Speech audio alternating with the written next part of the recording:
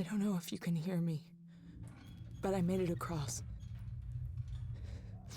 It's really bad here, Verlaine. I think there's something here.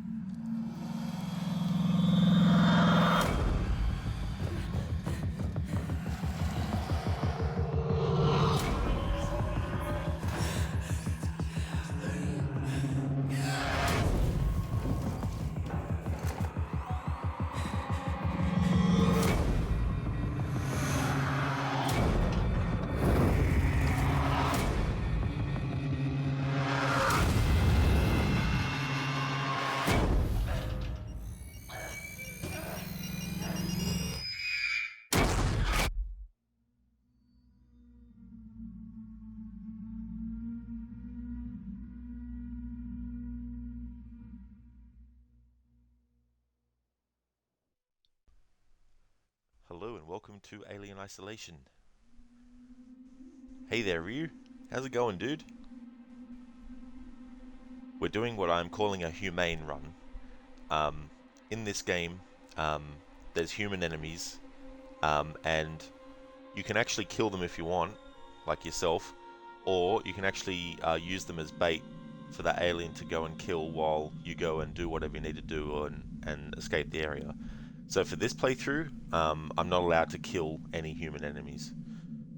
There are human enemies that die as part of the story. There's also human enemies that will just get killed by the alien because they're doing stupid shit themselves, you know.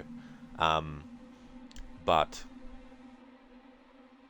if I get detected by the human enemy and they shoot, then obviously that's still me getting them killed. So if that happens, there's nothing major, like I don't have to restart the whole game or anything like that. Whatever, if that ever happens in the playthrough, I just need to reload the save. But yeah, human enemies that die of their own stupidity, or are supposed to die as part of the way the game goes, they're fine. That's okay. But I can't shoot them myself, I can't lure the alien to them and get them killed. And if I'm spotted by a human enemy, I can't let them get killed by an alien because they start shooting at me. You going well, Ryu? That's awesome to hear, dude.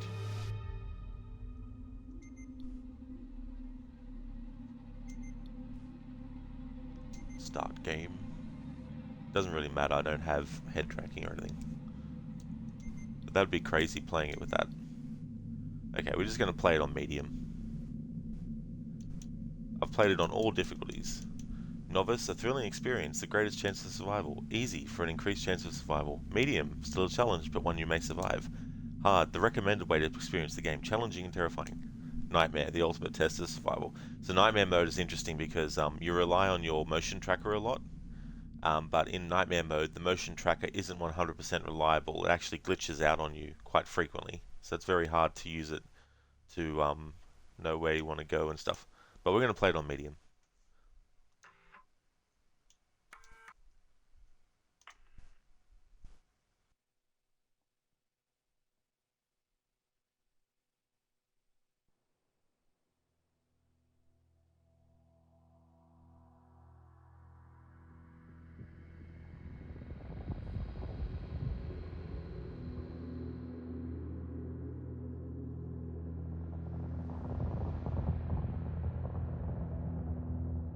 Final report of the commercial starship Nostromo.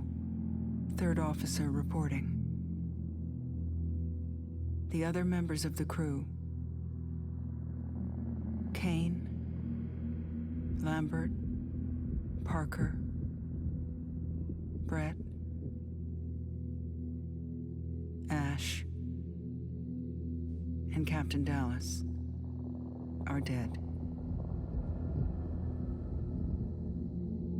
Cargo and ship destroyed. I should reach the frontier in about 6 weeks. With a little luck, the network will pick me up. This is Ripley, last survivor of the Nostromo, signing off.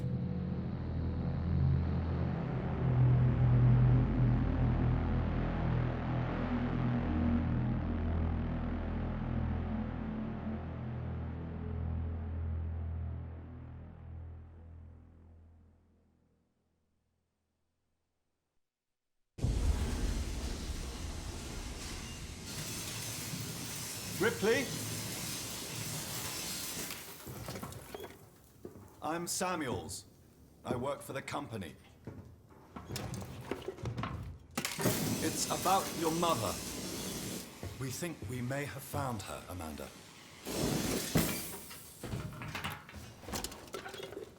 A commercial vessel, the Anisadora, has recovered what we believe to be the flight recorder unit of the Nostromo. Where?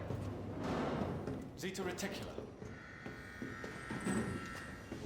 What did it tell you? We don't know.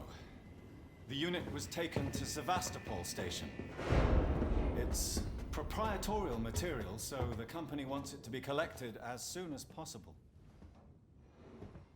Sevastopol's a supply depot in the region. It's a permanent free port I know what facility. it is. Transit's arranged. There's a courier ship called the Torrens heading out that way in 2 days. We're going to travel out. We? Me and another exec. And you, if you're willing.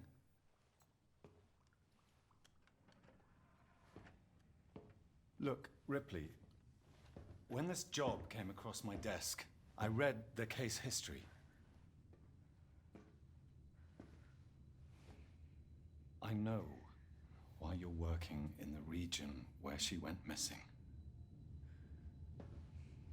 You're still looking, aren't you? I've been cleared to offer you a place on the Torrens if you want to come along. Maybe there'll be some closure for you.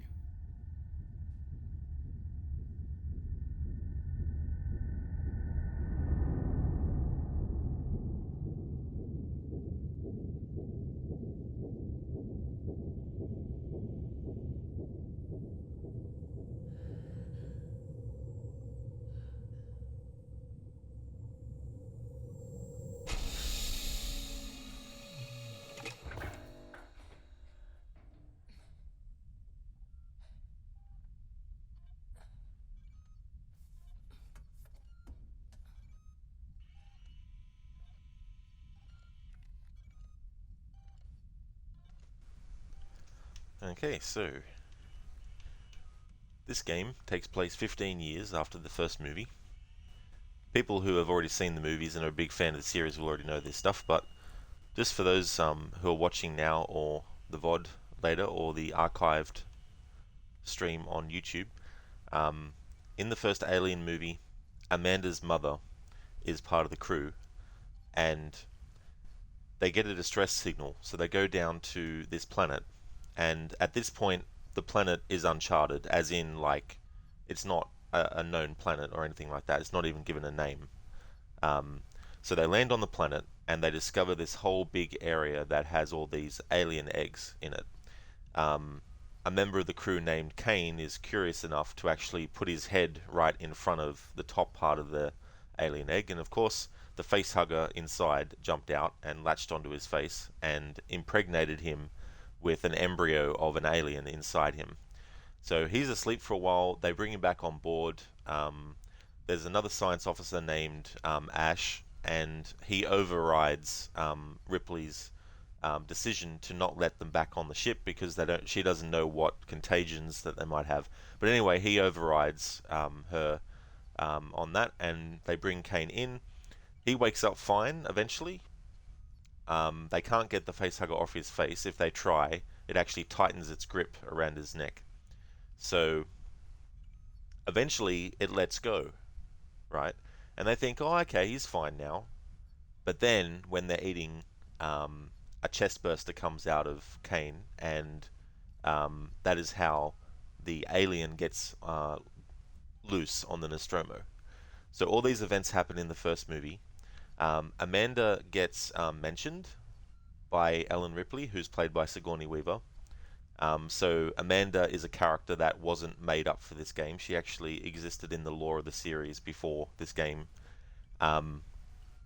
So the Nostromo basically gets destroyed, and Ripley and the cat, because the cat survives, the cat Jonesy, are basically, floating around space, and she's in hypersleep or cryo sleep, whatever you want to call it. Anyway, in the Alien movies, the second movie, Aliens, it actually takes place 57 years after the first movie, because Ellen Ripley has been floating around in space for 57 years. It actually takes them that long to discover where she is and find out what happened to the Nostromo. In the meantime, the planet where they found the alien eggs has actually been colonized, and there's human families and everything set up there. But no one has discovered or come across any alien organisms. Until, of course, a character named Newt and her parents come into contact with the same area that Ellen Ripley and her crew went to, and all that type of stuff. And then the cycle starts all over again. So this game takes place 15 years after the first one, so it's set in between Alien and Aliens, and Amanda Ripley obviously grew up wondering, what's happened to my mother. Obviously, she would have been told something, but she doesn't know where her mother is. Like, no one does. They just assume that she's dead, But here we are with Alien Isolation being set 15 years after the first Alien, and we're playing as Amanda Ripley. So that's a little quick overview for those who might not have known about that whole thing. As a streamer, it's kind of weird because you're talking about things that people will already know, but you're also saying these things so that in the future, when the VOD is watched by someone, that they might not know. So it's a tricky thing with a streamer. Sometimes you might be saying stuff that the people actually watching you live might actually already know. So it's not news to them, but you just want to get that out, because this is a brilliant way to actually do a video game based on a movie series. It doesn't adapt any specific movie, but it is a good example of how you recreate the feel and the look. This music now is actually by Jerry Goldsmith. He composed the music for the first Alien, but there is a lot of new music that's made for this game as well. But I think they do a great job with that. Hey there, Code. How's things going? How to be claustrophobic, the simulator. Now with Alien Spawn aimbot included. Yeah, there's a lot of tricky moments in this game, But I'm doing a humane run this time. I'll actually just get Jerry Goldsmith's IMDb up. He's long dead now, unfortunately, but great career. A lot of great music over the years. Only won an Oscar once in his whole career, and that was for the soundtrack to the horror movie The Omen. Not the remake, but the original. So there's his IMDb. And such a very, he didn't just do sci-fi either. He did a lot of Star Trek stuff, but he also did, a lot of action stuff like Total Recall with Arnold Schwarzenegger. He also did the Rambo movies, the first three. His music still gets used in Rambo 4 and 5, but since he passed away in the early 2000s, it was before they did those sequels. Actually, Brian Tyler, who did the music for Assassin's Creed 4 Black Flag, he actually did the music for Rambo 4 and 5. Came up with some new compositions for it.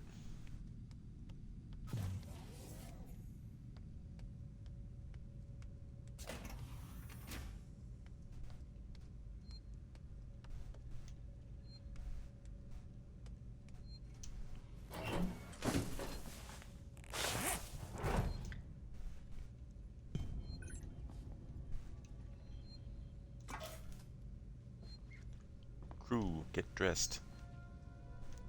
So the thing about the first Alien movie is, because it was made around 1978 and released in 79, obviously there's a lot of predicting what things in the future would look like, but from that perspective.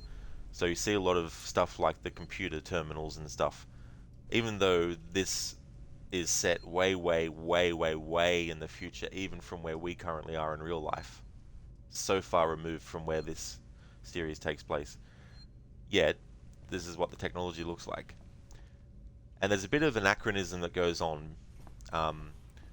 what that word basically means is when you have something that is supposed to be of a certain time period, yet there's elements that belong to a time period that's either way before or way after that time period.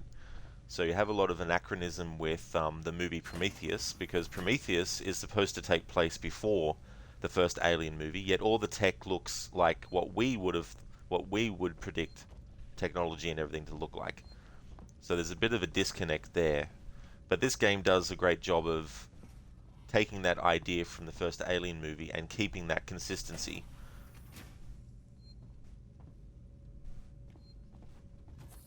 And they had great support. Like, it wasn't just, here, we give you the rights to do the game, now just do whatever you want. And we won't help you, or we won't give you any information.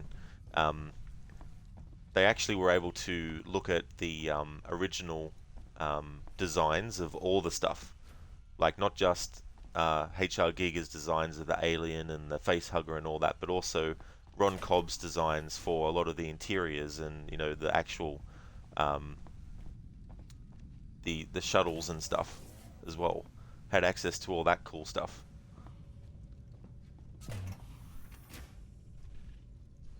Alright, so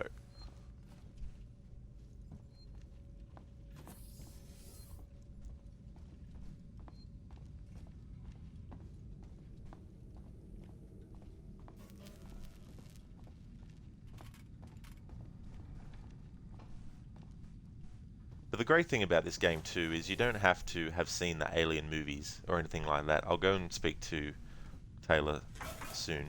I want to go to speak to Samuels first. You don't have to know anything from the first movie or anything like that.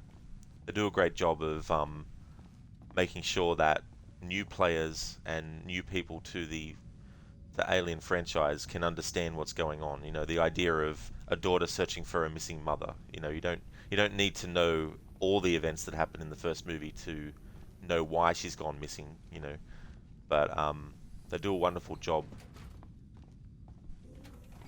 This is one of the best games based on a video game. Sorry, this is one of the best. Ripley. Samuels, did you wake up early? Well, I don't really need as much sleep as the rest of you. I was just inspecting the Torrens facilities. A well-maintained ship. I realize it's a very similar model to... The Nostromo. Yes, M-Class. A later pattern, but close in spec. I've worked engineering jobs on ships like this. Of course. Is Taylor up yet? She's not a seasoned traveler. Hypersleep may have been punishing for her. Haven't seen her. I'll go check on her. So yeah, before I messed up what I was saying, this is one of the best video games based or adapted from a movie or a movie series. But it's also a really cool first-person sci-fi horror game as well.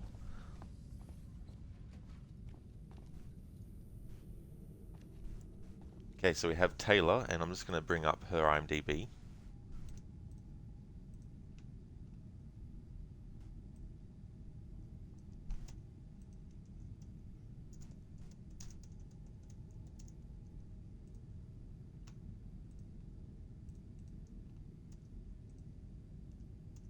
There we go, got that set up. If anyone's played Assassin's Creed Syndicate, the actress who plays Taylor in this actually plays Lucy, one of the Templars.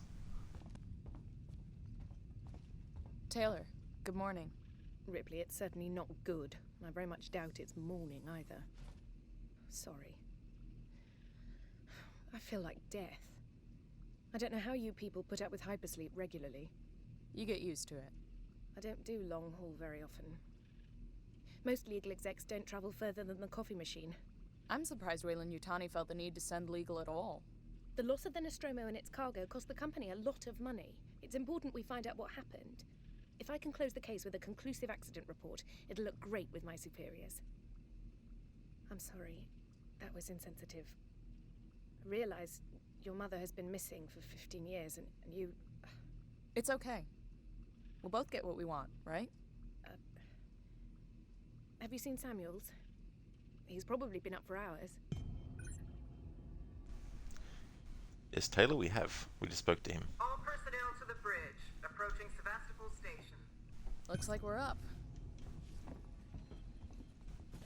The great thing too about this game being set on a place like Sevastopol is that we never see any characters in the movies mention Sevastopol. We never see them go there. We never see it anywhere.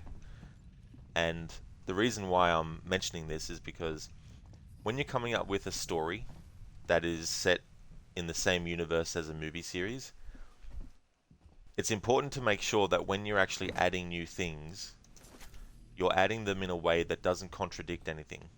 And the fact that they never mention Sevastopol in the movies means that it's a location that is new for the game.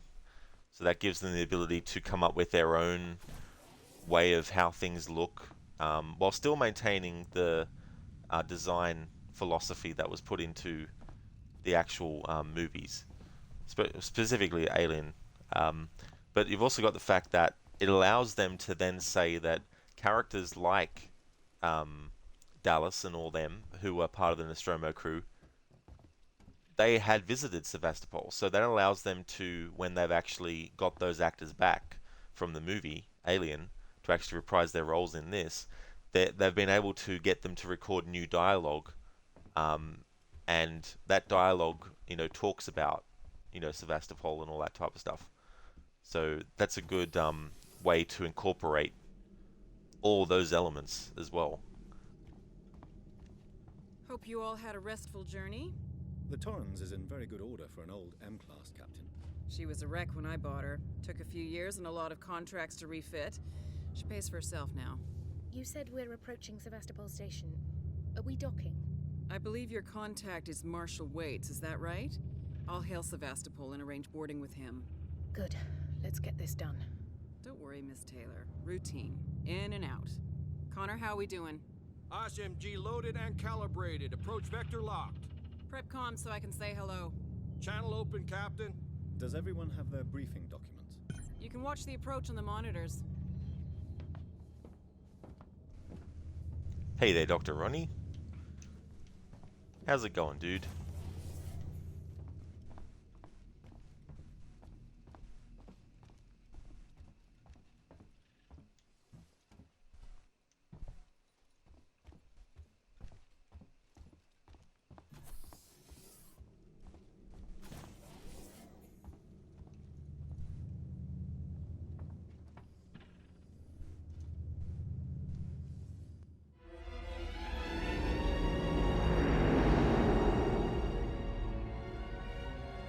Can we see it? Switch to monitors. Sevastopol Station. Is that damage? It looks like damage. Punch up 74, tight angle. Looks like the dry dock bay is screwed. I can't bring the Torrens into that. This is the commercial vessel Torrens out of St. Clair, registration number MSV7760, calling Sevastopol Traffic Control. We're carrying 3 passengers on a Wayland. Yutani Bond, you're holding the Nostromo flight recorder unit. We request immediate permission to transfer the passengers port side over. This Waits, Colonial Marshal, Sevastopol Station. Serious situation. Hello, Marshal? Marshal, this is the Torrens. Say again?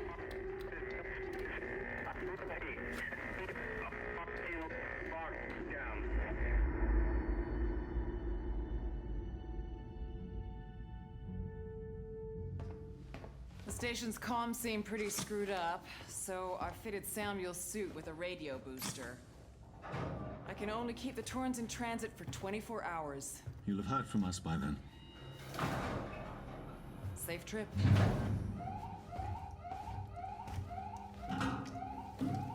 Stand by. My contract doesn't cover bloody spacewalks. It's the only option, and it's perfectly safe if you do what I tell you.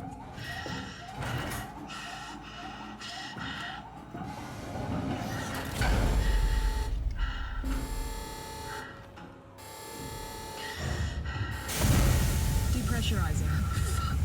Hating this. Just shadow me, Taylor. You too, Samuels. Affirmative.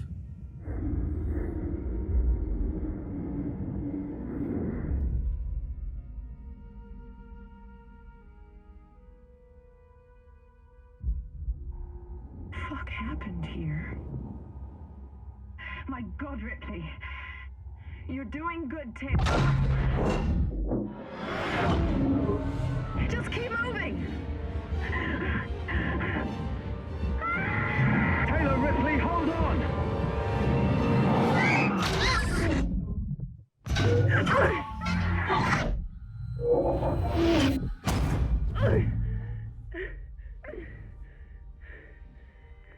Samuels! Taylor! Respond! Anybody! Okay.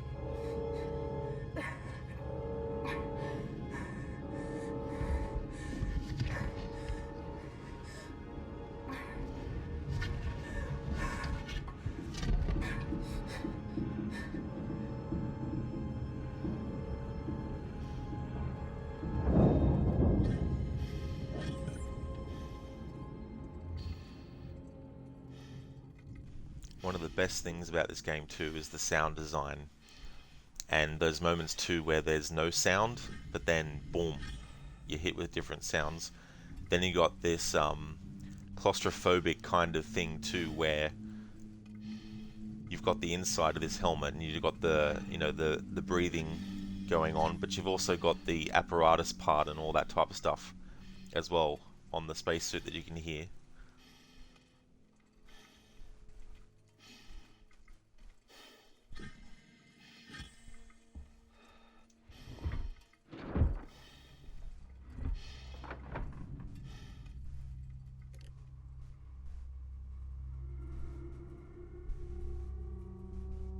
Ronnie, it's going well. You're writing a horror story tonight that involves some scenes of streamings. You might need to talk to you about something offline about streamer names that you want to use in the story. Oh yeah, sure thing, Ronnie. That's no worries at all, dude. Yeah, that's cool that you're going to be doing some scenes of that. It'd be cool too. I'm assuming that you are going to have them streaming, some of them streaming like a horror game. That'd be quite funny. Especially if they're like streaming a horror game and some horror stuff in real life's happening around them and they're oblivious because they think it's from the game or something. Hey there, Shin. How's things going, dude?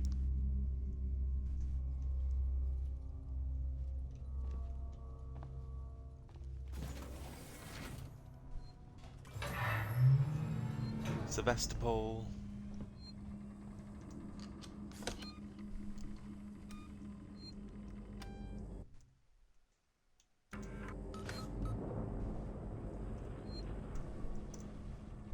There we go. So that's the details of the game.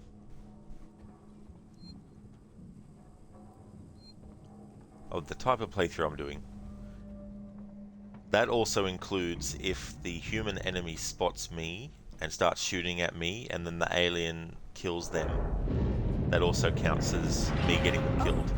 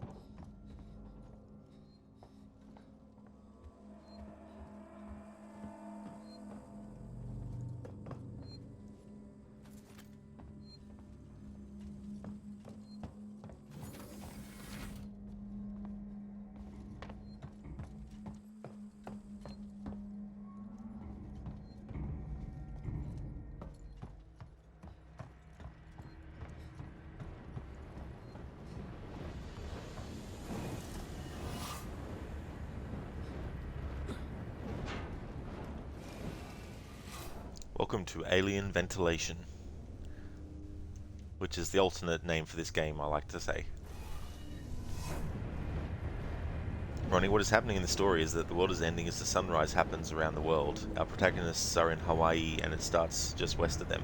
So as the dawn races around the world, these guys in Hawaii are able to watch streamer after streamer get erased. Oh, okay.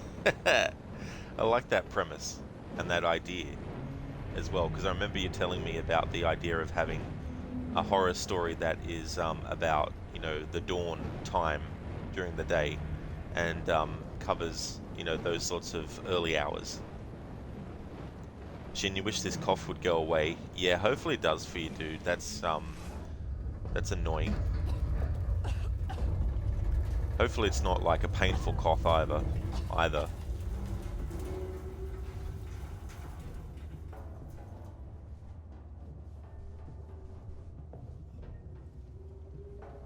So I don't know yet which game I'll be playing after this one, but it's going to either be a Plague Tale Innocence or it's going to be Hellblade: Senua's Sacrifice.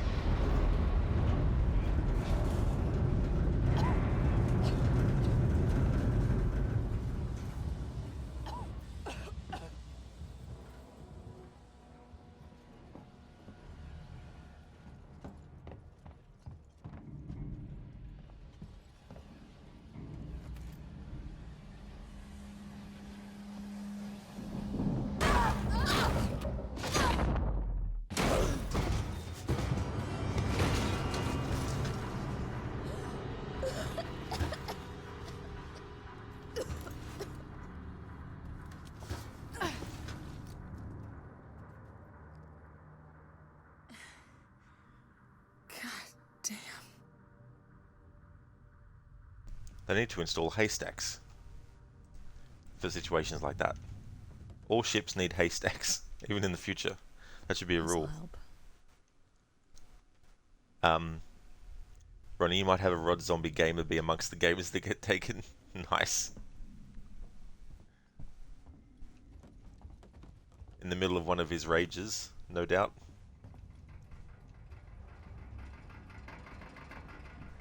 Code, you hope it's not Forsaken. No. There'll be either Plague Tale Innocence or Hellblade. I want to keep the theme of playing games with female protagonists going for a bit, so I had Control, and then I played Fem Shep in Mass Effect 1, and now Amanda Ripley in this game. So I want to play both A Plague Tale Innocence again and Hellblade again. So both of them will be played. I just don't know yet which order I'm going to play them in.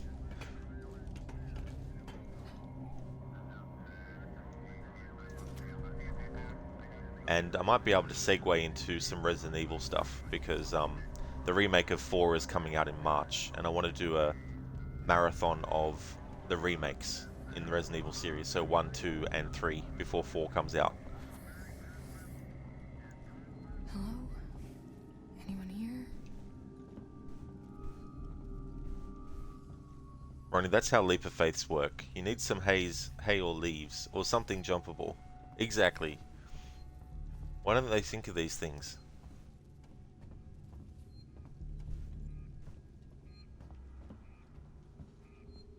It's funny, you know, when I think about long-running franchises...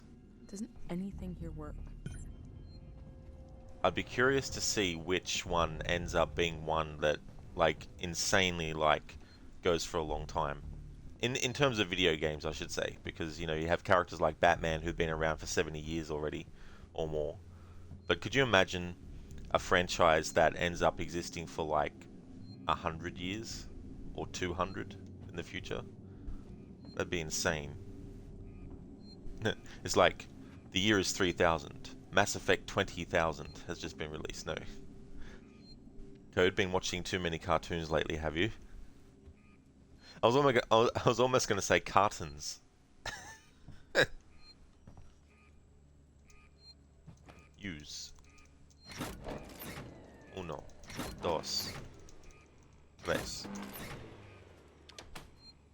I think I said that right.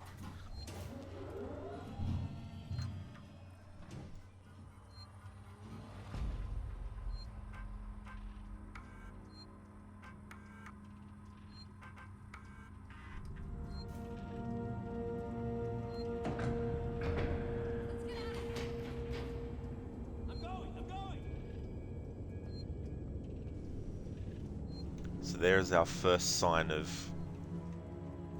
human... Well, they're not really enemies yet. Some of them aren't enemies.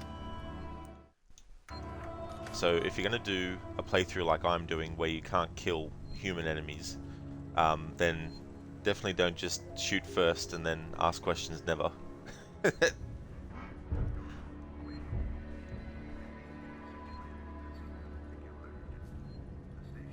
Ronnie, that's why at the Assassin's Creek retirement home, they keep all the hay bales away from tall structure. The hips of retired assassins just can't take the landings. That's true. They can't take the landings even on soft stuff like that anymore.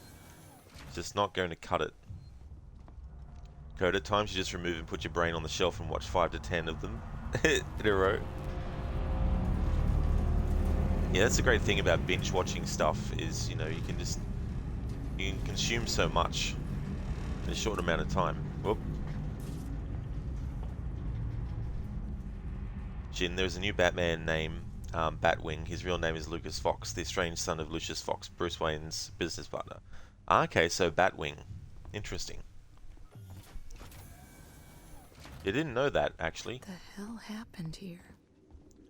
So why is he estranged from his father? Like, what happened?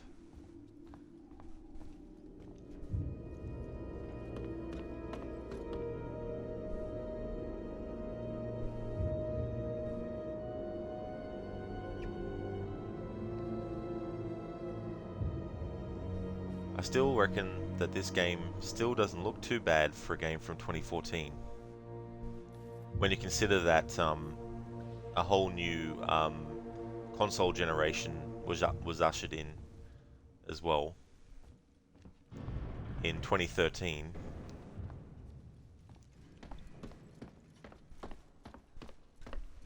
Not very many moments in the game where you can actually just admire the outside view of space. I mean, you can try a lot of the times if you want, but you might be joined by a certain alien that isn't there for the scenery, is just there to rip you to shreds. Or, if it decides to actually cocoon you and use you as a host for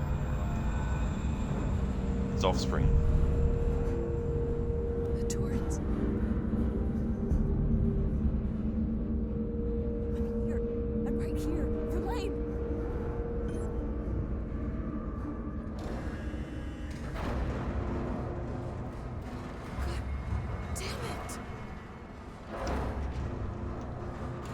They were like, oh, we see Ripley. Nah, we won't pick her up yet. No.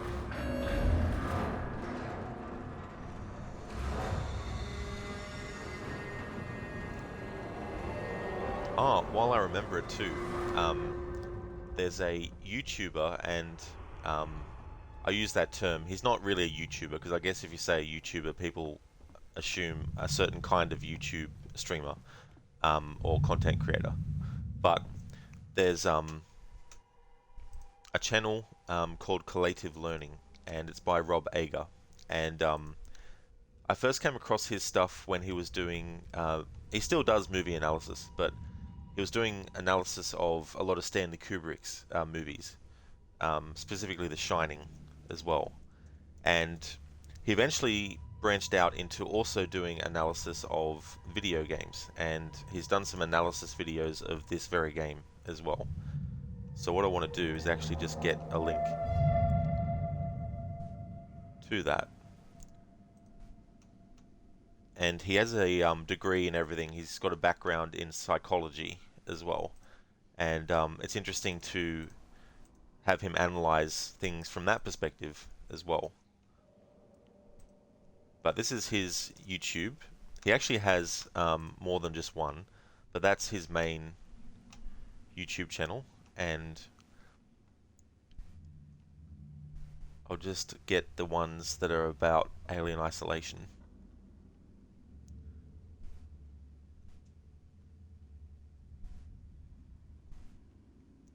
So this is a great video of his. It's a shorter one.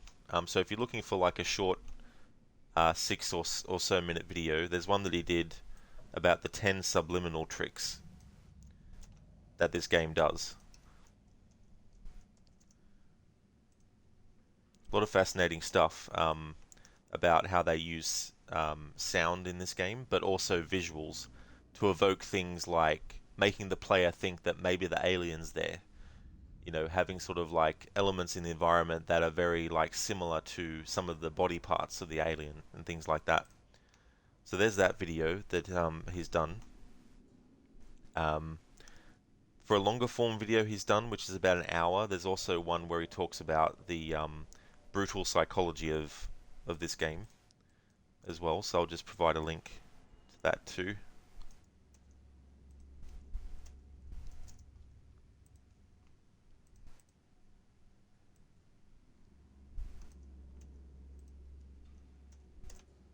There we go. There's also another one that is about Seeds of Fear, another game analysis and theory video. So this is another longer one, which goes for about 40 minutes and 45 seconds.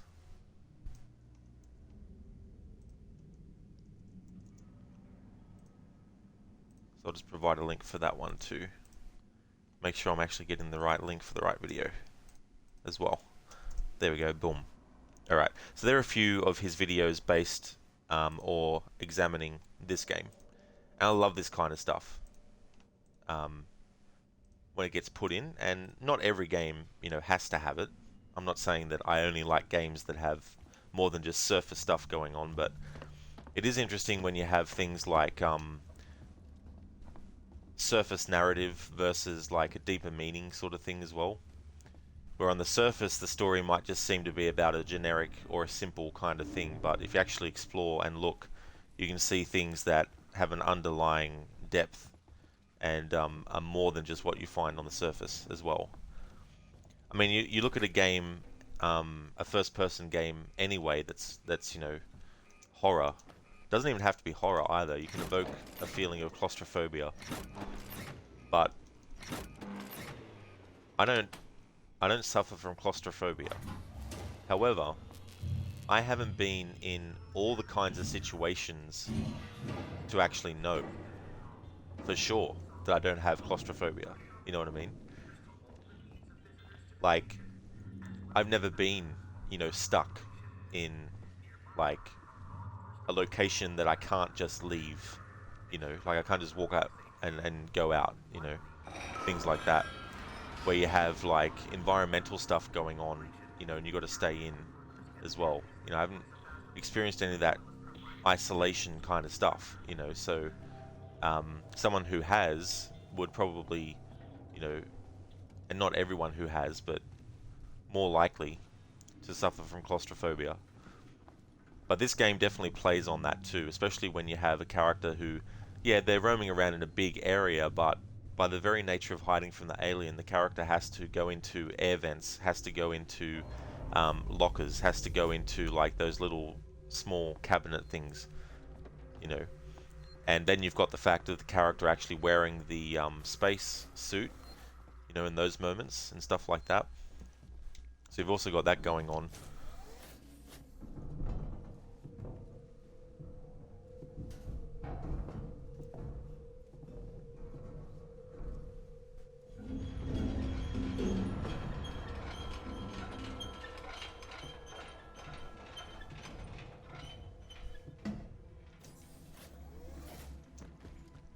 Climbing out.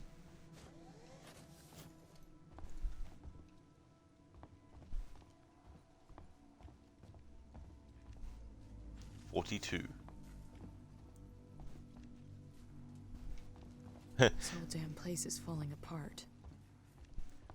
That reminds me of a channel on YouTube called 42. He has some interesting stuff. I should link his channel too now that I'm thinking about it. He covers like a wide variety of different kind of, you know, topics from urban legends to historical figures. And I really like the way he does his stuff as well.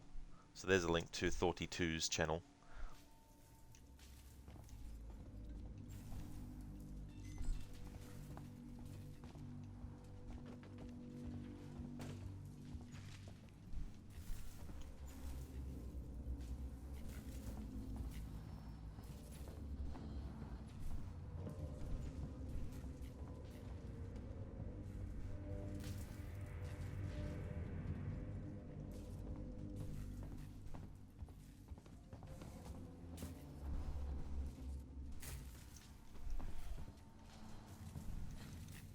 Hey there, Spectrum.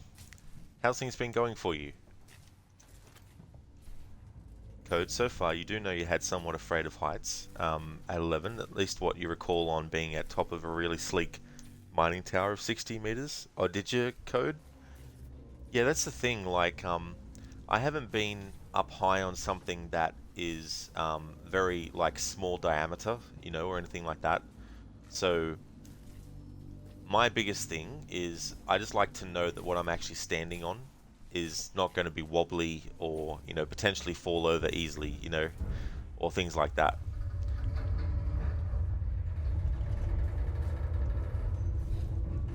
But it's not a fear thing where I'm like afraid of the idea of being on that. It's just that, you know, you'd want to hope that it is stable. Pretty well. And you, Spectrum? Oh, that's good to hear. I'm going great. Had a good weekend. A lot of flag collecting done in Assassin's Creed 1. Don't have many left overall, so next stream on Saturday I'll be able to finish off the flag collecting, but also the rest of the game as well. I finished Mass Effect 1 last week, so now I'm playing Alien Isolation, which is one of my favourite sci-fi horror games. Right now, at the moment, we can run around and stuff because there's no alien yet.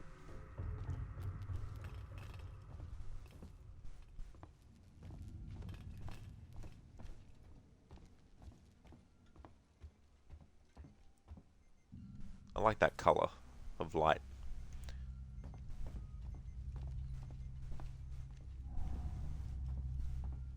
Spectrum, you have a great respect for heights.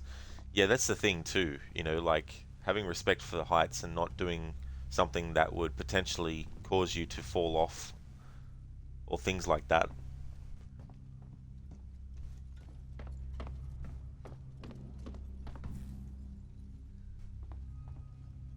Code would probably be interesting to try it again in VR or something. That's true. So that's the thing, right? Like, the exit up ahead.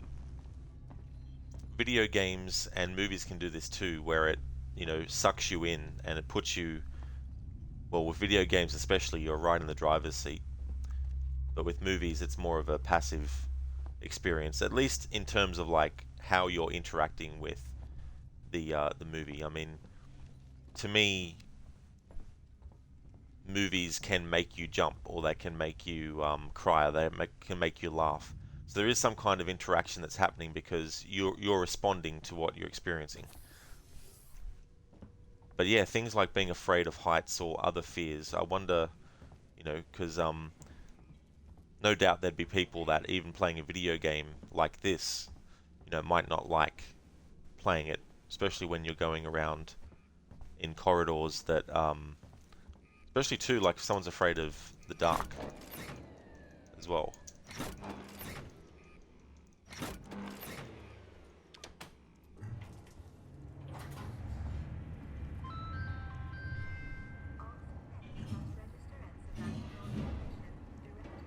Hey there, Lidus. Look out behind you, there's a three-headed alien.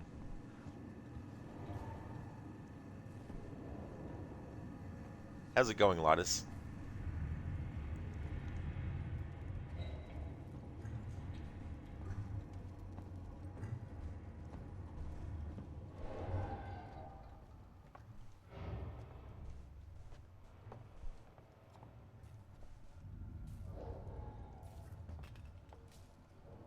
Code in games, if you jump down from a building or something, you get that unsavory feeling in the bottom of the stomach for a second or two as you're falling down for too long. Yeah, that sinking feeling is definitely not one that you want to be having. I am Lidus, yep. I'm going really well, thanks, dude. Things have been going good. I recently got a PS5, so there'll be some PS5 and 4 games being streamed on the channel.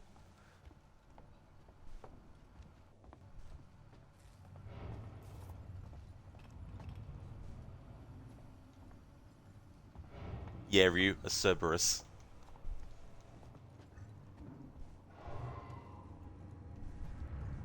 Linus, you just woke up, you're tired, you want to retire from work and university, but you're just venting, you need to get uni over and done with, you need 6 months vacation. Oh, absolutely, Linus. You know, once you get to a point where you can actually take some time off, you know, definitely do, and really enjoy it. Because time can just go so quickly, even when, you know, you're experiencing something great. Or especially when you're experiencing something great.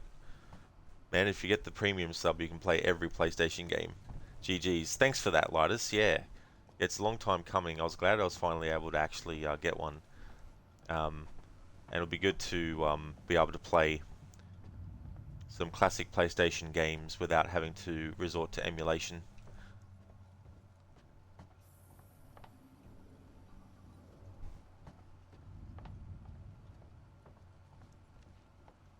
Plasma torch is required.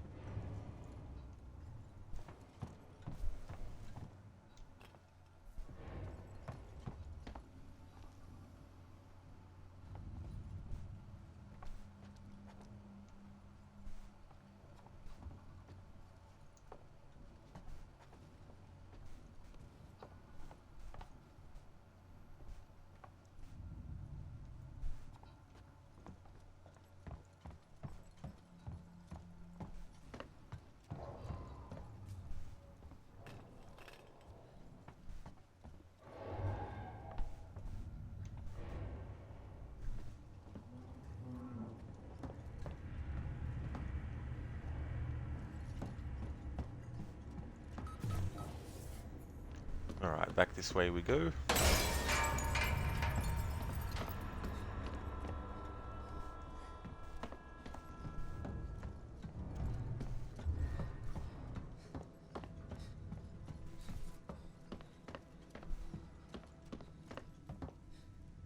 Oops, wrong way.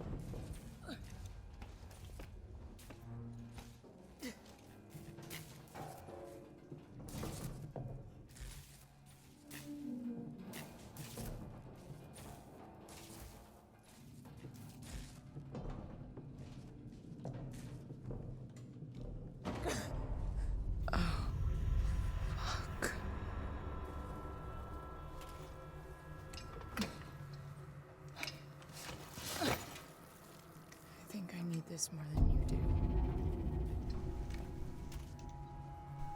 Requiescat in pace.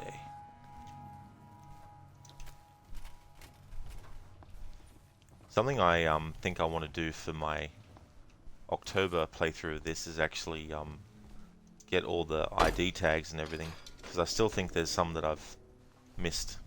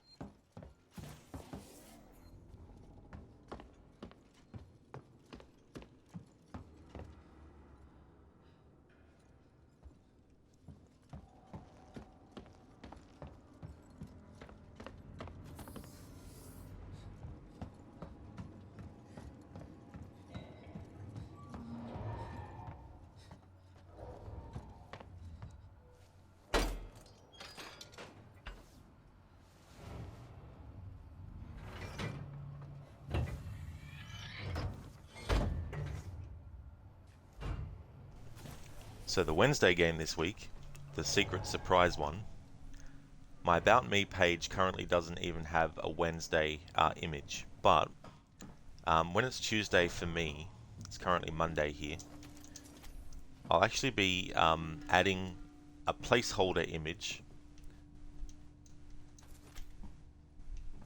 that will actually contain a little kind of a clue as to what game it's going to be in it.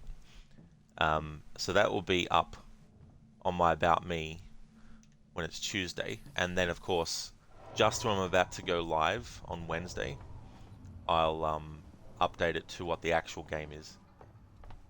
So I'm just gonna wait until then to actually put it up. So I'm not actually going to announce on stream what the game is. Just wanted to do something special.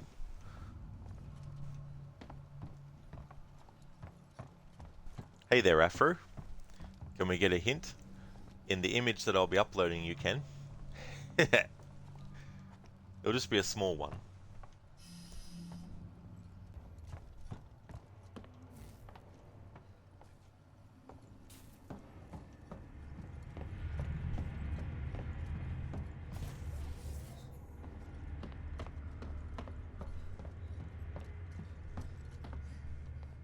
Ah, that's just recording.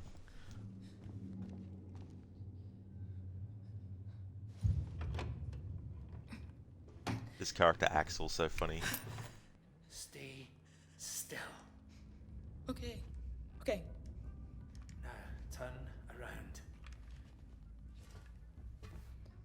Come on!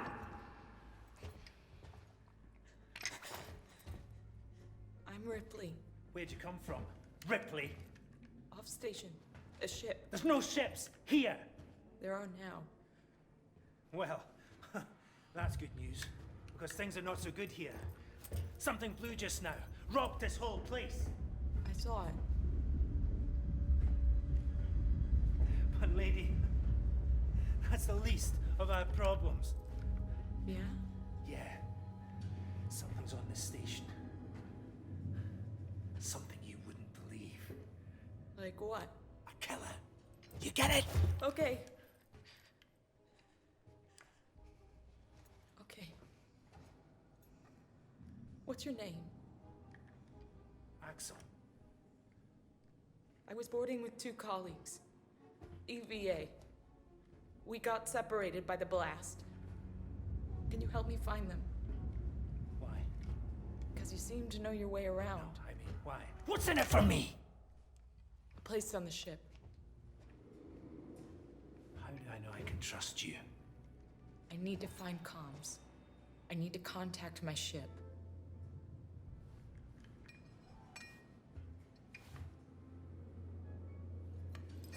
This is your lucky day. Let's go, sweetheart. Seeks and comms is in the Systex Spire. It's quite a distance, but we can get to a transit through the freight area. But watch yourself. We can get into all sorts of trouble there, okay?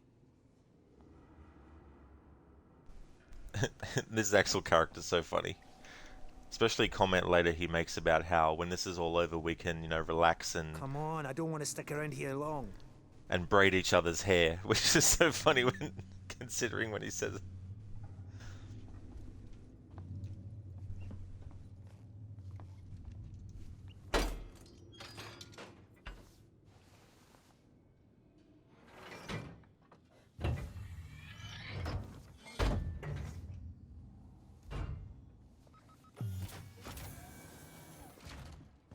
Was that you following me back there?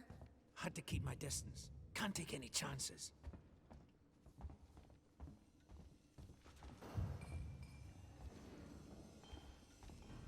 Stick close to me. What? Hey, don't move. Okay. We're not looking for trouble. Who are you? I'm John. This is Ringo. They're just some assholes. We haven't got time for this. Come on, Jana. We're trying to get to comms. Can you help us? We don't need their help. Don't tell them anything. Look, I've got the elevator working. Jana, let's go, okay? I'm sorry. Good luck. That Beatles reference. I'm John. This is Ringo. What the hell was that about? Why are you so damn aggressive? Everyone's running shit scared, keeping to their own. Safer that way.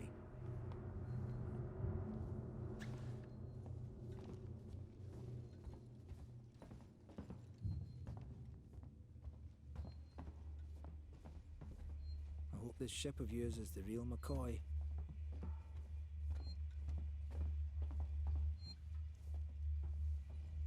Hold up. Let me get the elevator. Allow me. Place is old. Needs a special touch.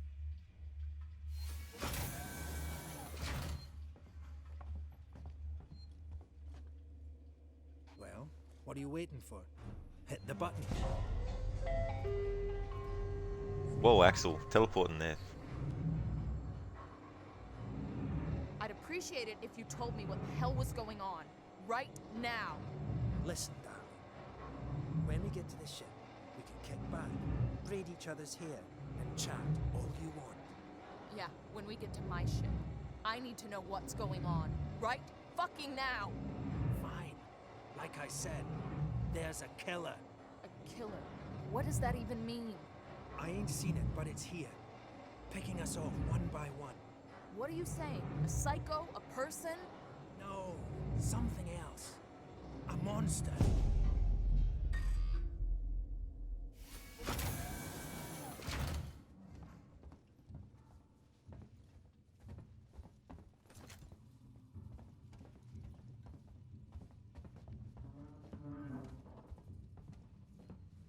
That's the line I was talking about.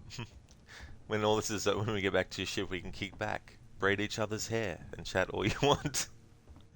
Hey there, Mama Ara. How's things been going? Hope things have been going well.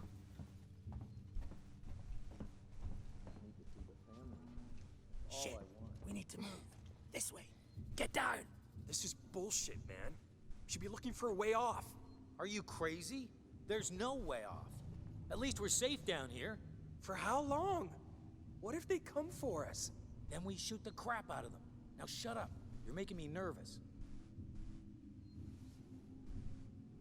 Station feels like a graveyard, huh? Trouble.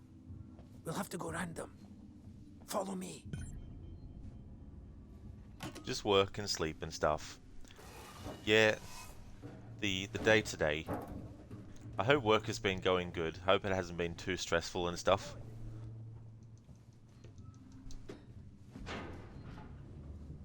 Friends of yours? I've had run-ins with those guys before. They don't like strangers. Even nice guys like me. I'm shocked. I ain't pulling your chain, darling. You want to go and say hello? It's your funeral.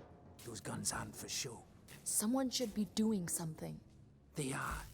It's called surviving.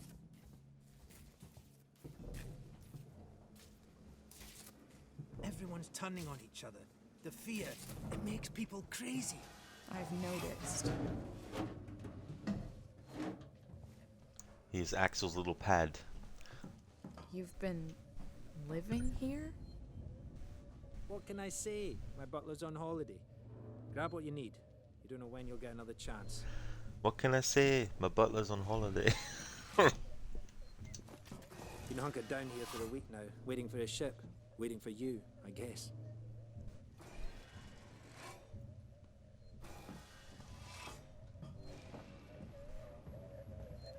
It can get pretty dark around here. You should take that flashlight over there. Make sure you're stocked up on batteries.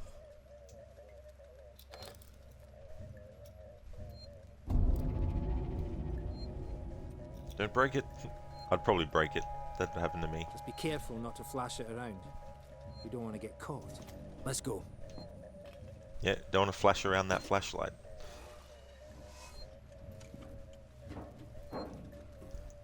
Another thing I forgot to mention earlier when I was just going through the difficulty settings. If you play on Nightmare, another thing is you can't actually see your health or your battery or your ammo on screen. So it's very easy to forget that you might have taken damage. And later on in the game, when we face the facehuggers, pun half intended, when we face the facehuggers, you can actually hit them with the socket wrench, but thing about that is, if you are very low health, like almost dead, doing that will kill you, because the acid blood will hit you and then you'll die.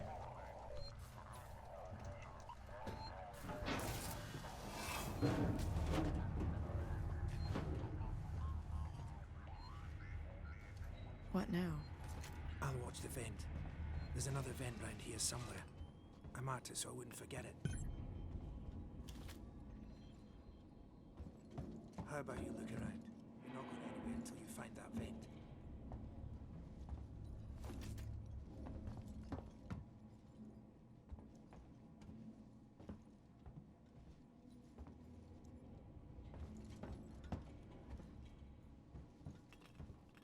That's the right vent. This place. Just want to look around for some scraps and stuff.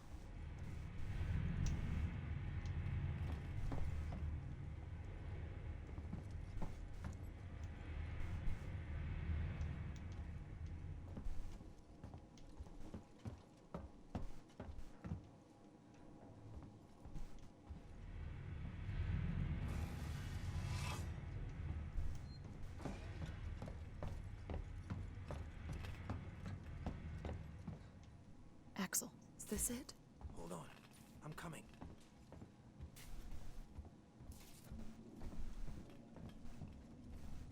I knew it was here somewhere. See? Got it covered.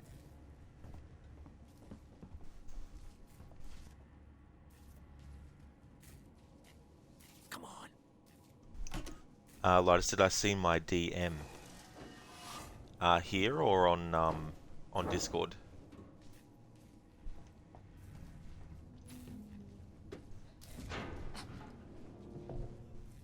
Oh, on Discord. No, It's I not actually smart to stay here too long. didn't.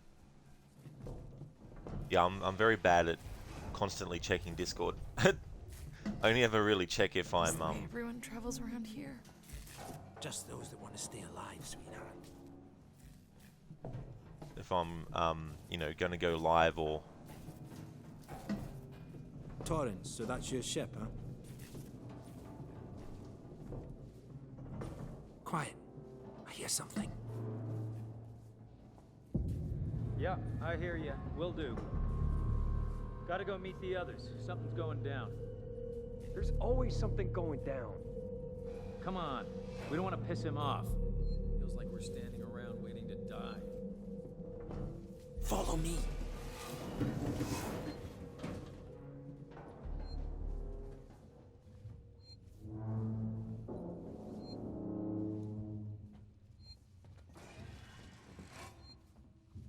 Be very, very quiet. Okay, gotta be quiet here. Don't shine that flashlight. There's a wabbit about. Quietly. This is some bullshit.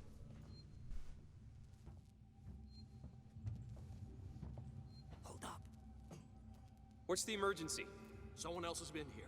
Everyone, stay alert. Keep your guns tight. Shoot anyone you don't know. Stick around while I check our stock.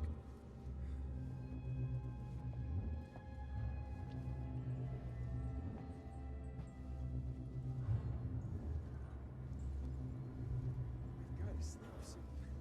I can't hack much more of this.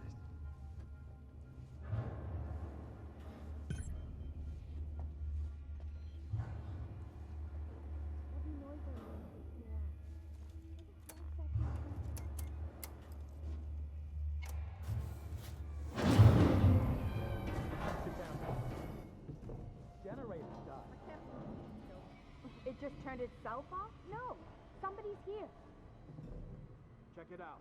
Everyone with me.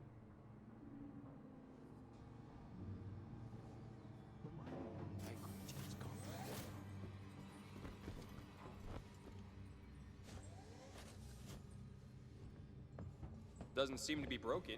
How would you know, Einstein? If the generator had blown, there'd be smoke. Well, Follow me. Let's keep it down. They're still close by.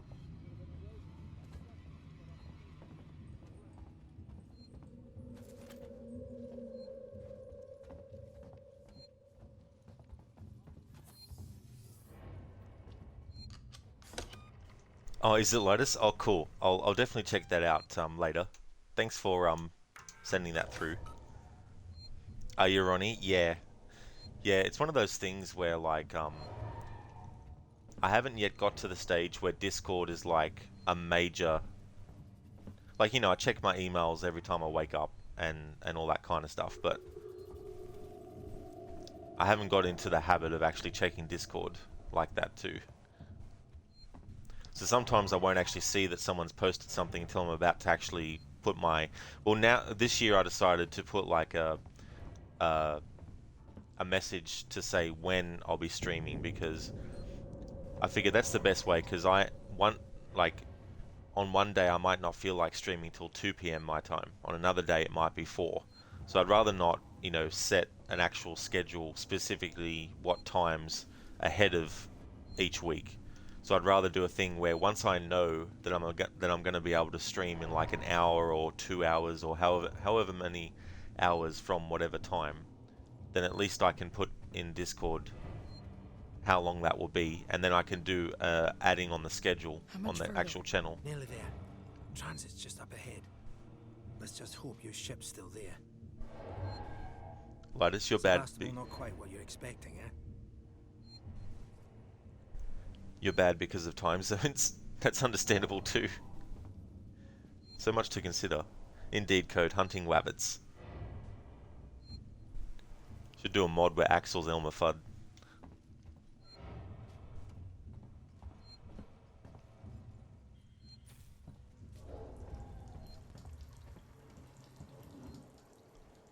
This idea of these pipes with probably coolant, maybe, or actual water.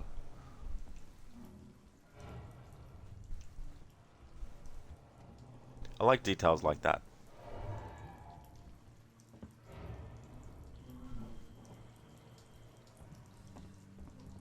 Ronnie, yeah, you know you should drop a note in Discord and Twitter when you go live, then push stuff to all the places, including TikTok, but you never do. Yeah, and that's the other thing too, you know, like there's so many different things like to consider. Where you post when you're going live and stuff, and I don't know, I mean, maybe having a Twitter account would be good, but then... I'm not even supposed to be here. My shipping out papers were for a week ago. But then there becomes too much to have to, you know, like if I've got 6 different things I need to post, it's just like, ugh. You know, so I'd rather just post in one place and then, you know, just for sake of ease and remembering. Because you don't want to get to a point where you're spending just time setting that stuff up before you go live.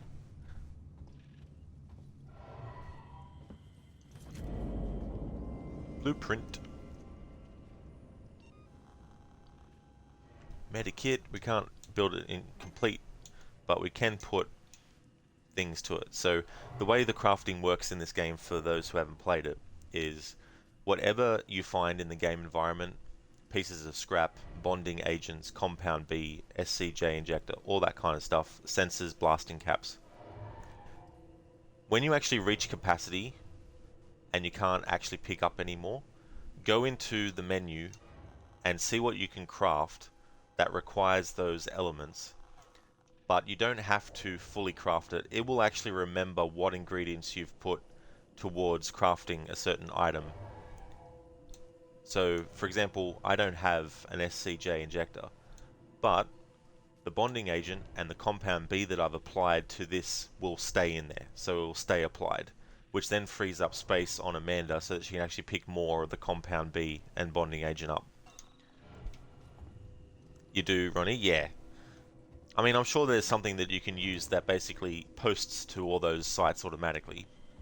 So maybe that would be a solution.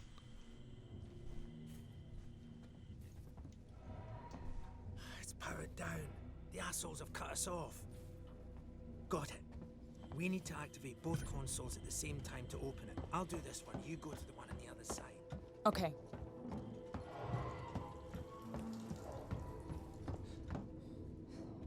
Ready. On 3. 1, 2, 3.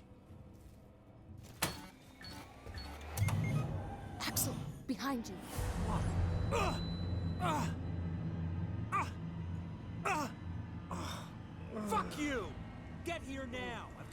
son of a bitch. You bums think you can take what you want? Get the fuck off me!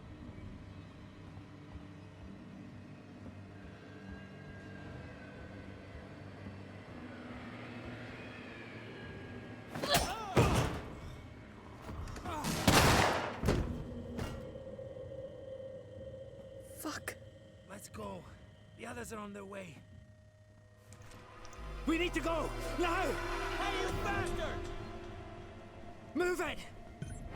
Shoot him! Axel, where the fuck are you going? I saw that. Shit, I think he's dead. They killed him.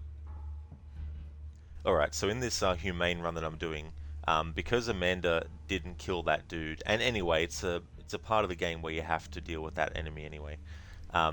So that's not an issue with the challenge. Come on!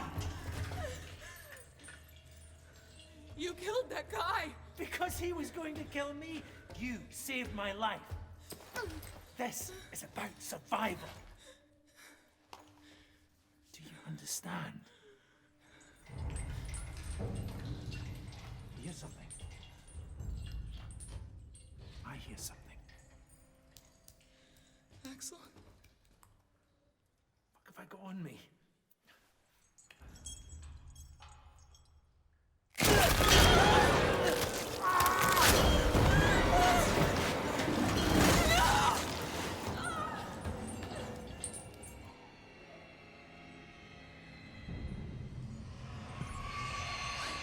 What the hell was that thing?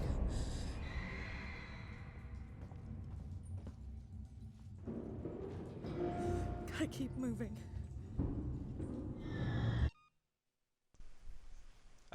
Ronnie, 10 p.m. California time. The doctor must leave the building. Maybe I'll see you all in the morning. Absolutely, dude. Thank you so much for stopping in. I hope that you have a really good sleep as well. And best of luck with that horror story that you're writing. Want to highly recommend people check out Dr. Ronnie's channel. He's doing a playthrough of Marvel's Spider-Man. He's going to be finishing off the DLC content of that. He's also playing Assassin's Creed 4 Black Flag, as well as Assassin's Creed Chronicles China. He's actually a doctor and scientist in real life.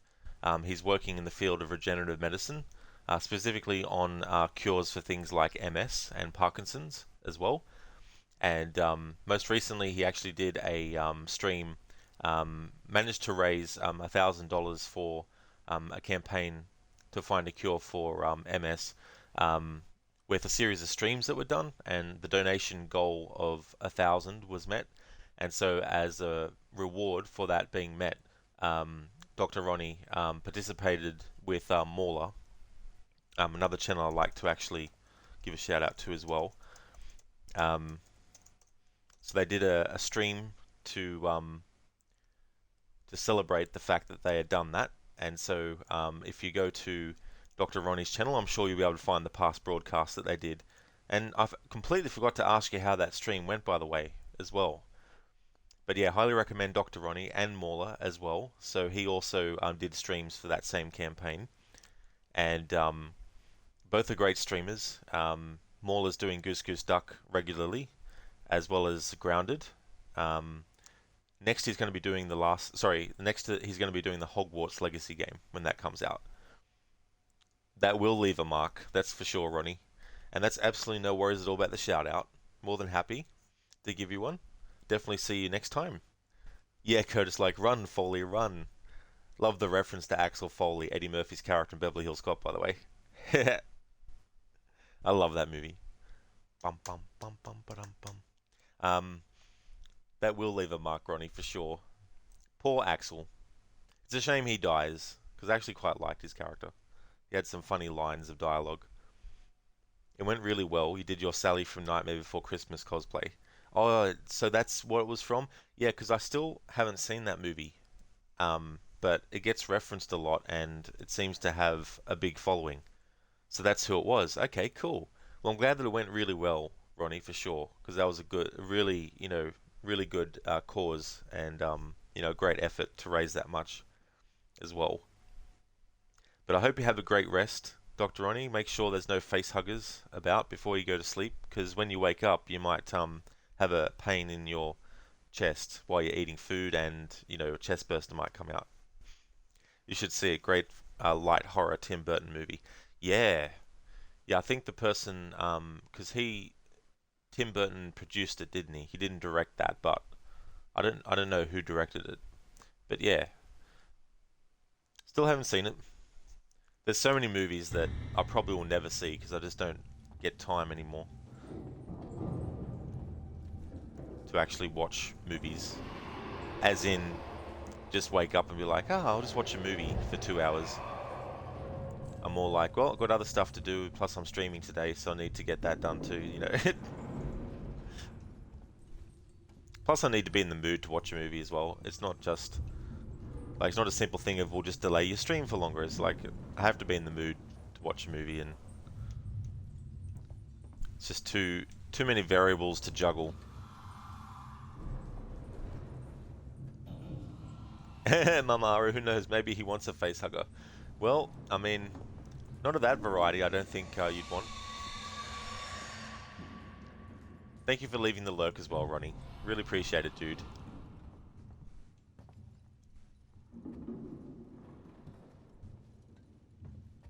So that's our first... It's the first appearance of the alien.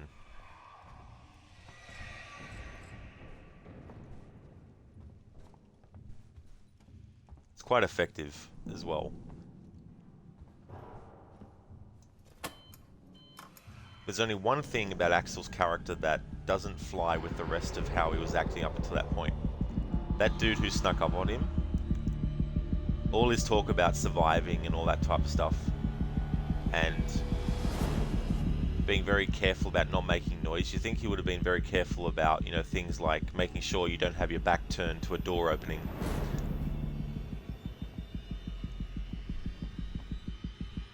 But sometimes the dilation of time in video games and movies as to what we perceive to be about to happen, plus what happens, is dilated a bit.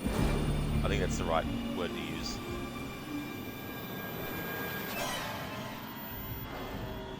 But basically, a character might not see something in a movie, but it's done in a way that we see it first.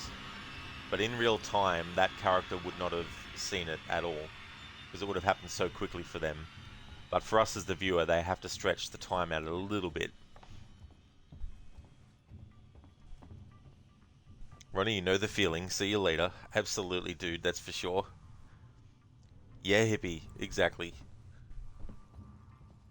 I mean, unless something major comes up and I can't stream, or if I need to take a day off, or if there's other commitments that mean I need to, then I will. But other than that, it's every day a stream. Code or the Spaceballs reference. What did he order? The special. Check, please. It's funny that scene in Spaceballs. That was lucky. That scene in Spaceballs when John Hurt, who played Kane in Alien, reprises the role. Except this time when the chestburster comes out, it does a song and dance routine. Hello my baby, hello my honey, hello my ragtime gal. That kind of thing. Does a little dance on the table with a top hat and cane.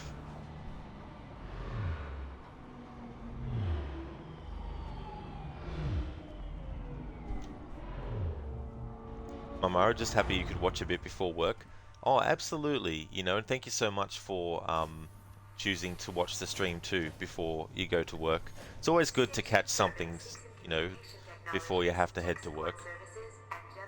Hippio, speaking of the time dilation, we pretty much sit on the bench for 12 hours until Leonardo comes back in Brotherhood. Pretty much, yeah. And Ezio just keeps that same pose the whole time. But obviously in real life, he would have got up a few times. He would have probably, hung around somewhere and came back later. But obviously, for us as the player, it's just like, oh yeah, Ezio just sat there for the whole time.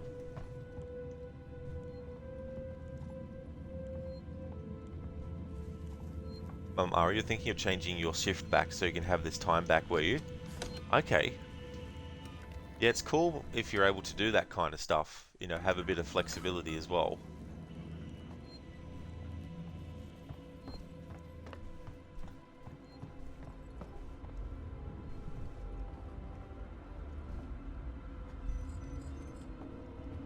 Hippie, will you do Christina Diaries this time? I will be, Hippie, yeah. Yeah, because I'll be doing full sync with that playthrough as well.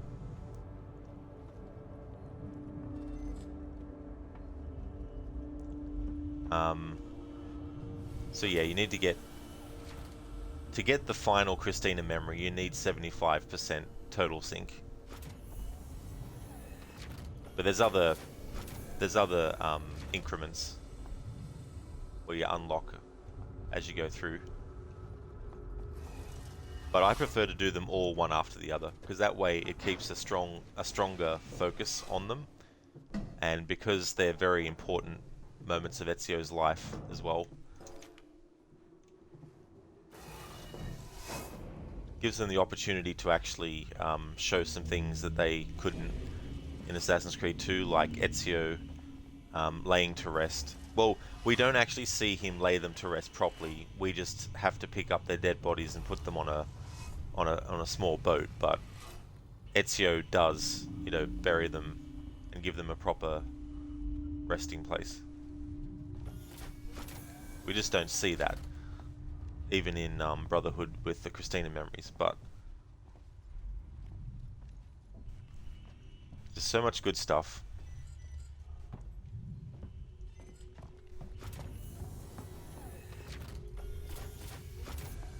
Open the door.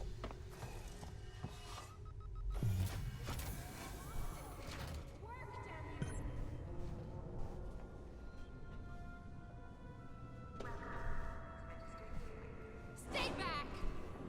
Shit! Alright, so that character's shooting. Guys, over here! Someone's here! That's supposed to happen. Now in this part, because we have hostile human enemies, I can't actually kill them directly. I can't create a distraction using them as bait and have them killed.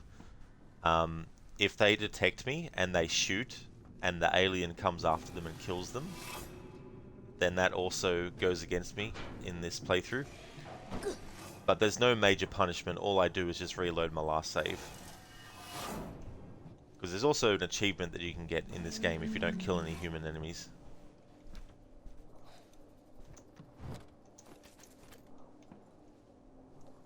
I figured I'm replaying this game, I may as well replay it with a goal in mind to get an achievement as well.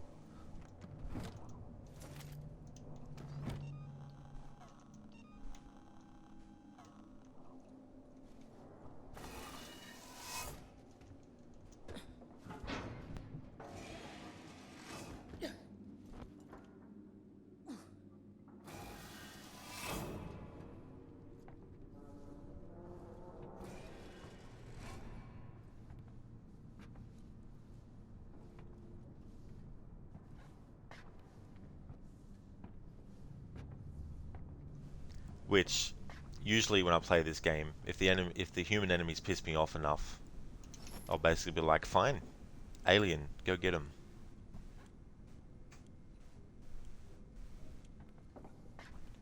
But that can backfire too, because you can obviously get killed. But sometimes you can manage it so that they get killed by the alien, but you don't.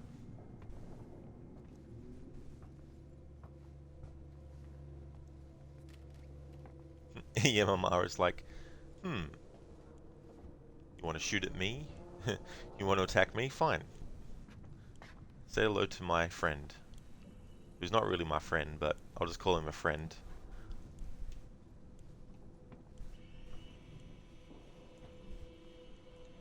You also got to watch out for these vents.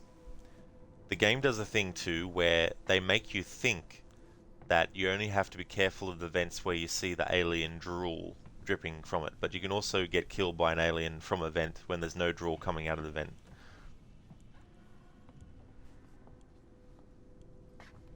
Hey there, Drake. Welcome on in. He is a Gwent-addicted fiend. It's Rod. Rod is a witcher. Yeah, it's like, please help me. I need you to come with me and help me save my village. I think it will be destroyed in 10 minutes. Care for a game of Gwent? Yeah, sure, why not?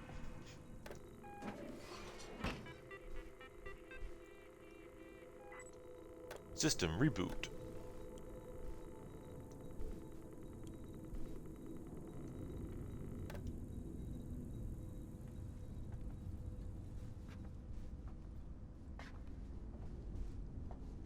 Drake me. Must a witcher help? My house is burning and my family are inside. Rod, 3 choices. Gwent. And then you're like, yeah, sure, why not? I've got time. I'm better the alien you can use than the human you can't. That is a good point. That is a really good point. That fits that so well. Access to her. She was trying to hack the elevator's security. Circuits are fried. Easy fix. Just need to find a new data set.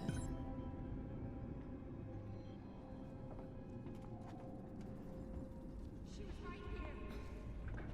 Maybe she was just scavenging like us. Do you really want to take that chance? Okay. We find her and we kill her. This way. She was downstairs.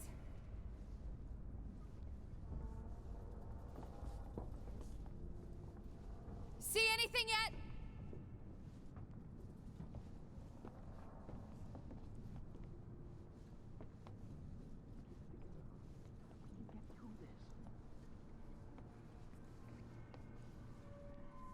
Did anyone else catch that?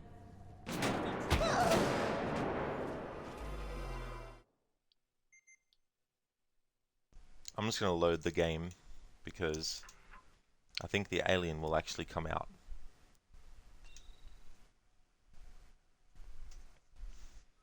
I'll just preempt it. Even if the alien doesn't literally come out and kill them after they start shooting, I'll still do it. May as well, because it's going to happen anyway if they start shooting. Drake, me having no choice but to say yes, tears in my eyes, nods, and then the gamer Gwen goes, yeah.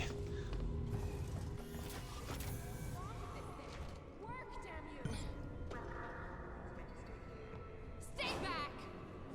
Shit! Guys, over here! Someone's here!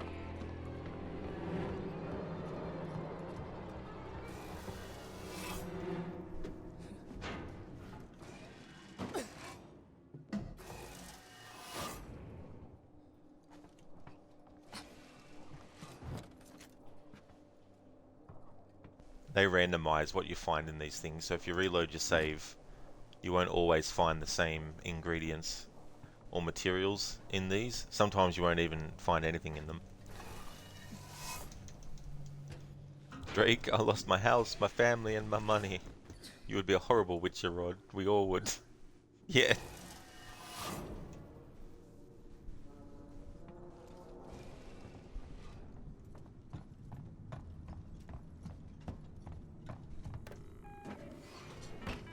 Siegson.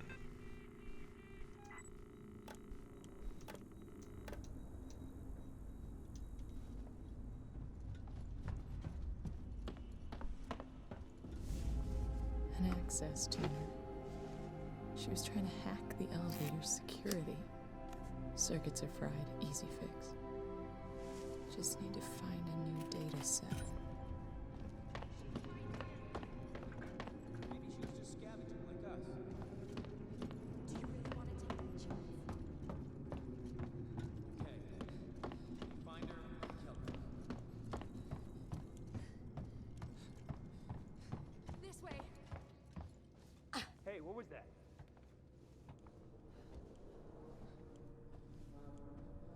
I'm imagining things.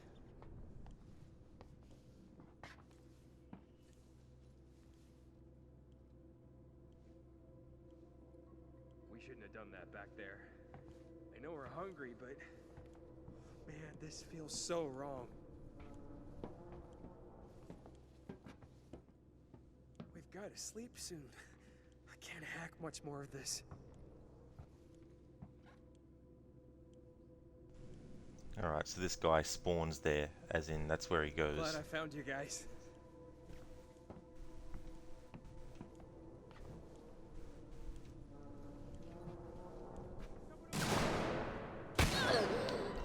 It's like, oh my god, how did that dude not notice me that I just snuck by?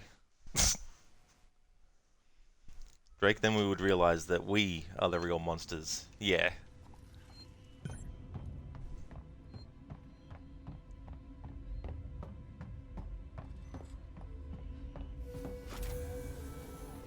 Hey there, Fewer. How's things going? I did, yeah, October last year was the last time.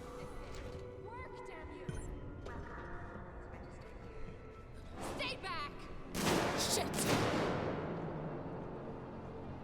Guys, over here! Someone's here!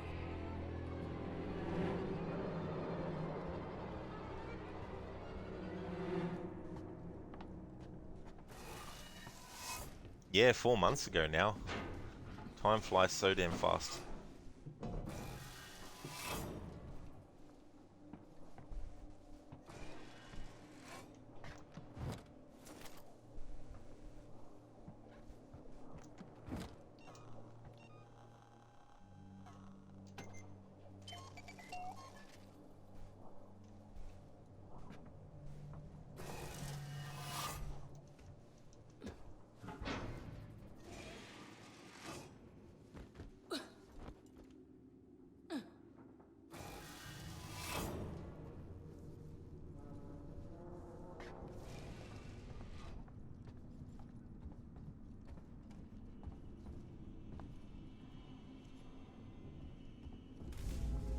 An access tuner.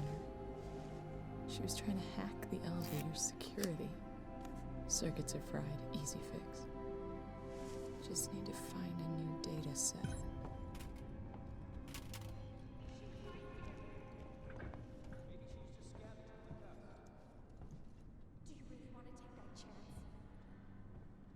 Okay. We find her, kill her. This way. She was downstairs.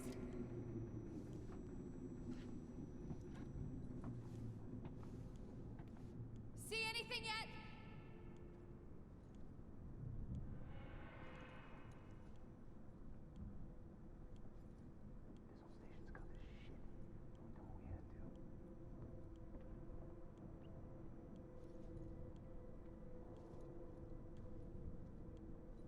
Don't look at me like that.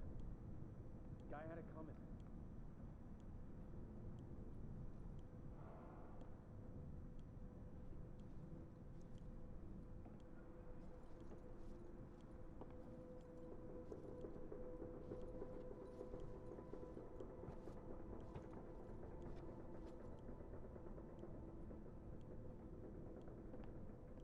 In a past life, my shift would be starting right now.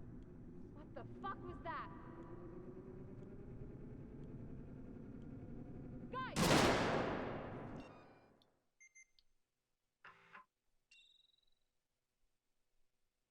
It appears we have reached a bottleneck. So we have all these human enemies. I'm not allowed to kill them. And I'm not allowed to just let them shoot me. As in, like, I mean, I'm not allowed to let them shoot at me and then get killed. And then have them get killed by the alien.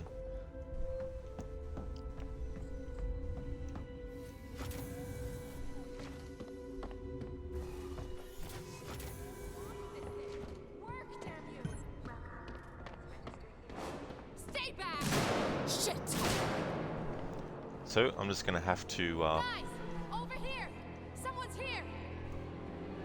although, can't do that either. I was gonna say I was just gonna run the whole thing, but they'll hear me and shoot at me.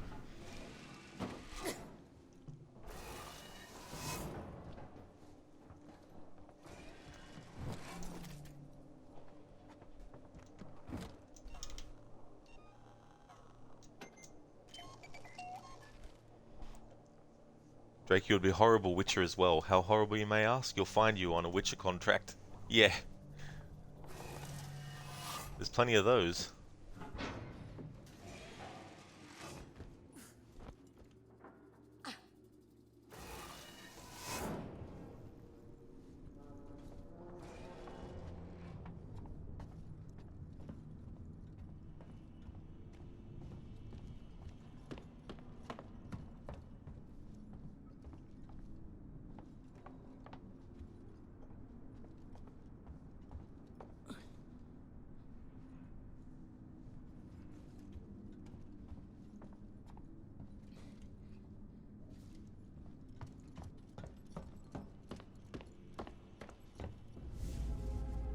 access to her.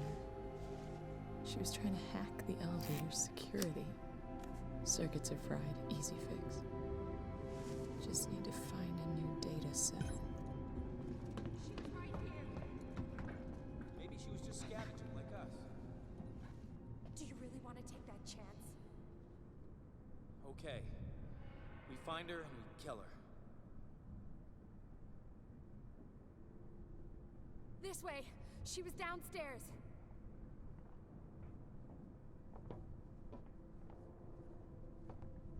See anything yet?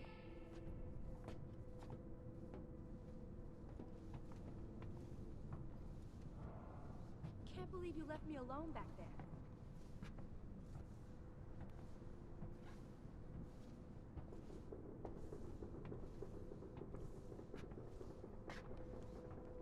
Dying for a smoke.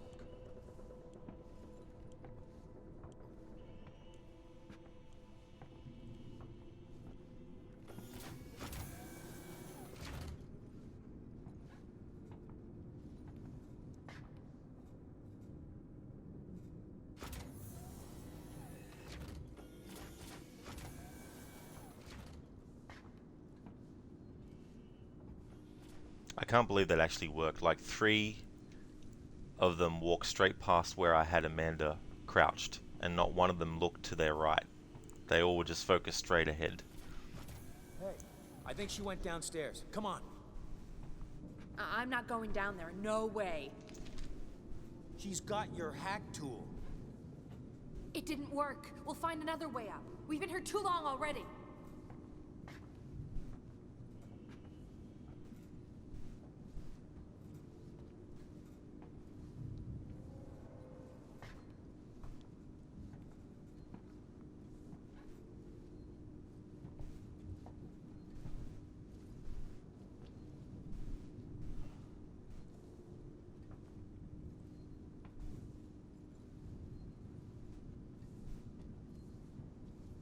Fewer stream Witcher 3 sometimes, right? Confusing with another streamer.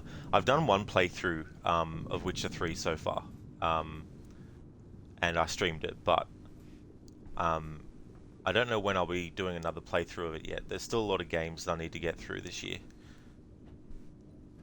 so it might not be on the channel again this year. But you never know, just depends.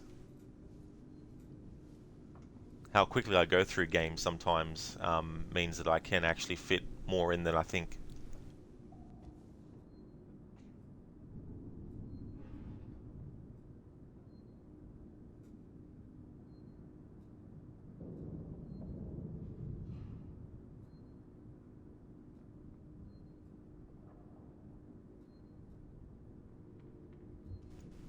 Danda59, thank you so much for the follow. Here I am on Halloween, jumping double dutch like you never seen. I know my way around a rope.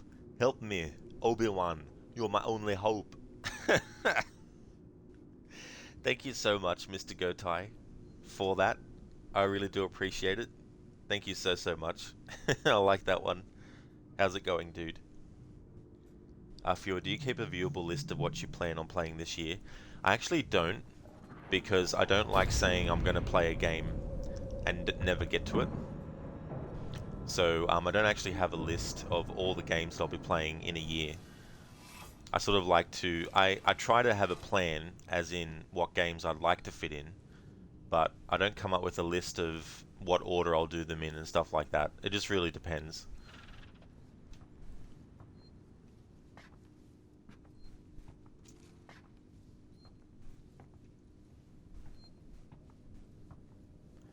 Because if I say I'm going to play this game after another game, I might not feel like playing that game once I get to that point in time. So I don't like to set stuff in stone too early. Like, sure, with annual playthroughs I like to, but they're different because obviously I know that I'm going to be going from one game to the next. But right now, I've just been going with a theme for what games are on Mondays, Tuesdays, and Wednesdays. I decided to go with female protagonists as a theme of what games to do. So I've done Control as Jesse, Mass Effect as Female Shepard, this game as Amanda Ripley. I don't know which of the two I'm going to do next, but I want to do either A Plague Tale Innocence next and then Hellblade, or the other way around. Mr. Gotai, this is the way. Sure is.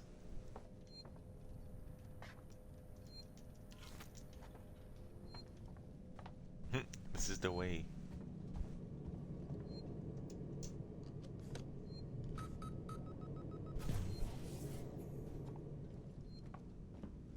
But whichever game out of those two I do next, I will still do the other one as well. And Resident Evil 4 Remake's coming out in March, so the timing might be such that I can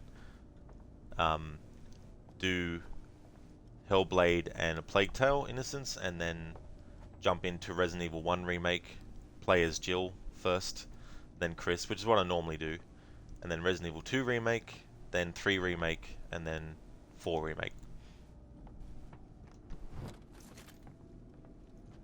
But Wednesday this week I'll be starting my Secret Surprise game as well. Oh, God.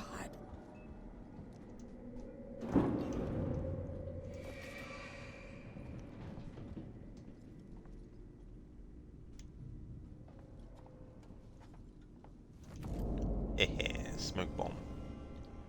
Now in a playthrough where I'm trying to not kill human enemies, that might come in handy.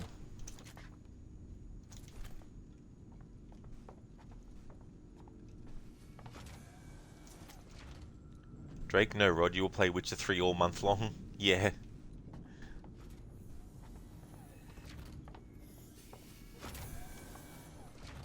Oh God.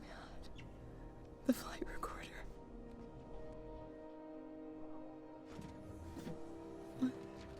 What?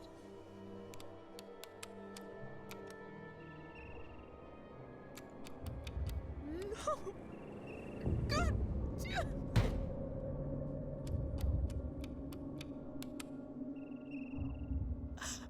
Okay.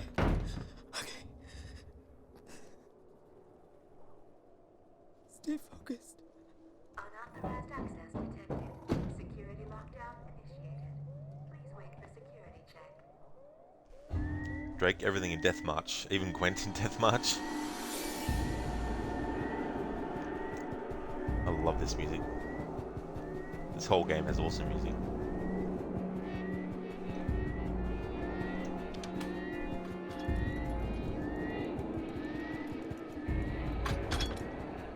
There's a bit of like that kind of, I don't know what you'd call it. I want to call it this really searing kind of synth sound. Like something you'd hear in the soundtrack for the Terminator 1.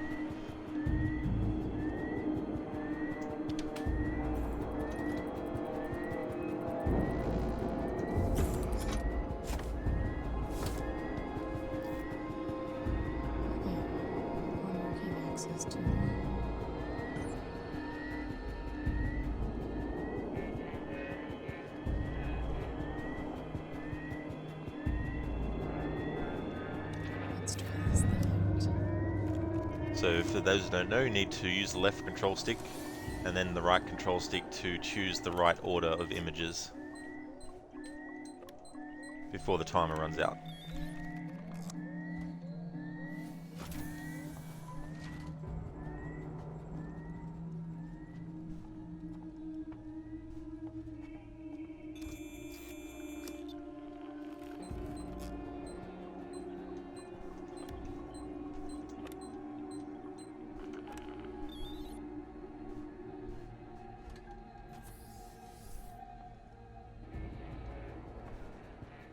Season tomorrow together. Our synthetics are built, not created.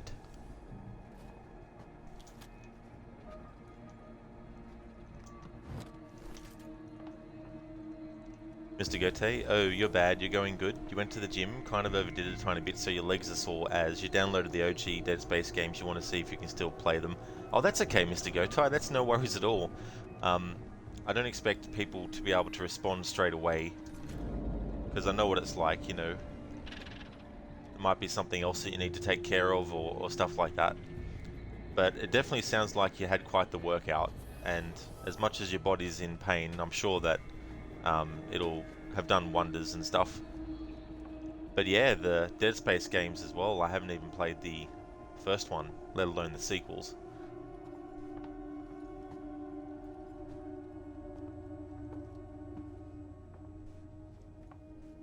You got so many tabs open up too. Yeah, I know what that's like as well.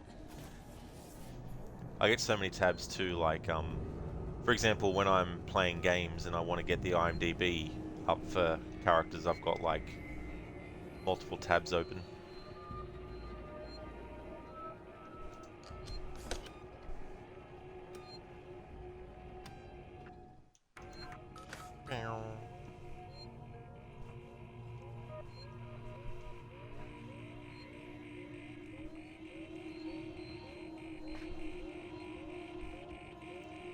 Overall, in this game, it's not like there's human enemies constantly, but still, any human enemies I'm not allowed to kill. That includes the armed soldiers that we face later in the game as well. I can't kill them either.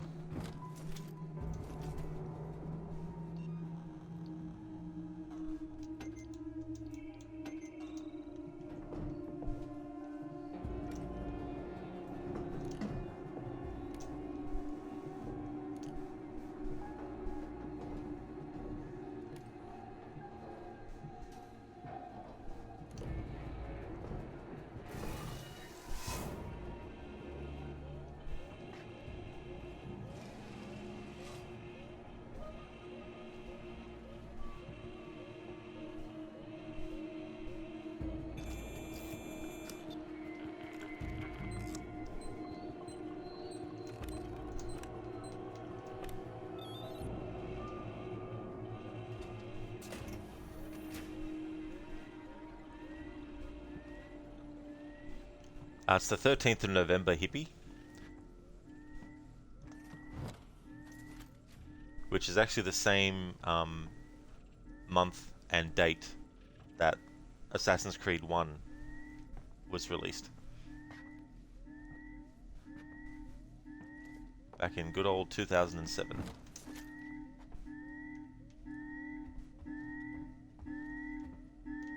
Okay, I need to disable that, but just want to have a look around for a second. Alien's like, fine, kill you. Ah, cheers, hippie, that's no worries. Yeah, I tend to not really make much of a fuss about birthdays anymore. So I don't really do, like, you know, birthday celebration streams or stuff. But you never know. Maybe this year I might do something.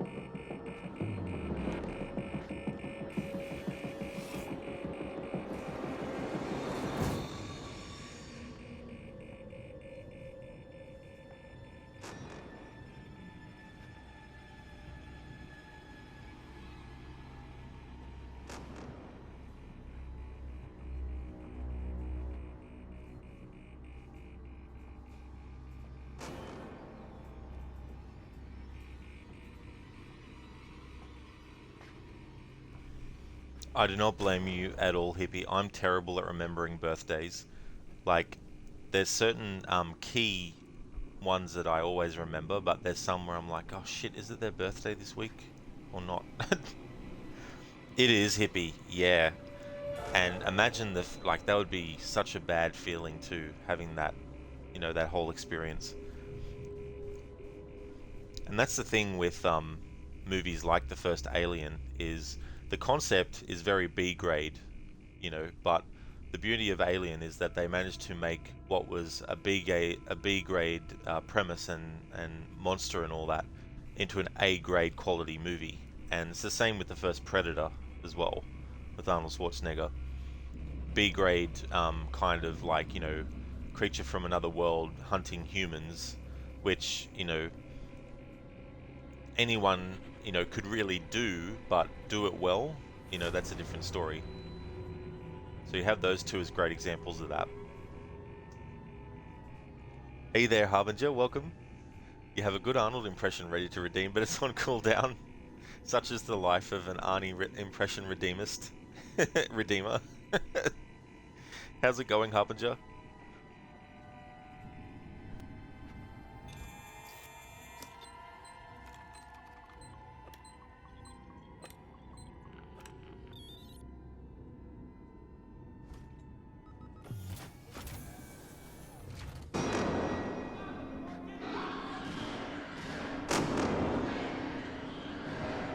Alright, so those human enemies are dying because of their stupidity.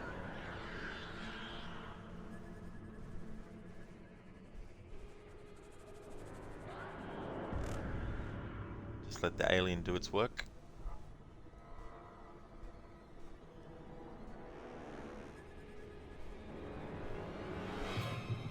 Yeah, it wasn't Hippie this time that redeemed it. Did you read Discord? You paid more for the Control DLCs compared to the base game. Oh, did you, dude? Oh, damn. Because when I bought the Xbox One version, I bought the standalone game, and then I also bought the DLC extra.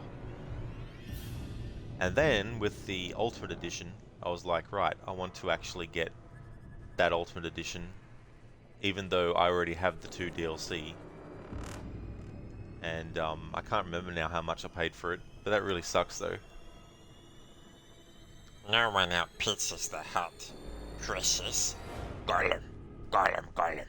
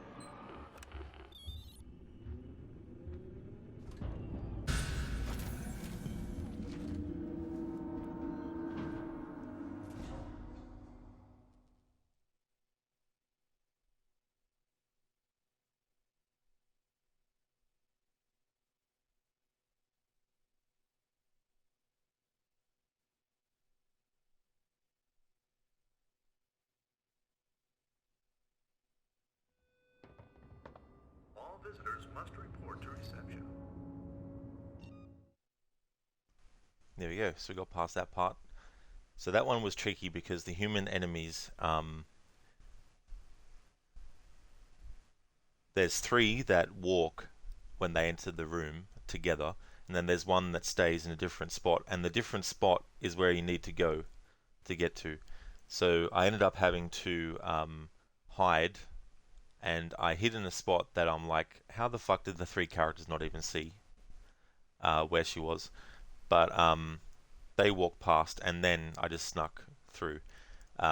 So in this playthrough that I'm doing, anytime there's human enemies, if they spot me and they start shooting, then they're most likely going to get killed by the alien, so I'll reload my last save. Because I'm also doing this not just because I just wanted to do something that was kind of a bit of a challenge, but not 100%, because I still wanted to be able to enjoy the game while still getting it done in a relatively short amount of time.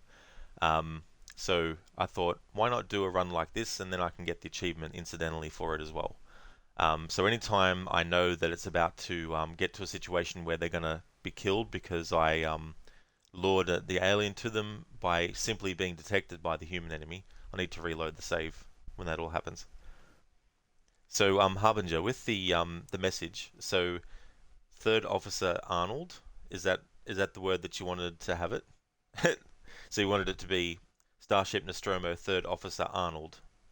Oh, okay. So what did you want the part that was for some reason asterisked out? Because I'm not sure. Hey there, Dander. I have, yeah. I don't know how many times I've played it now, but the last time was in October last year, and I like to play it at least once a year.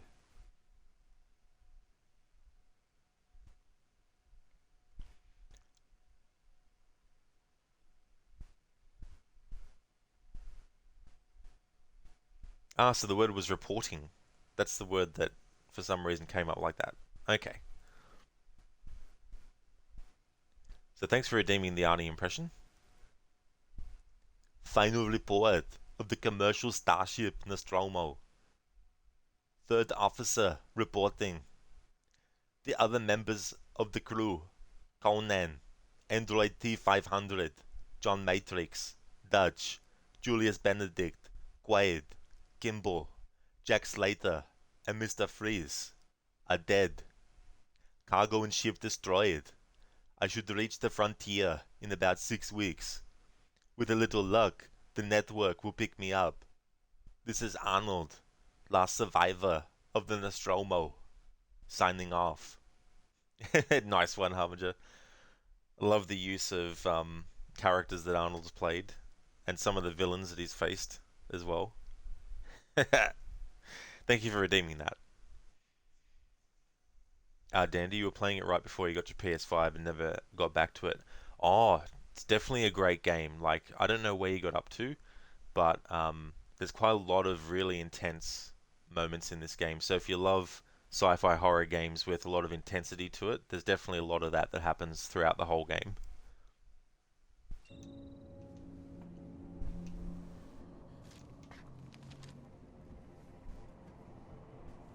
Welcome back, Shin.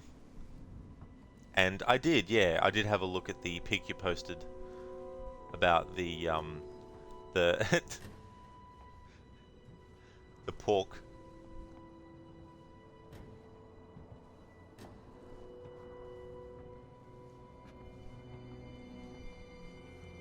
Hello?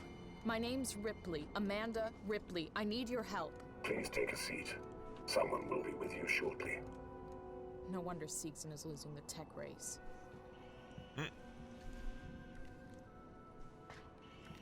Oh, so that's where it was, Dander? Yeah, so still pretty early then, so that's good. That, you know, you've still got a lot of the game that's left. But yeah, if you do pick it up again, I hope you enjoy the experience.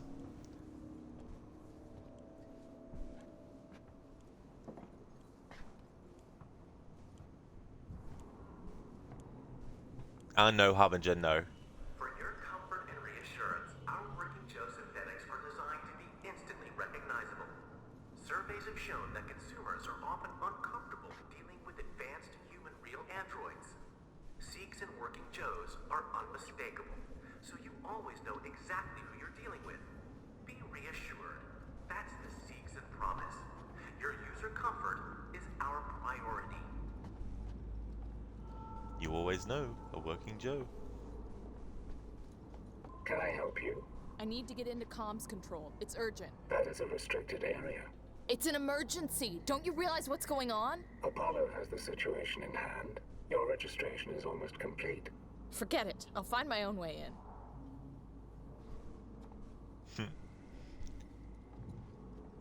I wouldn't advise it.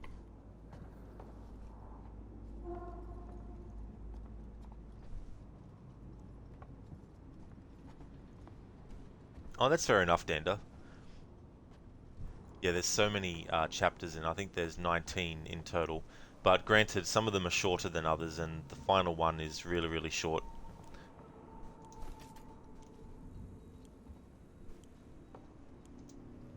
And here we go, the motion tracker. It's been modified.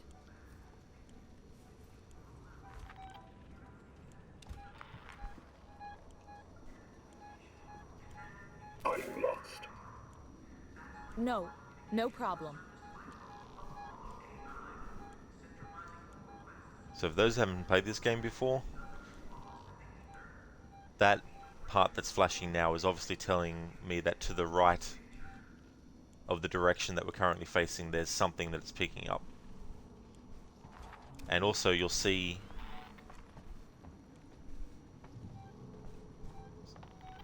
obviously you'll see a dot telling you that that's the actual thing that you're looking for. But there is also another icon thing that will appear on this that will actually let you know that that's the direction that your objective is in. On Nightmare mode, this is glitching out all the time and is very unreliable.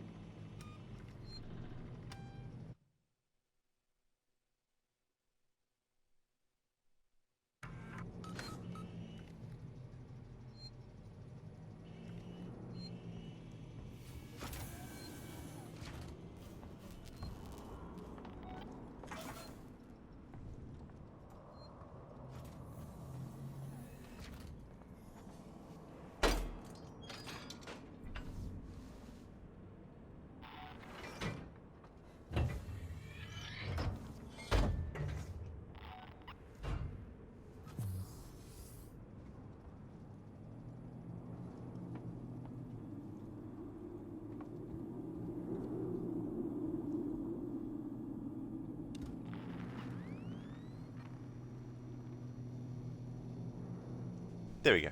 So that's the icon I was talking about. That'll tell you where your objective is actually located. I think from memory on Nightmare mode you don't even see it anymore. Oh, that's another thing. I think on Nightmare mode you can't even access the map. But maybe I could be wrong and misremembering. Hey Maxi, welcome dude. It's going really, really good, thank you man. How's it going with you? How was the rest of your stream? And where did you get up to in the game? Because I know that you're doing the playthrough where you want to play it up until where the show is actually up to. So what part did you actually get up to? And it's going really good. I reached the first bottleneck moment with this playthrough where I don't want to kill human enemies, whether it's me directly doing it or making the alien go near them. These humans walk in, and there's 4 of them. 3 of them are in a group at the start, and they walk to have a look. The other one's somewhere else. And I had to work out a way to get past them without being detected so that they wouldn't shoot and therefore bring the alien upon them to kill them. I finally managed to do it. I actually hid from the 3 characters, and they did not even look to their right at all. They just completely missed where I was. So once that happened, I just snuck past that spot, and the other guy that was there, the 4th one, didn't see me. So I finally got past that part.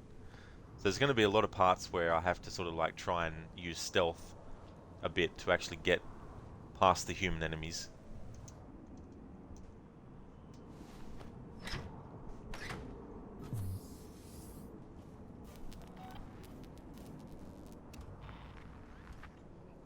Maxie, you're doing good, thanks. You got up to the part where you drop off Bill and currently in the car. You gotta love the AI.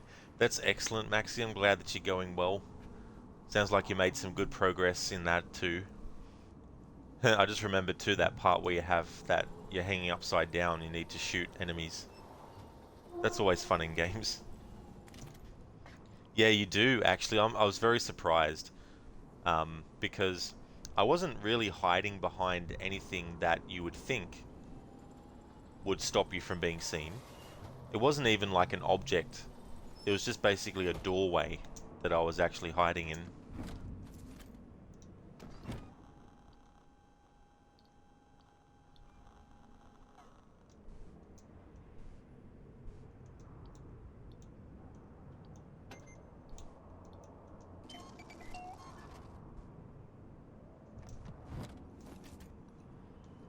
Yeah, thankfully you did the hanging part first try. Oh, excellent. That's always good when that happens. There's a few moments in the first Tomb Raider game of the reboot trilogy where you have the story part where Lara hangs upside down and you have to shoot, but then there's also parts in the game where you can actually accidentally trigger it yourself in gameplay.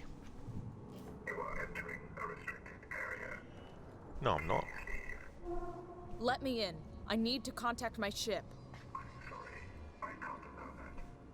Ripley, Commander. You have now been locked with Apollo. Welcome to the first. There's gotta be another way inside. Dandy actually hated that they didn't do the whole school scene.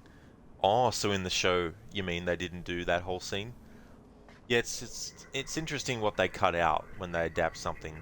You know, some stuff you think, oh yeah, that was good to cut out, and then other things you're like, why did they do that for? Viewer, was there a knocking door sound in this game just now, or is it someone at your house at midnight? That's a good question, Viewer, because this game and the sound design is just so damn good, and there's so many sounds that they use that both sound natural, but also sounds that aren't natural, but they make you think they could be. You know, like for example, the hissing that we can hear from the actual smoke and stuff here. Maybe not. Maybe that's not what's hissing. Might make one think it's actually the alien hissing. You know, things like that. But yeah, as for that, I don't know, if you were to be honest.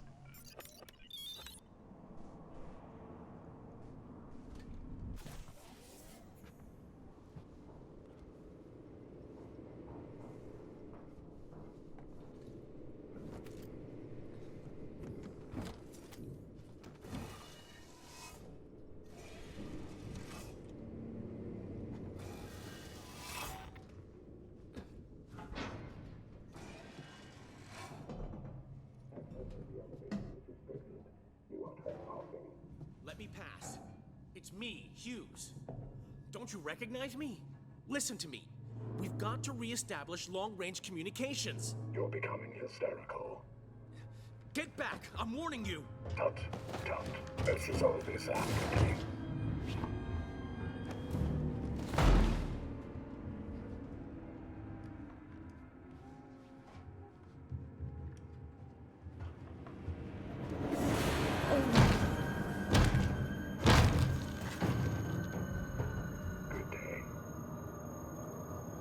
Good day.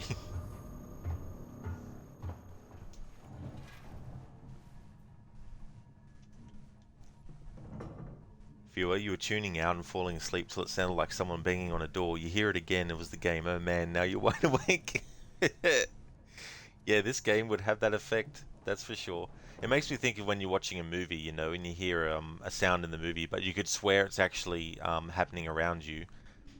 Also, there's some music in games that it sounds like it's coming from a distance around you, you know, like in Assassin's Creed Origins, there's this kind of like whistling sort of like tune that you can hear being played on a flute, and you would swear it was like, you know, around you, but you know, like not miles away, but you know, a fair distance away. Was it Dander? So it was an alright episode. Yeah, I haven't actually seen any of it yet, but I've played the first game. That's all I've played so far, and that was the remaster as well, and that was my first time playing any version of it. Max, you just found out annoying news. So 007 GoldenEye is out, and they said you apparently get it with the Rare Replay collection, but if you have the physical copy, then you're out of luck and don't get it, even though it just needs an update to get the game. Kind of crappy from where? What the fuck? That is very annoying. Holy shit. That's ridiculous. You think they wouldn't have done that? That's bloody stupid. Dander, you just finished Alan Wake. It was alright. You got it because you played Control. Oh, nice. Yeah, Control is a great game. I really like that one. Alan Wake, I first played it in 2015, and I was just like, this game is great. So it's one of those ones that I always replay a lot. In fact, on the channel, I do stream it a lot throughout the year. I have a tradition with it as well.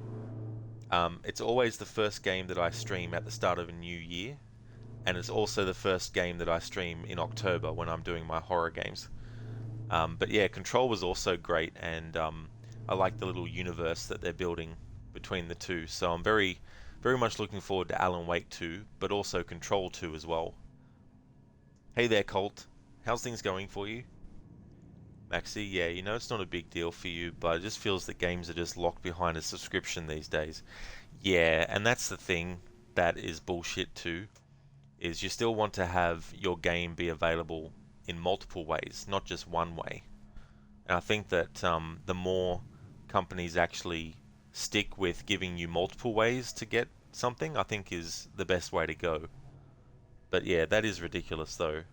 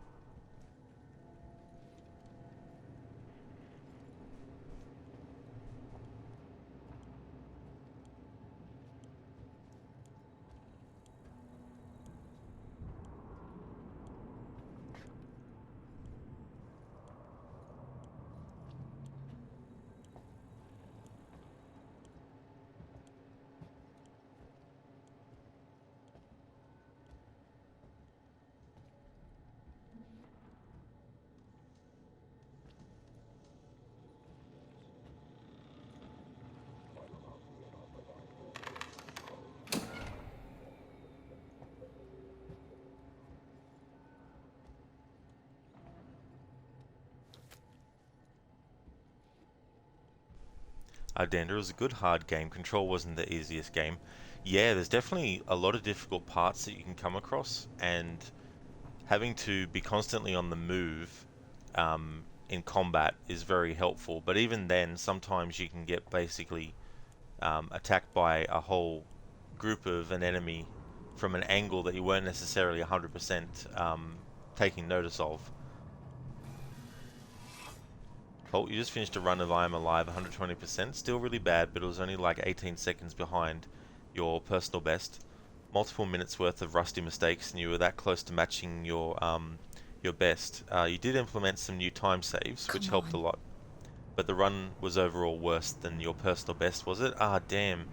That would really be annoying too, especially even though you were able to implement those time saves. But yeah, having that result. But I'm sure that you'll eventually get and beat your personal best for sure, Colt. But yeah, that's the thing about being a speedrunner, right? That I think might be easy to underestimate is how you might be able to still go through the game quickly, but to actually beat a previous time, there'd be so many other things that you have to be mindful of if you want to make sure that you get there, you know. Because like I imagine when you're speedrunning a game for the first time, there's not that pressure, but the quicker you get, the more precise you have to be, and then you get to the point where one tiny little millisecond can prevent you from basically getting your personal best, even if it's like pretty early on in the game and you know, right, need to restart. Maxi, you gonna head to work now, dude? Hope you have a good stream. I'll catch the VOD later tonight when you're home. That's no worries at all, Maxi. I hope you have a great work day. Thank you so much for stopping in and chatting for a bit too. Hope you have a great one. And thank you, I definitely will. It's always good to replay this game.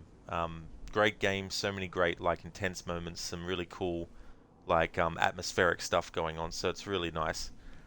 Want to highly recommend people check out Maxi if you haven't come across his channel before. He's doing a playthrough of The Last of Us Part 2, but he's doing something a bit different. The HBO show that is currently out. He's actually playing the game, and then when he reaches the point that it's reached in the show, he'll then wait until the new episode has come out, or however many episodes it is until he streams it next, and then play the game up until that point. So doing kind of like a very unique kind of playthrough with that. He's also a fan of the Final Fantasy series. He's also playing through Yakuza Like a Dragon as well. He's also playing Deus Ex Mankind Divided. And there's also the Assassin's Creed streams that he's doing. He's actually taking a break from Assassin's Creed to do The Last of Us Part 1. And the game that he was up to in his series run of Assassin's Creed was Assassin's Creed Syndicate. So that's what he's got coming up next on his channel. But yeah, highly recommend. Great streamer, very entertaining, has a lot of really funny channel points rewards that are both visual and audio, like Ryu going, "Sure you can," and punching his camera off the screen and all that kind of stuff. Colt, this run's time is pretty much exactly 4 minutes behind the new world record, is it? Exactly on the dot 4 minutes. And that might not seem like much time for some, but yeah, that's, you know, that's still a big chunk of time. Maxi, thanks for the shout out, dude. It is absolutely no worries at all, man. More than happy to give you one. Thanks so much for taking the time to drop in. I know you've got a work day ahead of you, but thanks again, dude. Really appreciate it. Light, it's okay. The clip you'll have to watch, brother, on Discord. What threw you off was Australian accent of Captain Price, was it? Yeah, Captain Price. Because I played the original Modern Warfare 1, 2, and 3, but I haven't played any of the newer versions. Or the are they really remake? I don't know. I got confused because I thought they were doing remakes of Modern Warfare. Maybe that's what they are.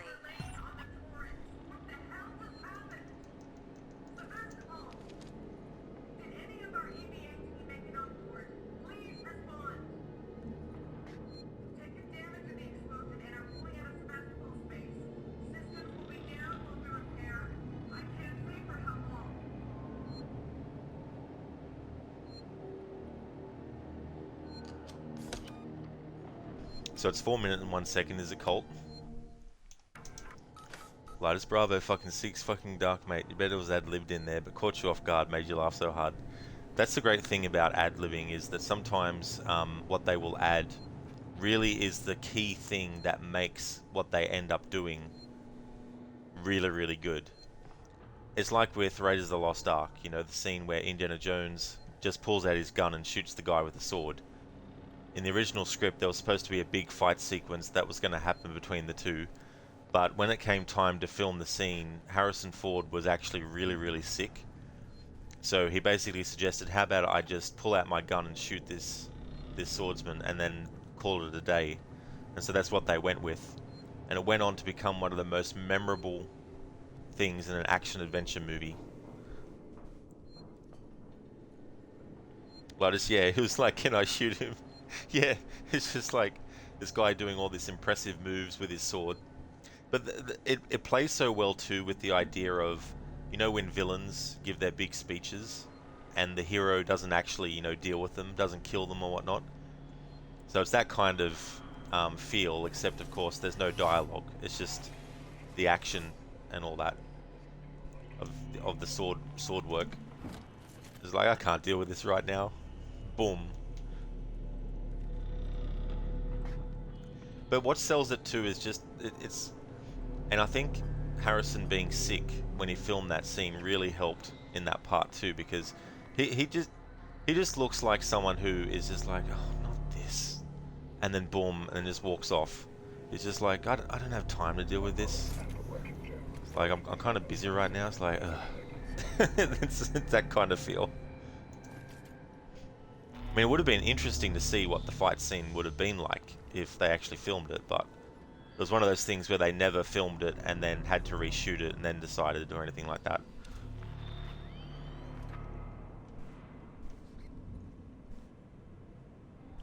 And then in Temple of Doom, while it doesn't really hit the same, they do reference that again, but it's funny because in that movie, it's referencing the first movie, but the first movie takes place after the second movie, so it's kind of a weird, kind of like flash, like reference foreshadow type thing. But still, it's a bit funny. He's just about to shoot the guy, but then he's realized, oh shit, I don't have my gun in my holster. Whoops.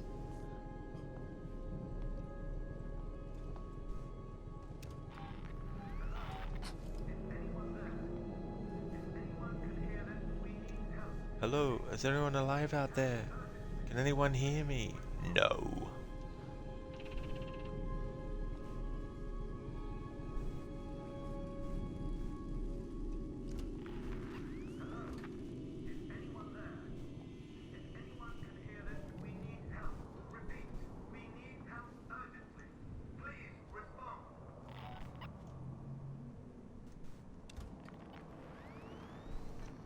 I forgot to mention too, for those who haven't played this, when you actually have the motion tracker out, at the moment the camera focus is on it, but you can actually switch the camera focus to make it go out of focus, so you can also see what is actually ahead of you in focus.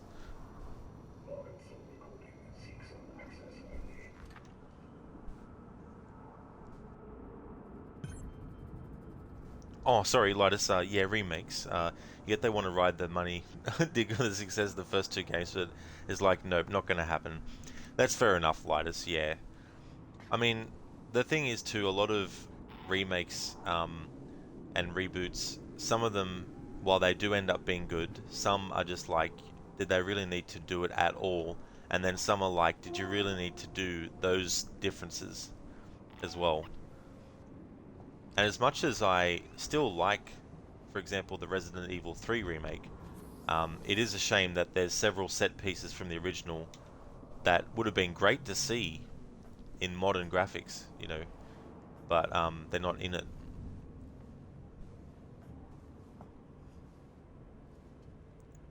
And then you got the fact that in the original version of Resident Evil 3, Nemesis, while he does have moments that are scripted where he will always turn up no matter what, there's also moments where he will randomly turn up. And in the remake of 3, they took that out. So whenever Nemesis appears in the remake, every time he appears, it's exactly when he's supposed to appear.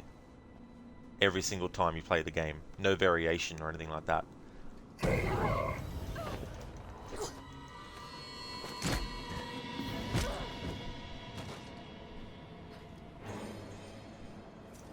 Bonding agent, scrap.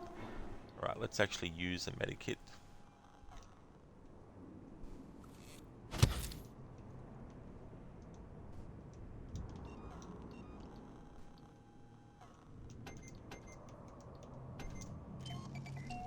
Let's craft that. But it's ironic because in the original Resident Evil 2, Mr. X only appears when they want him to every time you play. Yet in the remake of 2, he's like the original Nemesis, where he will also appear just at random points too. I wish they kept it for Nemesis in the remake, because it's like, who cares if you had 2 major tyrant enemies in the remakes actually work the same way, in the idea of they can also randomly appear, you know?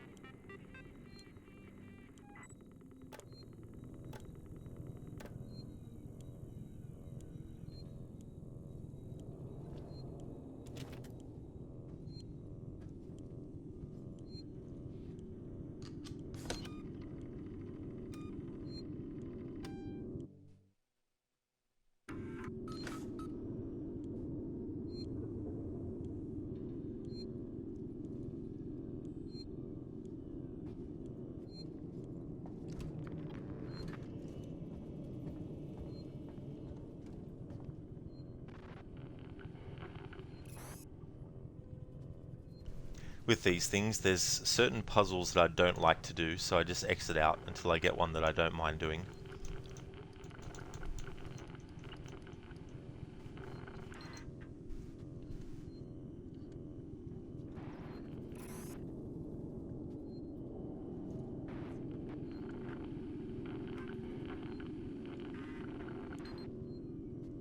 That one's not too bad. I just basically spam pressing the A button while moving up and down. Ah, fine then, game. I'll do this.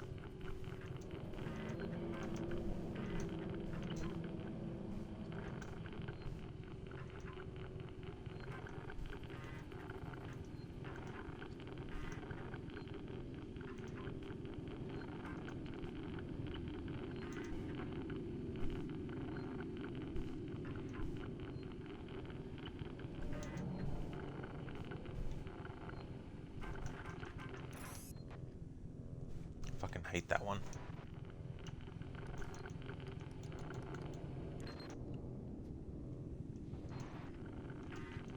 There we go.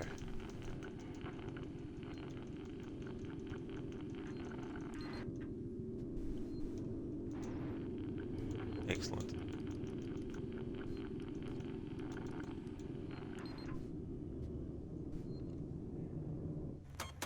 Samuels! You're alive! It's Ripley! Ripley! Taylor, it's Ripley. We were getting worried. I made it! Where are you? We're at a transit station now. It's right by medical. Okay. Samuels, listen to me. It's not safe here. Seegson's got this place locked tight. Their goddamn androids are killing people! That's impossible. It's contrary to primary synthetic programming. I've seen it, Samuels. I guess Seegson's got a different idea about synthetics. And there's something else here. A creature. It's big and it's lethal. Ripley, slow down. A creature? It's a life form. An unknown type. Some kind of alien organism. It's extremely dangerous. You and Taylor need to make... Taylor is hurt. She was injured by debris during the crossing. How bad? I can't move her. I need medical supplies. We need to treat and pack the injury. And the Torrens? The radio is broken. I can't contact Verlaine. We're on our own. Shit. Okay. I'll come to you. Keep your eyes open. I'll send a transit car to you.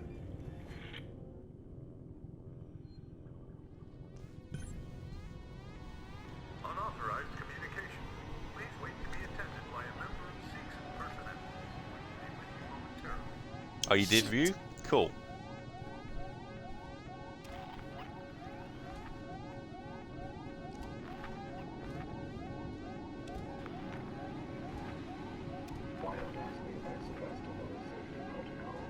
Can't believe those two androids just like walked straight past and didn't notice. GNR interrupt engaged. Stand by. The other thing I didn't mention too in this game, for those who don't know, if you get too close to any enemy and you have your motion tracker out, the enemy will actually hear it.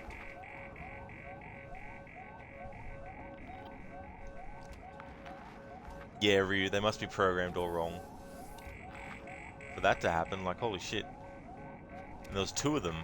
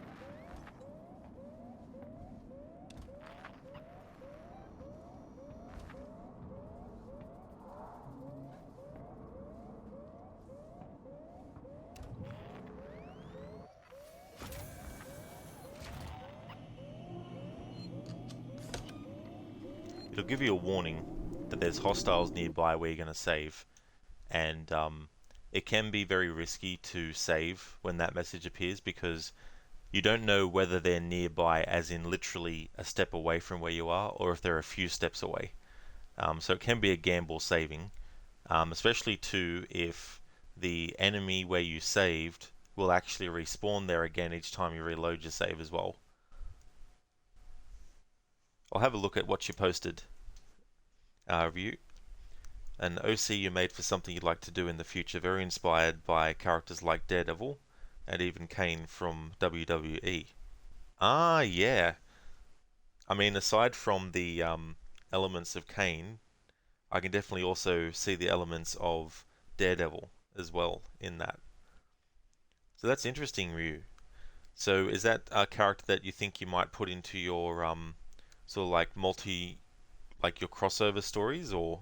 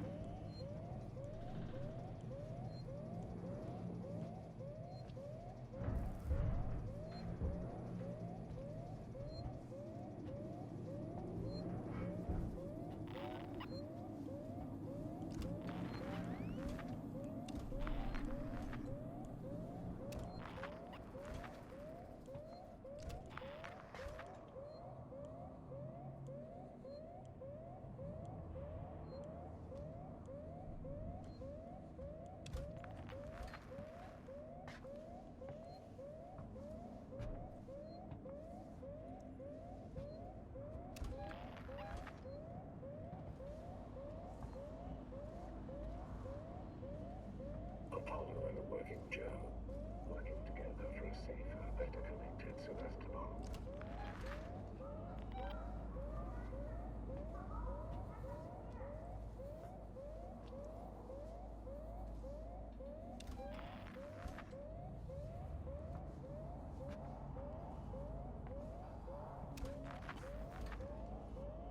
We don't forget the little details which seem strange.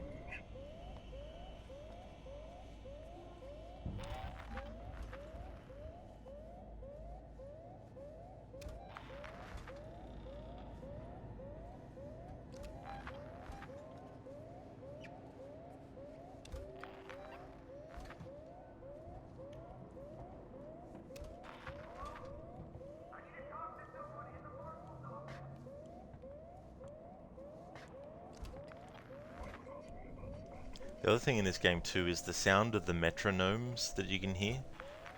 They actually also sound like the dripping sound when an alien's saliva is dripping from an air vent. That's another example of how the sound design in this can both be something that sounds organic, but also something that sounds like it's you know, robotic or synthetic, or you know, like an object.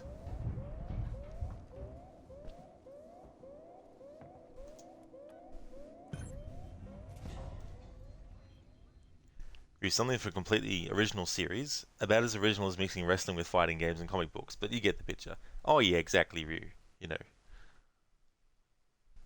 It's very hard now to actually come up with complete 100% original, as in nothing has ever been done before, kind of thing. But originality isn't just born from that. It's also born from taking different elements that already exist and coming up with a different configuration that creates something that may not 100% be original.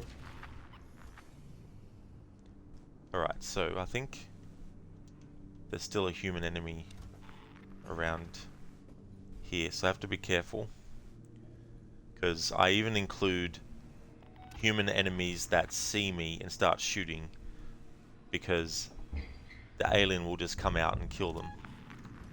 And since they do that as a result of seeing me, that would mean that I killed them.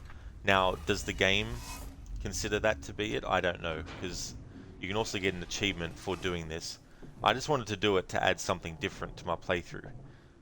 So for my purposes, I'm counting the enemy shooting at me and luring the enemy or alerting the alien as a "that's on me" thing, the game might see it differently.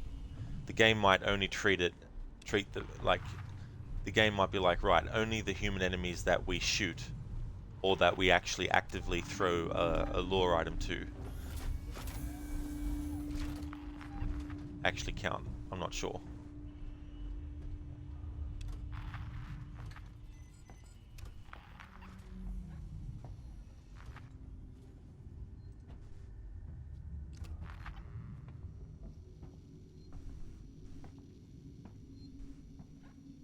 That's true, Colt. Yeah, was talking about Indiana Jones earlier. The scene with the dude with the scimitar. How he just shoots him. When in the original script, there was a big fight scene and Harrison was sick that day, so he suggested just shooting the character. Fubu1, thank you so much for the follow. I appreciate it. Thank you very much. And Gemini Exoplanet Solutions.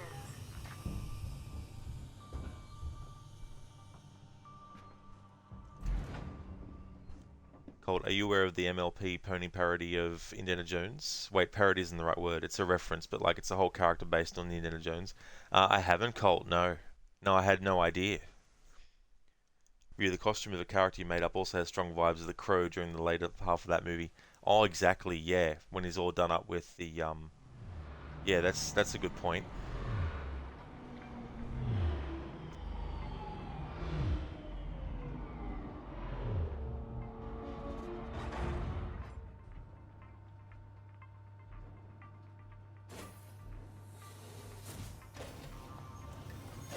Station Ripley, serving the San Taylor's Cristobal Medical Facility and Seegson Synthetics. Ripley? Is that Ripley?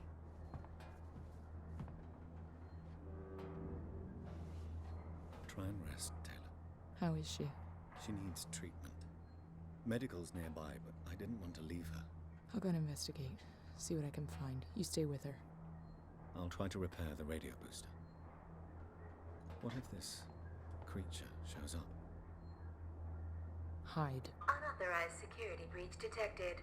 All transit shut down by order of Apollo.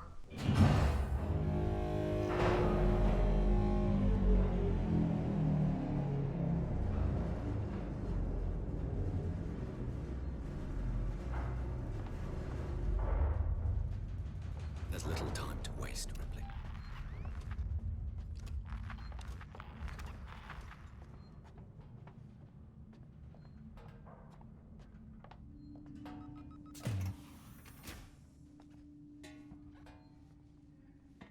Stay with me, Taylor.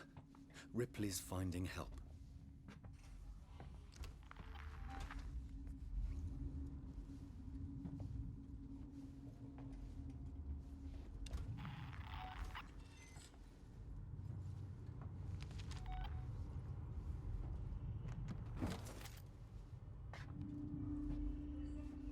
Locked.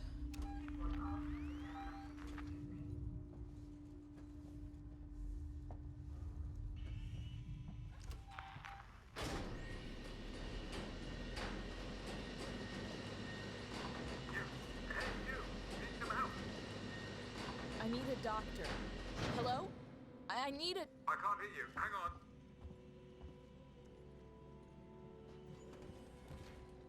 Come on, I've opened the elevator for you.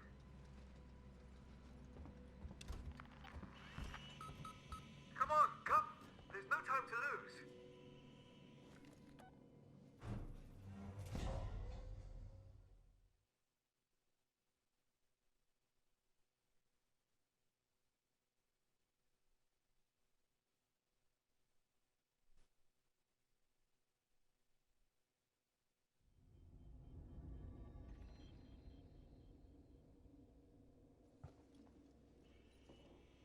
Forget the door. The marshals locked everything down. Use the vent.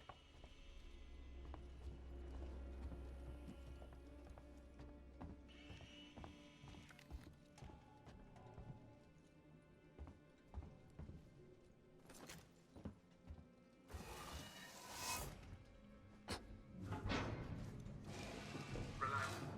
I'm closing the vent behind you. Just be safe.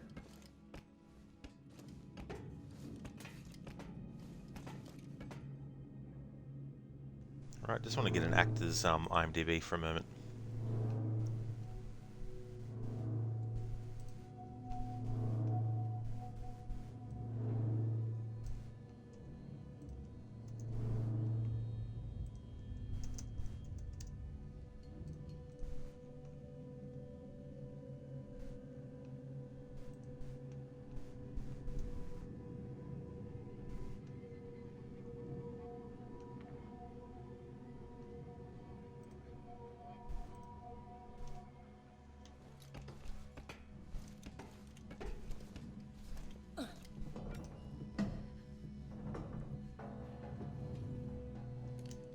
Cool, yeah, there's this character in MLP within an assumed fictitious book series called Daring Doe, and the book series is based on Indiana Jones. It is later clarified that the book series is actually a documentary made by a pony who is the real version of the character in the book, and this pony's name is A.K.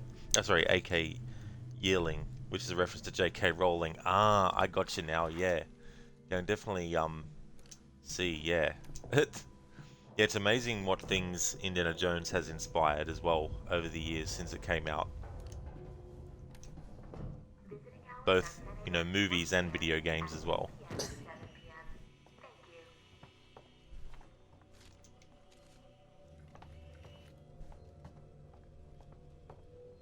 You're not catching us at our best. Right.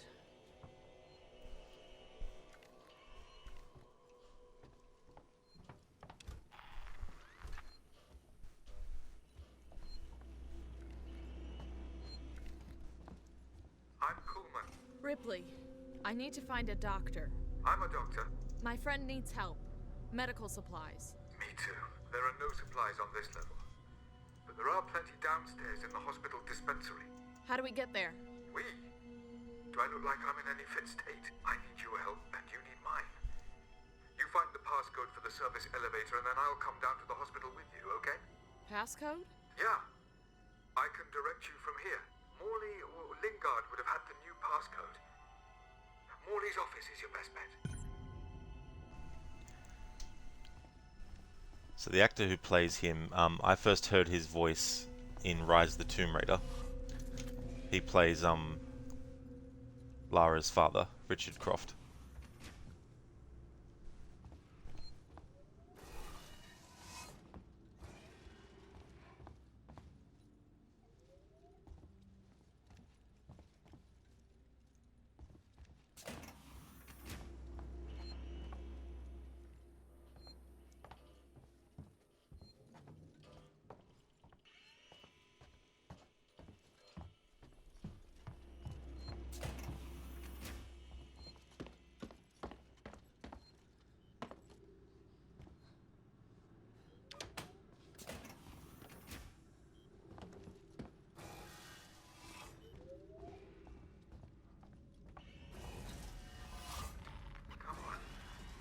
Let's work together, huh?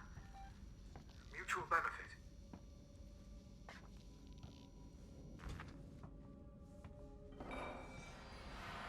Keep moving. The area you're in was for our more unstable patients, those who had trouble adapting to deep space. Just tell me where to go, Carl. Tragic cases. Don't worry, they're all long gone. No, wrong way.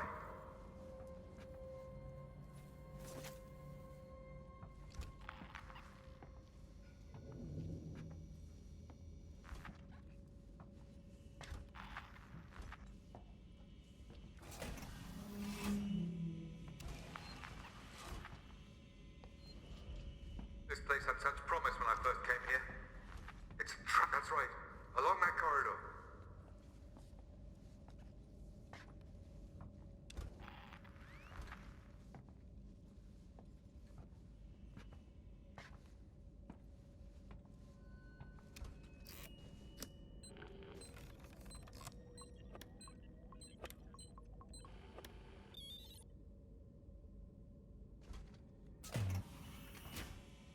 You're there. That's Morley's office. The passcode should be in there somewhere.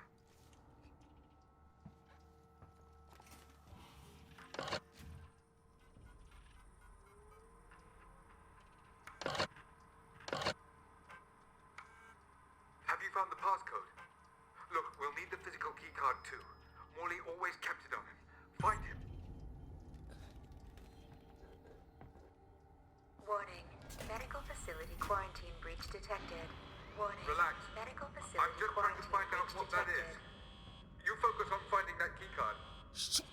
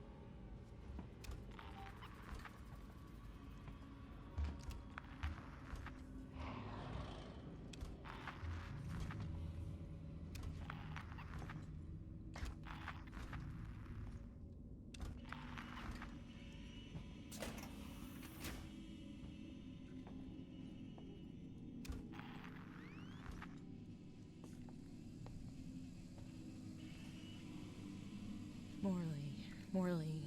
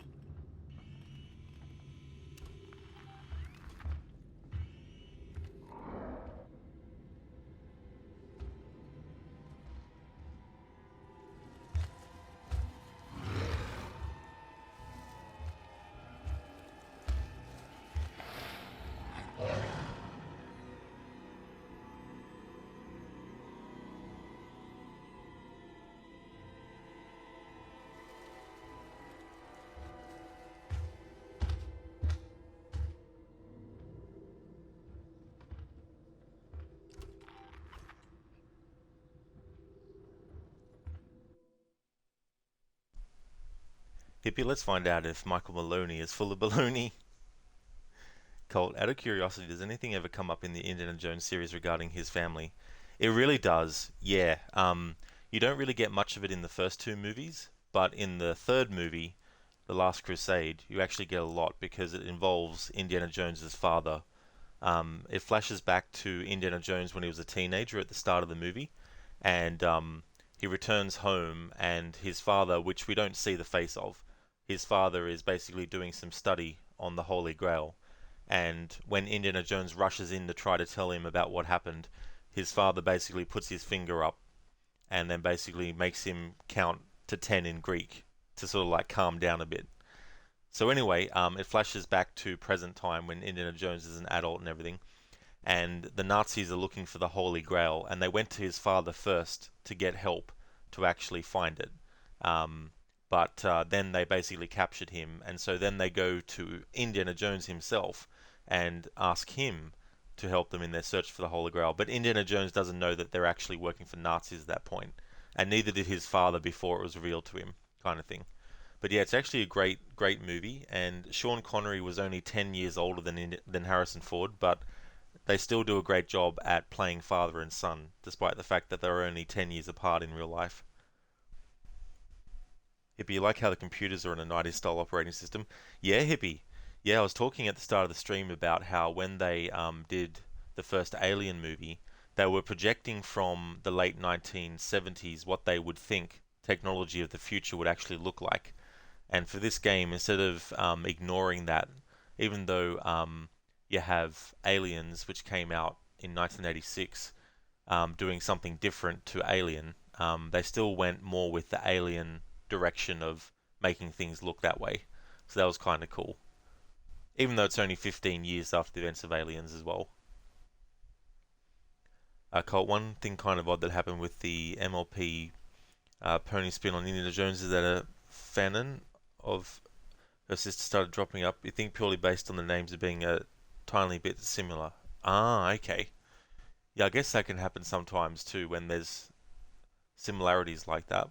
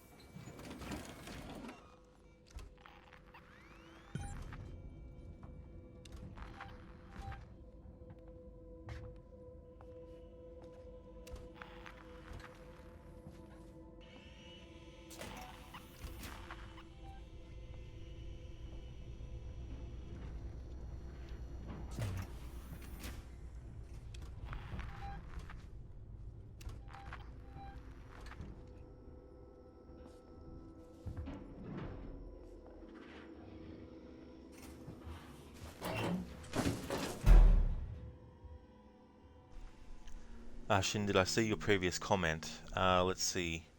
At Cult Zero, there's an archaeologist in World of Warcraft named Harrison Jones. Is that the one that you mean, dude?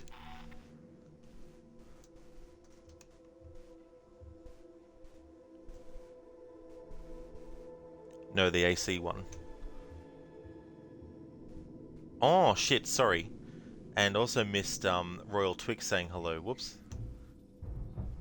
Sorry, Royal Twix. I only just noticed your message now. Hello to you. I hope things are going well. Shin, Assassin's Creed Valhalla won a Grammy, and the presenter called it Assassin's Creed Vlahaha. Colt was an intense... What an intense getting to lock animation. Oh, yeah. You gotta be careful, too, because the alien can actually hear you breathing.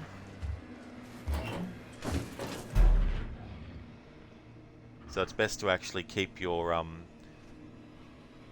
hold back on the controller.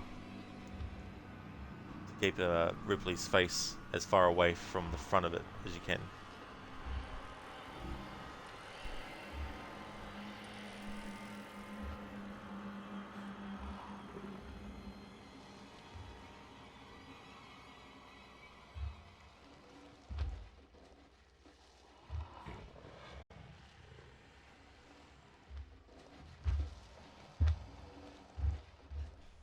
Yeah, Shin. Only if you have the actual feature active, though.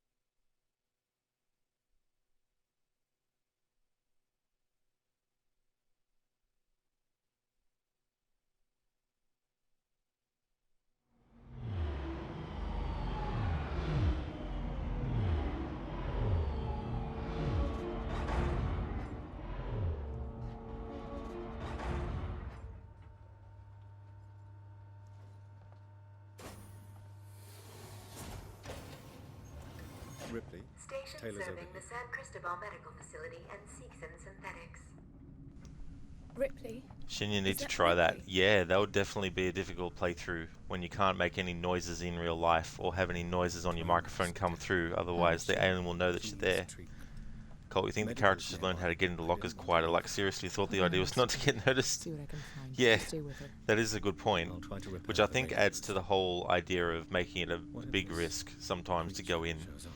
Shin, this game is one of the few games based on a movie that does not suck. It really is. Like, I think this is one of the best games based on a movie or movie series.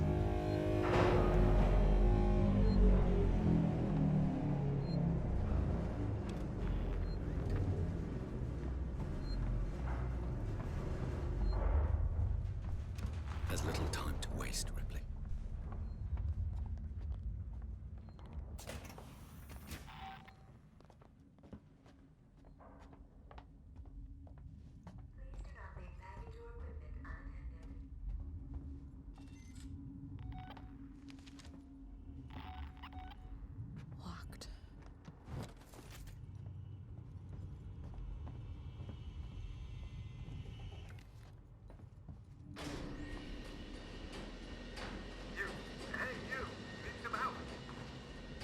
need a doctor. Hello? I need a... I can't hear you. Hang on.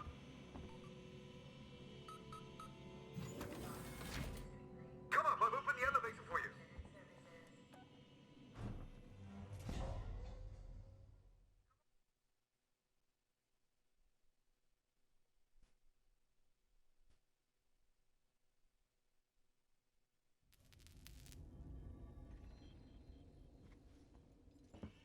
Forget the door. The marshals locked everything down. Use the vent.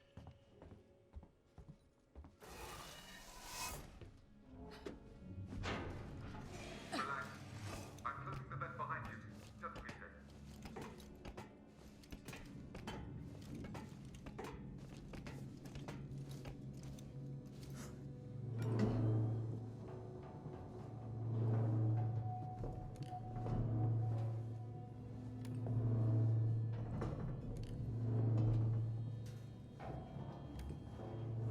Visiting hours are 10 a.m. to 1 p.m. and 3 p.m. to 6 p.m.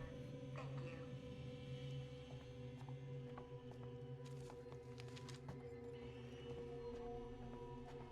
You're not catching us at our best. Right.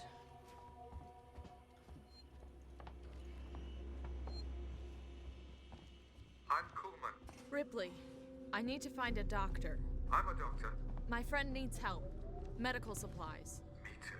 There are no supplies on this level. But there are plenty downstairs in the hospital dispensary. How do we get there? We? Do I look like I'm in any fit state? I need your help and you need mine. You find the passcode for the service elevator and then I'll come down to the hospital with you, okay? Passcode? Yeah. I can direct you from here. Morley or Lingard would have had the new passcode. Morley's office is your best bet.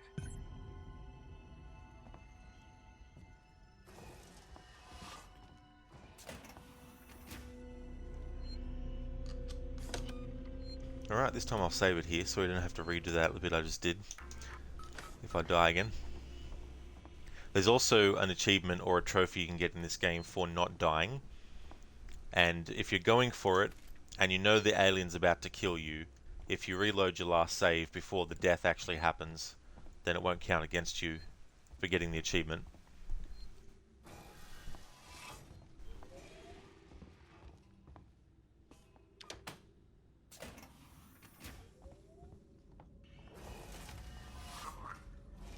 Let's work together, huh? Mutual benefit. Keep moving. The area you're in was for our more unstable patients, those who had trouble adapting to deep space. Just tell me where to go, Carl. Tragic cases. That's right. Along that corridor.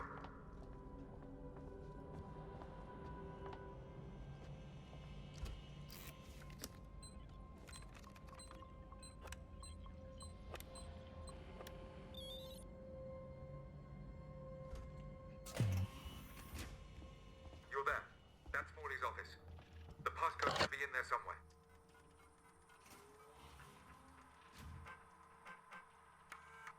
Have you found the passcode? Look, we'll need the physical keycard too. Morley always kept stuff. Find him. Relax. I'm just trying to find out what that is. You focus on finding that keycard.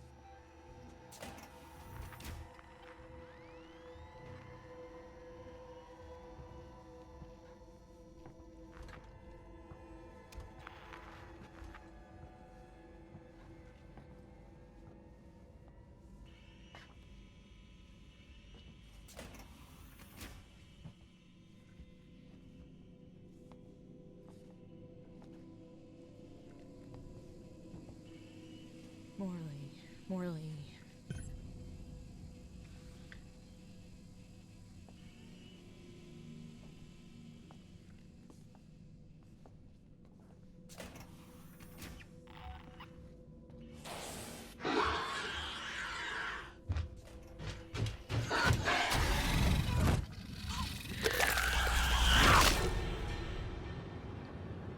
Motherfucker. Culture, wonder if there's any secret unlocks from certain phrases you speak. That would actually be quite cool if they did put in something like that. Like if there was a door that never seemingly opened, but if you were to actually say something, like even if it wasn't a specific word, if you just made like a noise or said a word at all, it would actually open the door. Colt, your first inclination would be to add a secret to make the alien dance. Yeah, that would be funny actually, to see something like that. Especially if it did it after it killed you.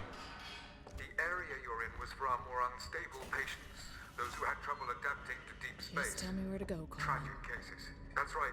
Along that corridor.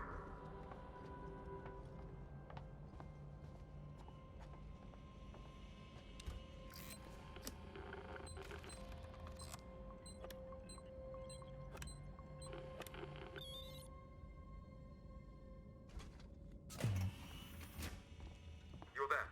That's Morley's office. The passcode should be in there somewhere. Have you found the passcode? Look, we'll need the physical keycard too. Morley always kept it on him. Find him. Relax. I'm just trying to find out what that is. You focus on finding that keycard.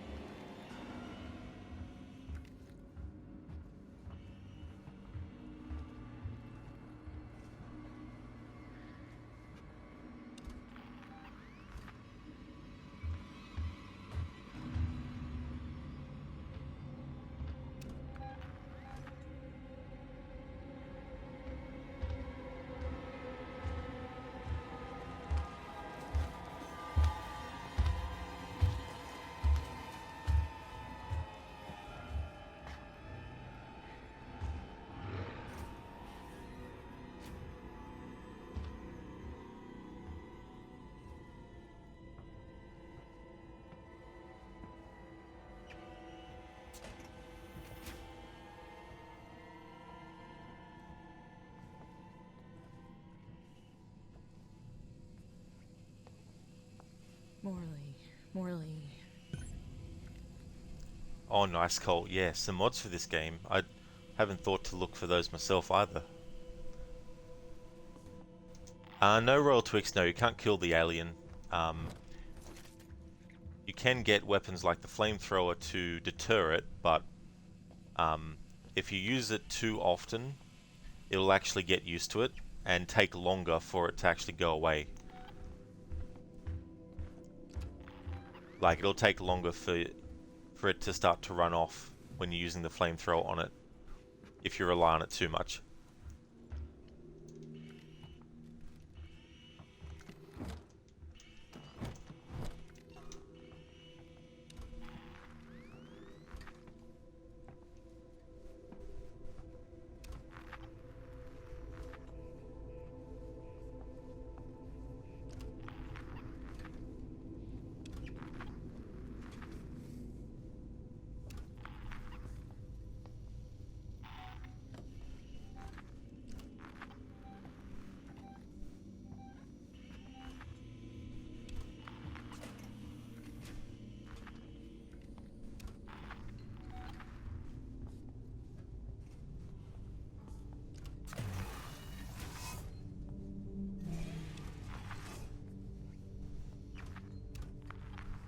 Yeah, Royal, there's so many great moments in this game of creating suspense, and then you've got moments where you just have so many intense elements going on at once.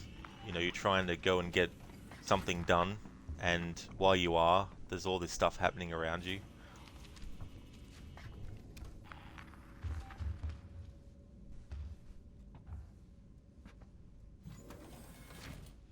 You're jumping all the time? That's understandable. Yeah, it definitely has that effect.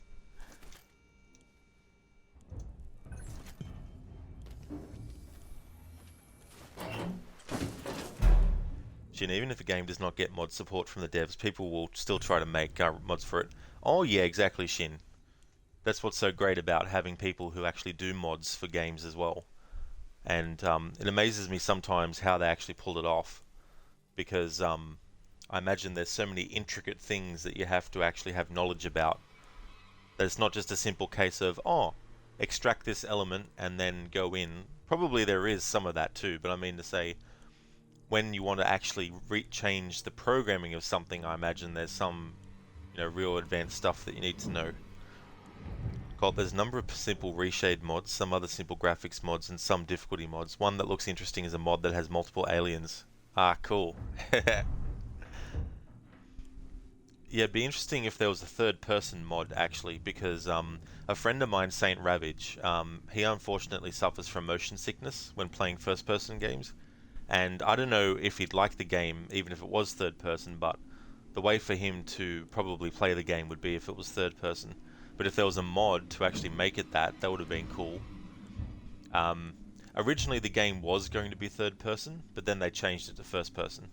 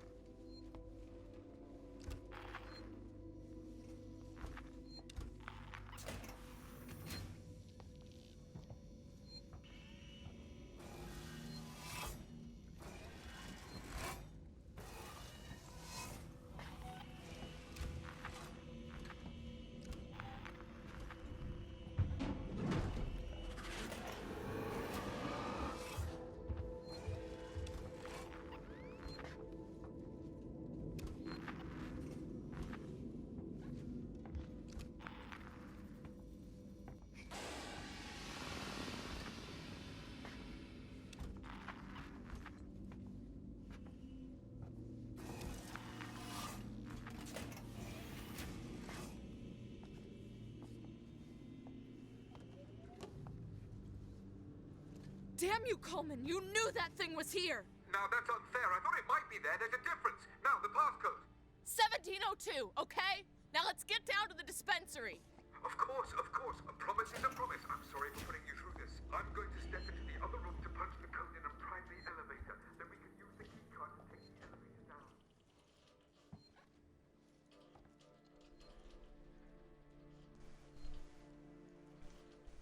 When he gets into this room, you may as well start going for the elevator.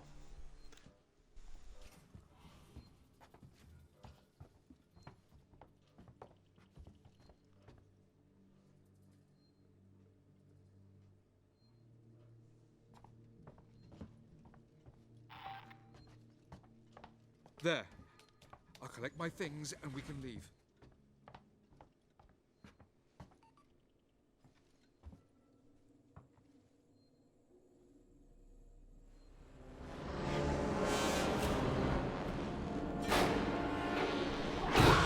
Goodbye, Coolman. Now you can actually still die here, even if you wait a bit and then use the elevator. The alien can still come in and actually kill you. So elevators do not save you, so don't use it as a hiding spot.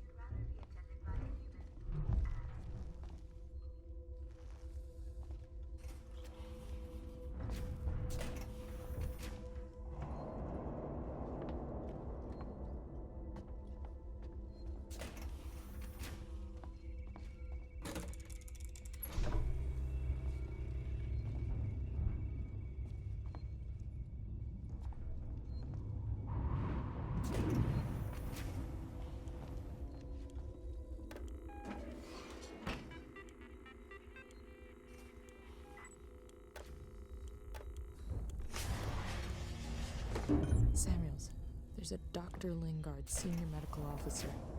Should be able to find out where they're keeping everything in her office. Good luck, Ripley. Hurry if you can.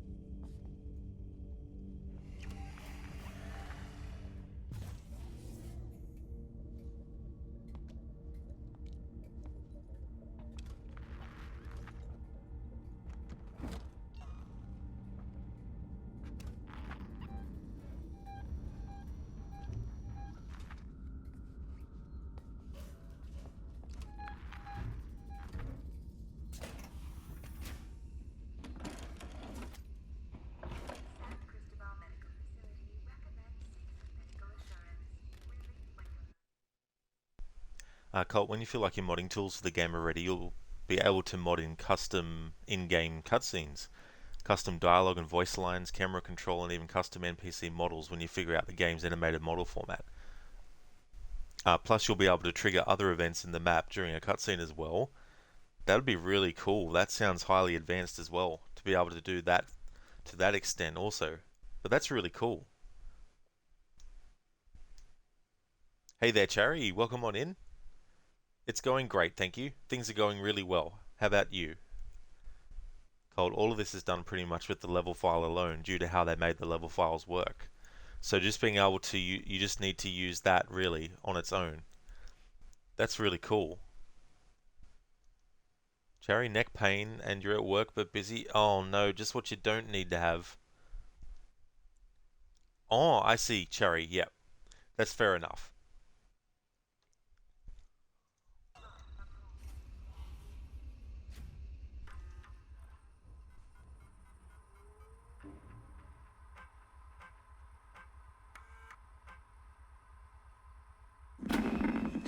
This is Lingard, Senior Medical Officer at Sevastopol Station.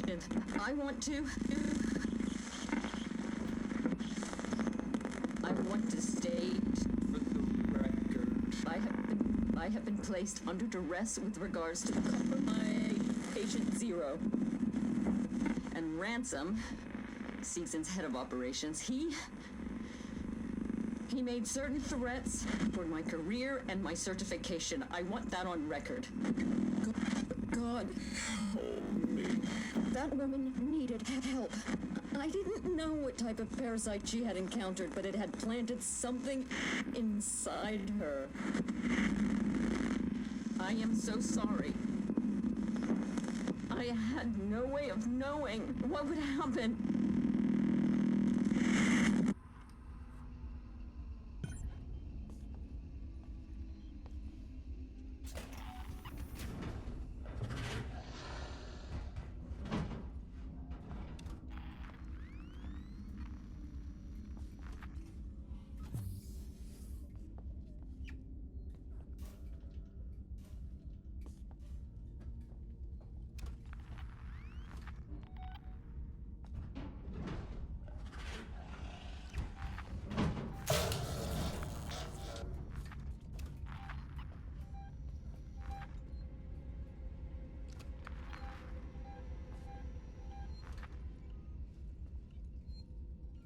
I just noticed there's a glitch happening. The medikit being seen in the bottom screen, and when I go to the motion tracker, it does that instead of bringing it up smoothly.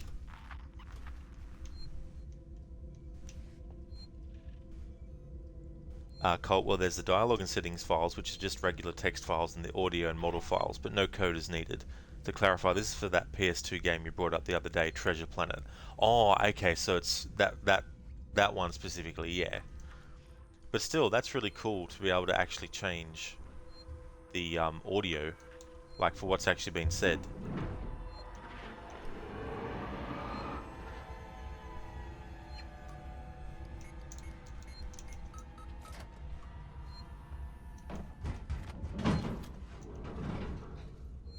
Samuels, I'm on my way.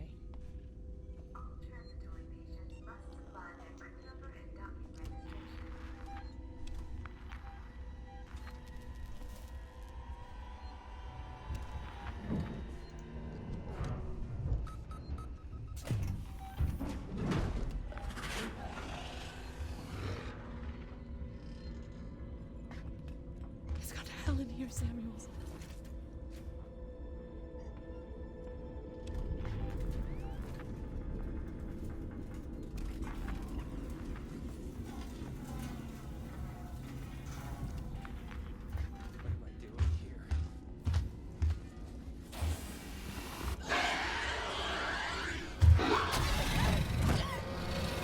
Gotta be careful in this part too, because there's actually a human enemy. If the human enemy sees me and then comes after me and gets killed,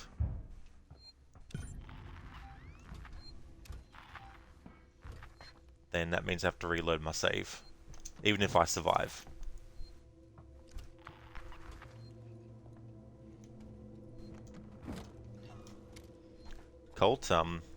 difficult. Sorry, it took you some time to get to this point.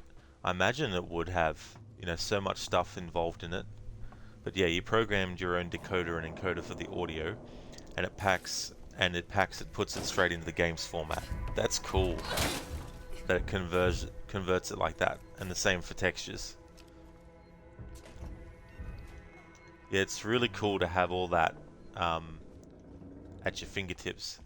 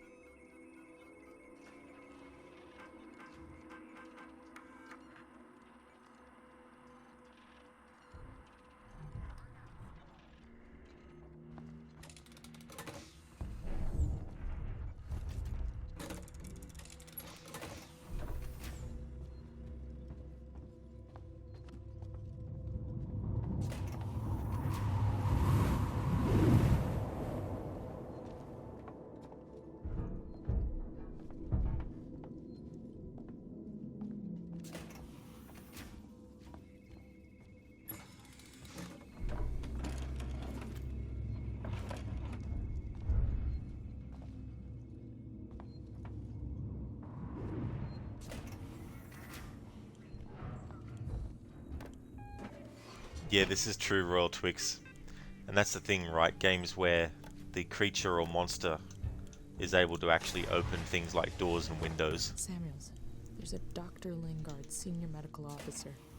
Should be able to find out where they're keeping everything in her office. Good luck, Ripley. Hurry if you can.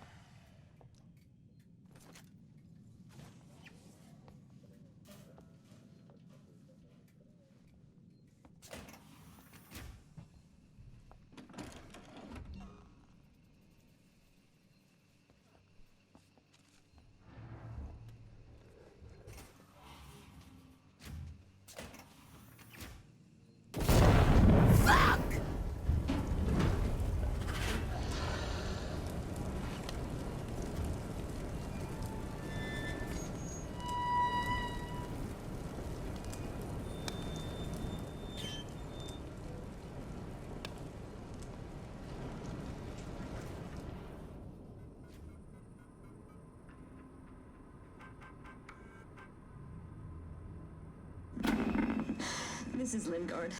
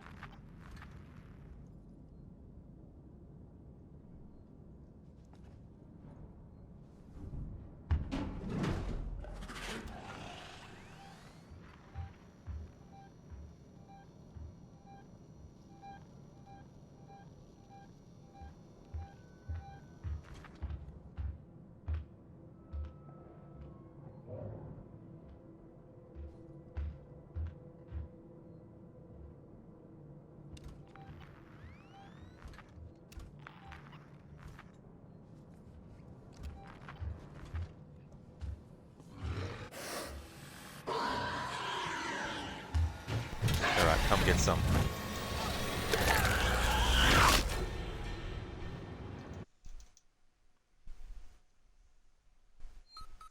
Cherry, never got the chance to play this game. You'd also be too afraid. Scary. Yeah, there's a lot of moments in this game where it puts you on edge and it makes you wonder when the alien's actually going to come out, because it doesn't always come out at the same time all the time. Like, the alien yet in this playthrough hasn't even appeared in this spot, and the alien can actually appear in this spot as well. Colin, unfortunately you need to do a soft restart because you no longer feel like graphics API you've been using is sufficient.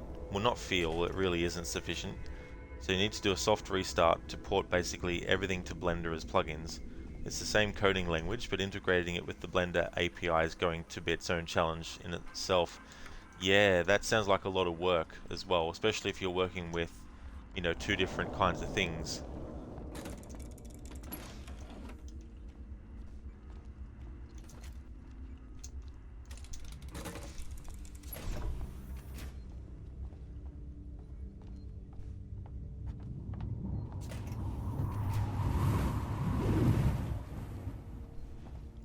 One of the other good things about this game is you don't literally have to be standing right directly in front of something to grab it. The prompt to actually appear on the screen to let you know you can interact with something will actually pop up when you're relatively close. For example, that far away, which comes in handy too when you're trying to get an item and you don't want to be discovered. If you're close enough for the prompt to be there, you can just press the button to collect it. There's no animation or anything for Amanda picking it up, so it helps in that regard a lot. I like when games do that. Or as you saw there, for some things, she'll just basically be quickly drawn towards it if you press the button a certain distance away. There's a Dr. Lingard, senior medical officer. Should be able to find out where they're keeping everything in her office. Yeah, Terry. But, I mean, there's been people who've played this game with like heartbeat monitors on as well, just to see how things change as they go through. Colt, because of this, as you might have been able to tell, you're taking a small hiatus from the Treasure Planet modding project to focus on I Am Alive speedrunning. That's good too as well, that way you're not burning yourself out, and you can take a break from that and also do something that you're enjoying. And then when you feel ready to go back to the other, at least you know you can go back to it with a fresh perspective. Especially with creative stuff, because you might come back and notice something that you never did before because your head was so in the project that you didn't notice that, oh, here's this really cool element that I could also use.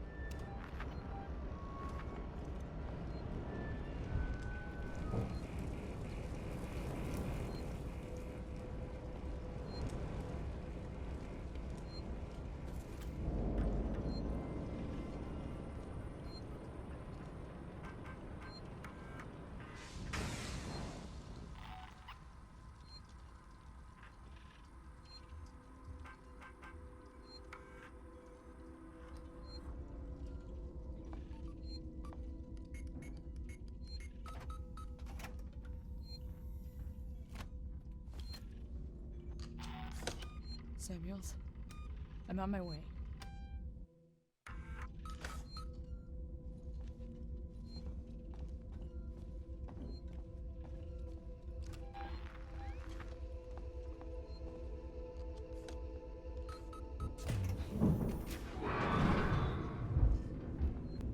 Alright, good thing I saved this time. What's the hell in here, Samuels?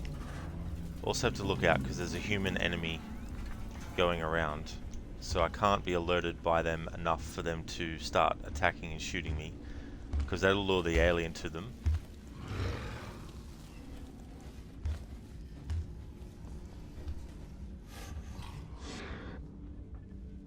But if they die because they are stupid enough to actually actively fight the alien, then Amanda can be like Bully Maguire and say, I missed the part where that's my problem.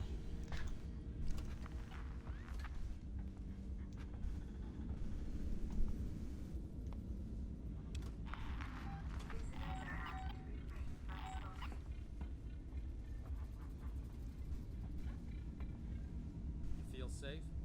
I sure as hell don't. Suppose I could just hide until they're stupid enough to kill the alien, and that's not me causing them to die. I'm just basically sitting out and camping and waiting to see if they die.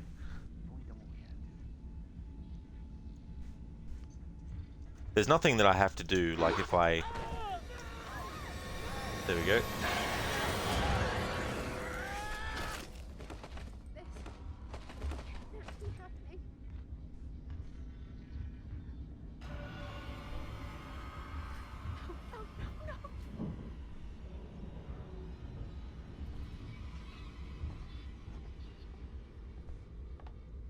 I can't really vocalize that, sorry, Cherry. The only thing I could do is actually have Gollum say the word lol like that. That might be what you're actually after, but if not, I can refund the points back to you, and then that way you'll get the points back.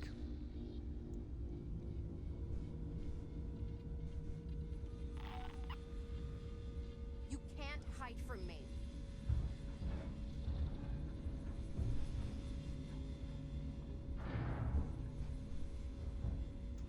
There is Royal, yep. I know you're out there. You're not the first intruder I've had to deal with. Surprised that the alien didn't stick around to kill all of them.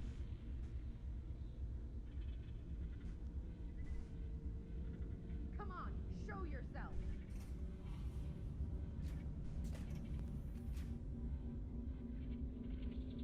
Synthetic nurses It's operating nothing this personal. facility.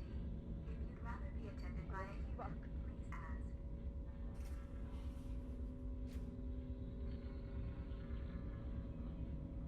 Not another one.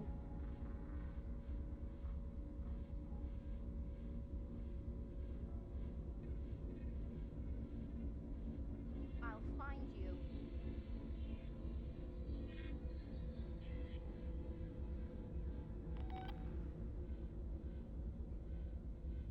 I know you're out there. You're not the first intruder I've had to deal with.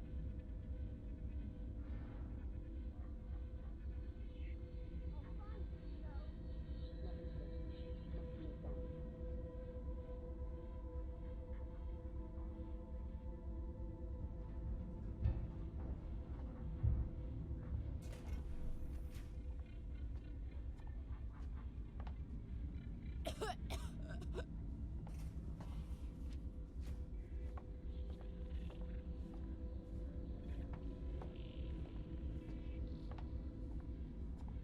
Everywhere is so empty.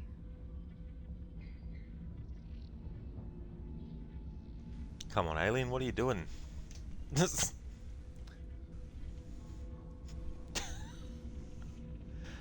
NPCs just roaming around, talking to themselves, out loud, by the way.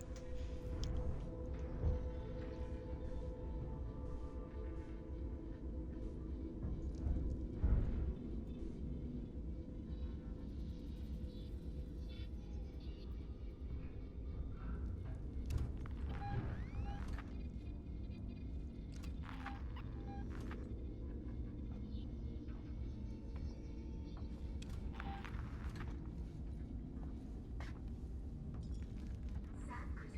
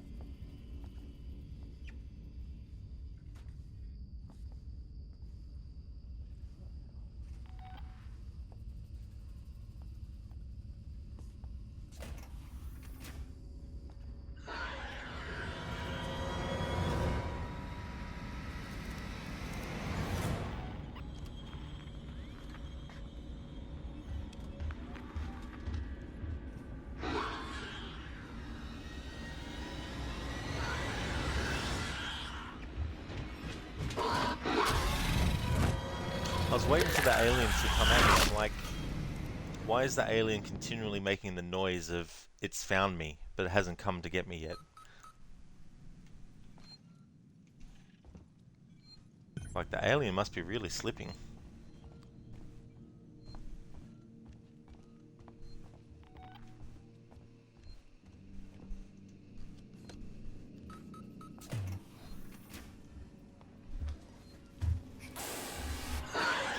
Right there. Hello, alien.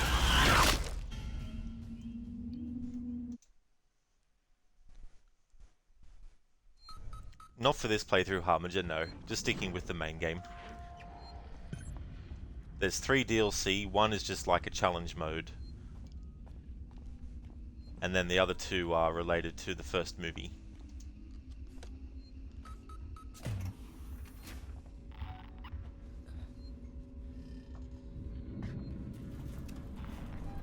It's gone to hell in here, Samuels.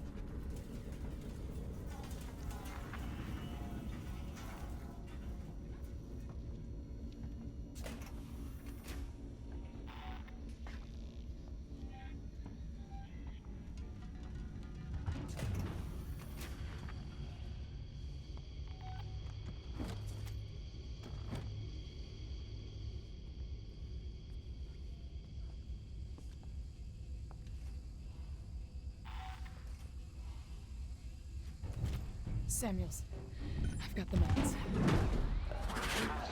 Outside medical reception. Ripley, we heard gunshots, and if we heard them, so did the creature.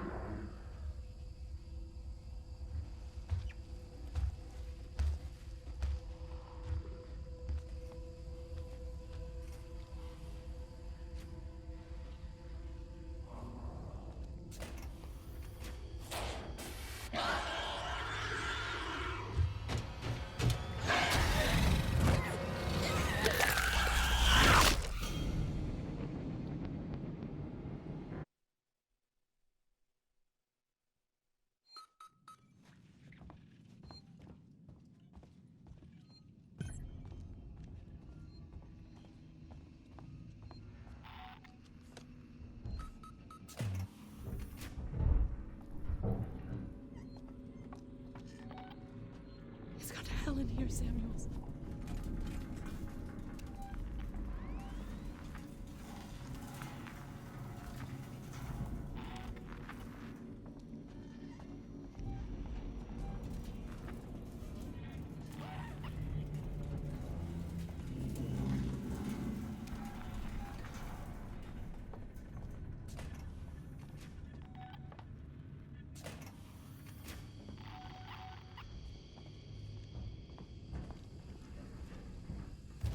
Samuels, I've got the meds. We're at the transit station outside medical reception. Ripley, we heard gunshots, and if we heard them, so did the creature.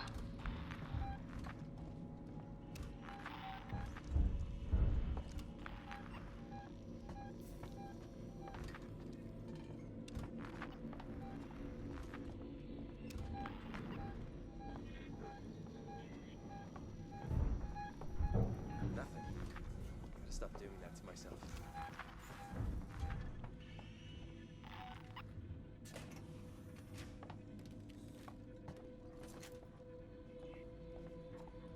Medical reception's a no-go. I can't get out.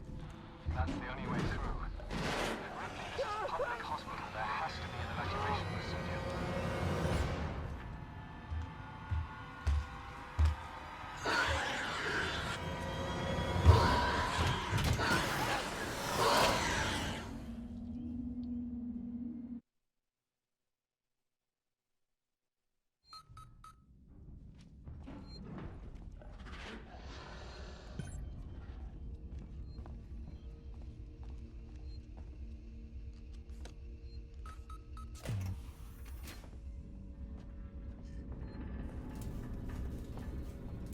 It's gone to hell in here, Samuels. Cole, you're grateful the alien screaming in your face isn't like 10 times louder than everything else in the game. You hate when movies and such do that to get in a cheap scare. Yeah, that's the thing, right? Like, jump scares aren't very Samuels, long-term effective. got the meds. It's only short-term. Transit station outside medical reception. Ripley, we And heard while some gunshots. jump scares are really memorable, So did the creature. and people will recall, oh damn, that was a jump scare that when I still think about it, you know, gives me the creeps. But a lot of the time, what sticks with you more is things that aren't jump scares. That's why I feel they're not really a fully effective method of scaring, because in any case you can do a jump scare in a comedy. Doesn't make the comedy scary. Medical reception's a no-go. I can't get out. That's the only way through. Ripley, this is a public hospital. There has to be an evacuation procedure.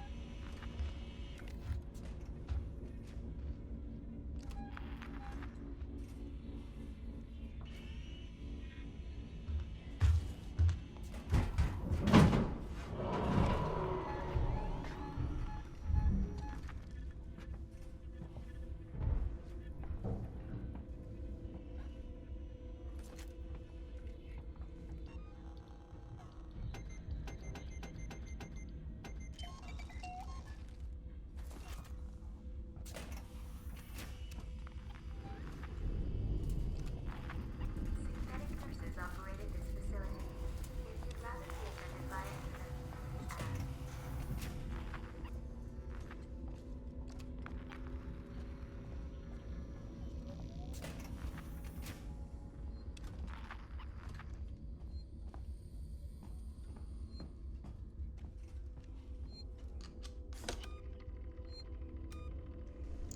Just so you finished the AWE DLC, the darkness mechanic was interesting at first and annoying later, but you understand they wanted it to feel like that Alan Wake game.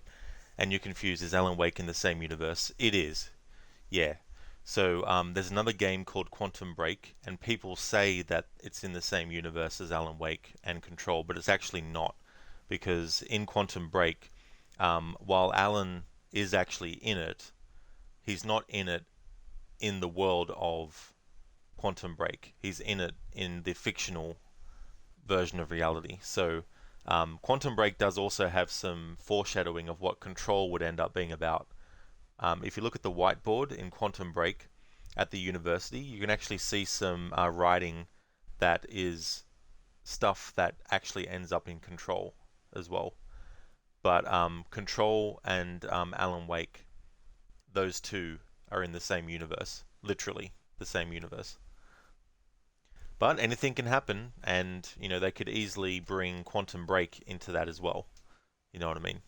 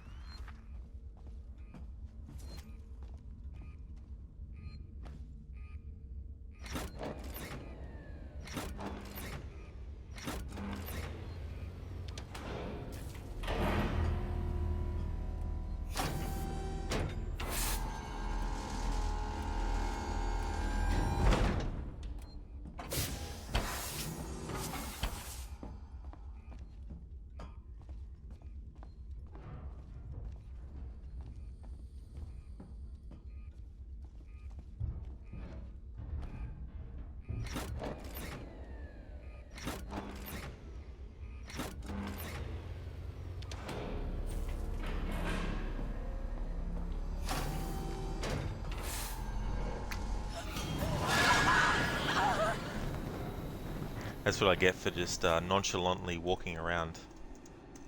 Good thing I saved it where I did. Otherwise, we would have had to redo that other part all over again.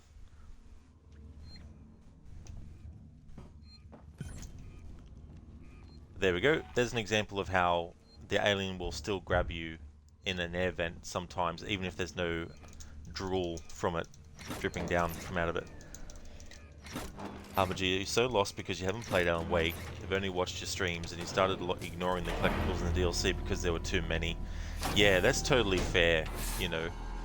There's some things that Alan actually references that is from Alan Wake as well, so that does make it difficult. Fubu, what you don't like in Quantum Break is 80% of cinematics and 20% of gameplay. Yeah, if because there's a lot of cinematic stuff in there, you know, when you think about it. I enjoyed it. I don't think it's as good as Control. Shit. Almost did the same thing.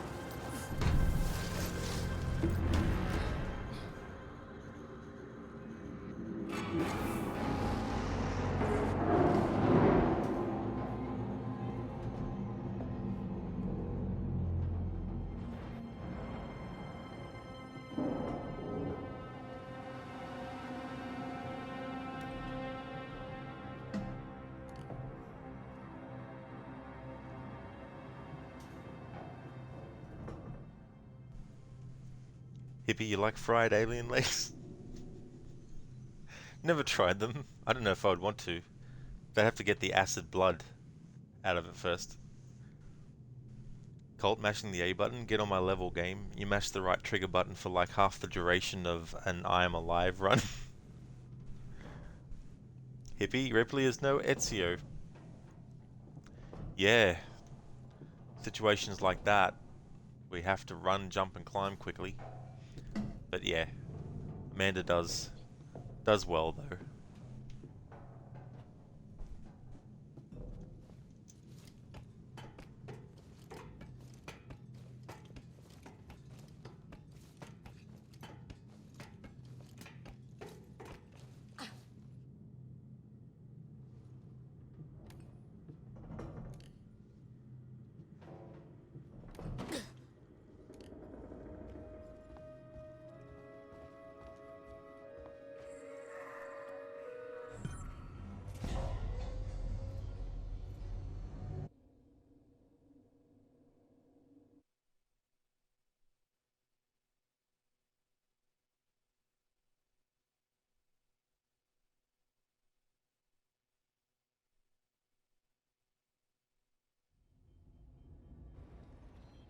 Fault detected.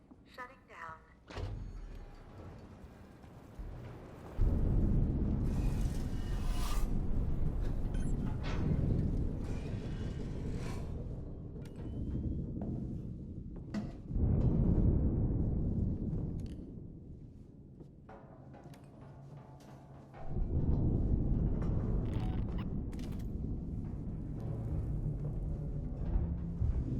Cold. Honestly though, the right trigger, right 2 mashing to the sprint in My I'm Alive does kind of suck.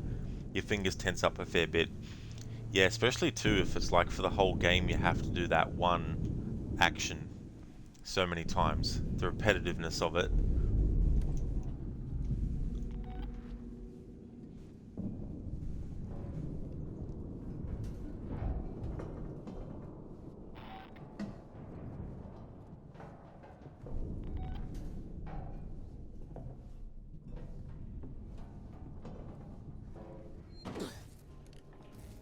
There's a piece missing. I need to fix that. Alright, so we have a bit here where there's more humans.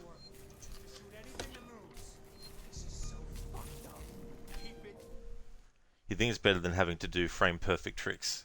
Yeah, I mean that's the thing. At least you can just, when you know it's coming up, you can just spam it before it even initiates.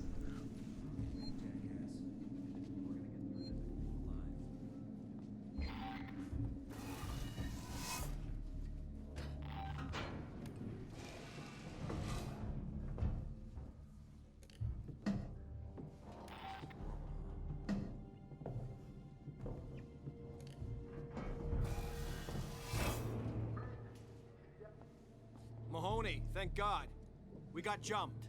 Looters. We saw it on the security feed. Can you get up here? We're trapped. Elevator's out. You're right by systems and synthetic storage. There's all kinds of stuff to fix it. We don't know where to look. Boot up a requisitions android. Is he insane? Peterson wants to know if you're fucking insane.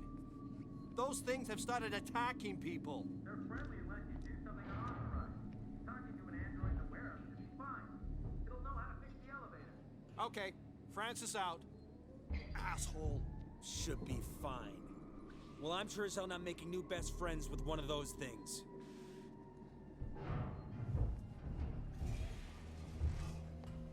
Had to be done, I guess, but it was your idea, not mine.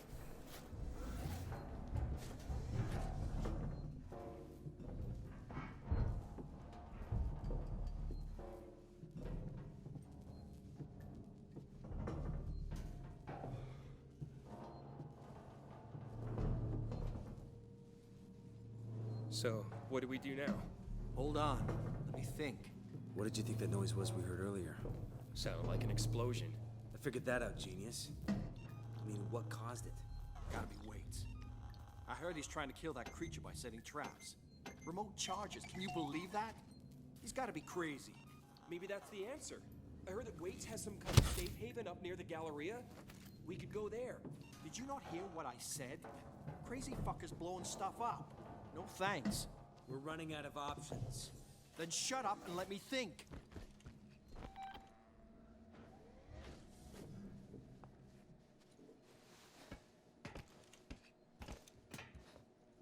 Remind me why I agreed to this contract.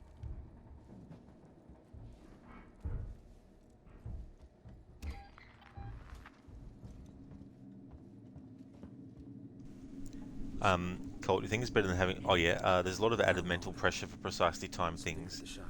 In comparison to a lot of other speed runs, I'm Alive is rather glitch-free, only a few actual big skips, and you'd say only one of them is truly hard. Other things are just smaller skips, and most of those are easy too. Yeah, that's good if there's like, not all just, you know, difficult things to pull off. It's good when you have easy things that you can do too. If there's a particular save spot in this game where it's possible for the alien to sneak up while you're saving, like if you load the save there's an alien instantly next to you. Your friend had that, she had to be very quick with the flamethrower. Yeah, I think I might know the exact point that you mean. Later in the game there's a lot of back and forth that you have to do from one point to the next, and there's actually a save spot in between one of those. I mean, there's a couple of save spots, but one are basically on the either end of the path that you overall have to take. And if you save too quick, if you save too when the enemy's close, then boom.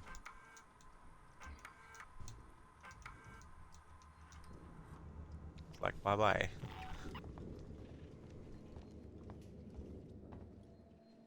This whole station's gone to shit. We've only done what we had to.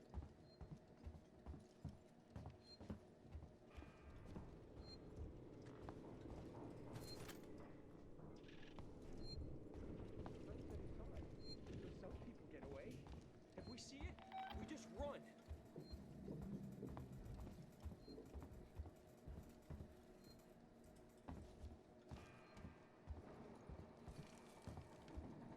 There's something up in the vent!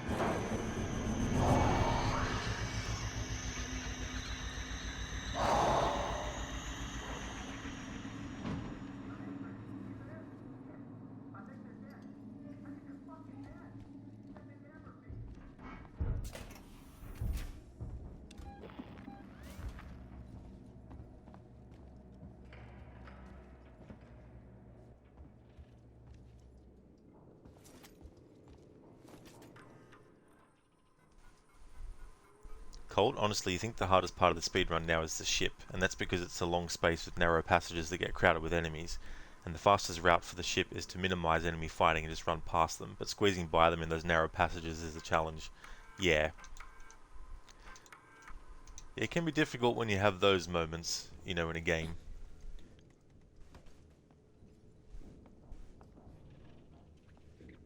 You think, game, you're not giving me much room to move, to get around.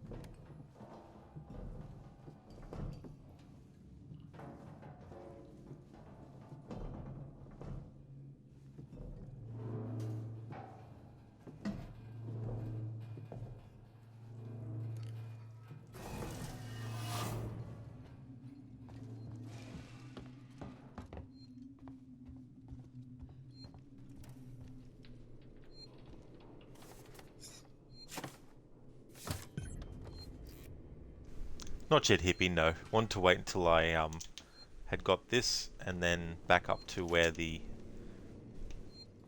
thing is we need to power up.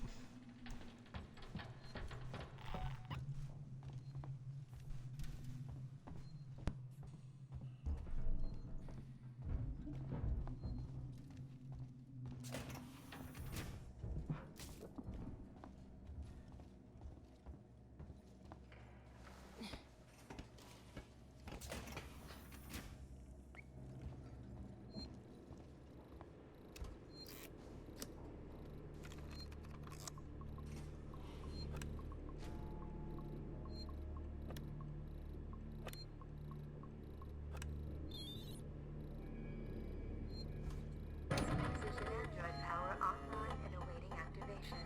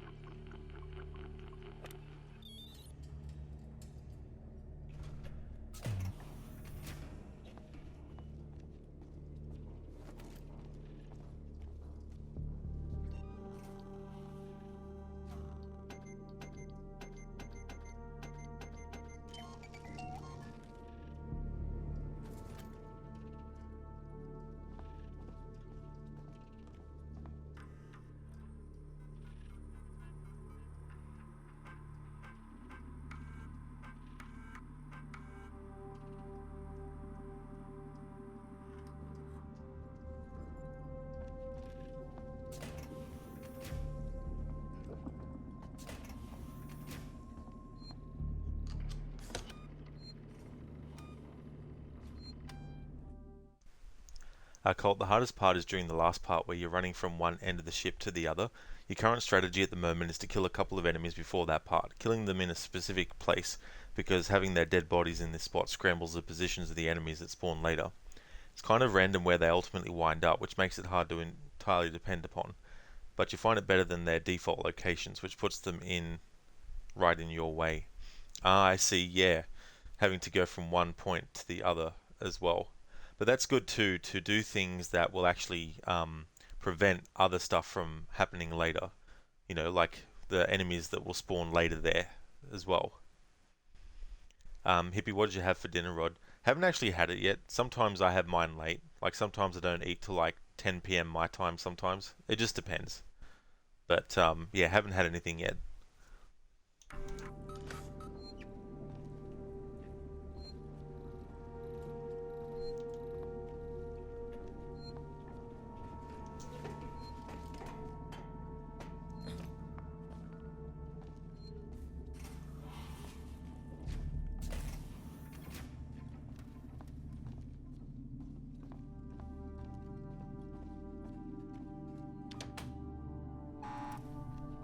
Now play nice.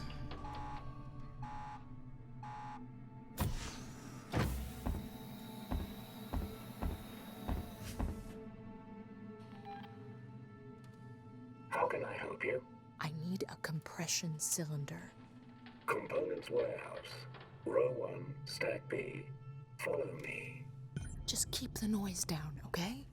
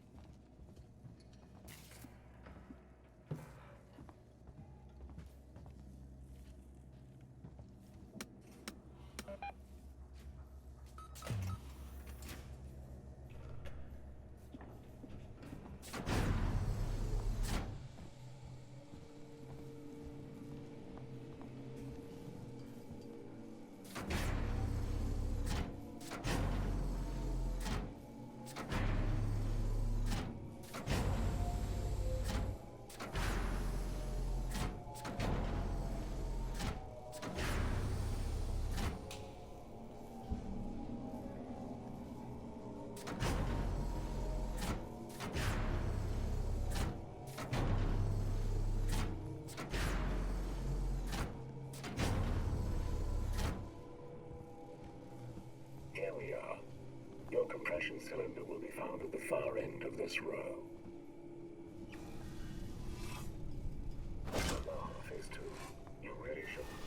Whoops!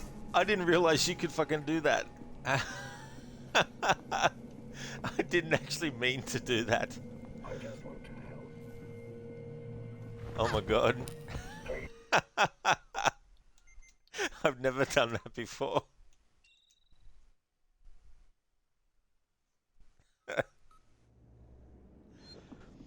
Yeah, Rosie. He was a nice android until someone decided to whack him on the back of the head.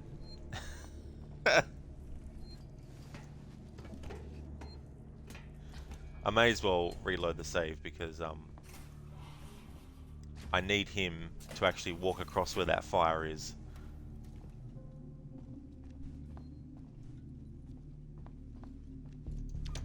Welcome, Rosie. I hope things are going well. Now play nice. Colt, you basically have to kill those two enemies anyway because you can't get past them without being seen, and even if they don't go full alert, they can still wander around, and if they spot you during a certain moment, you're basically a sitting duck for the guy with the gun.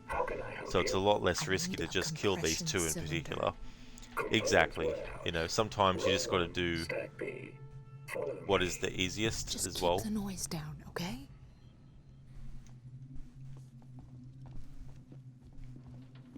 It's so funny, Hippie. I've never done that before with this android. Like, just... What I wanted to do was actually just aim and bring the revolver up. But I forgot that it's the left trigger, not the right trigger.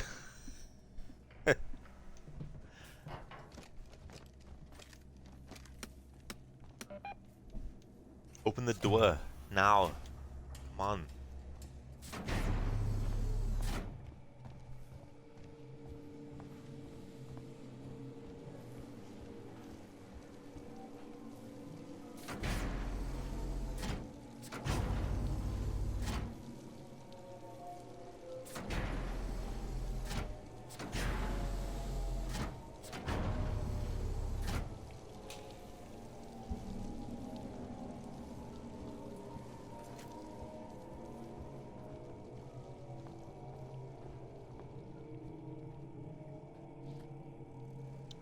I glitched the android.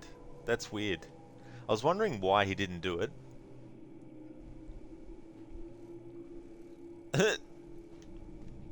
Android, you need some help? Or what?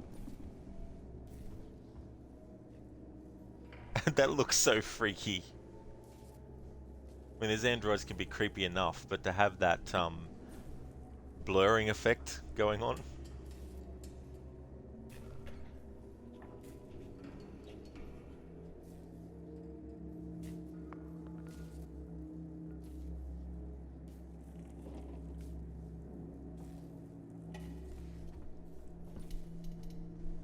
Finally.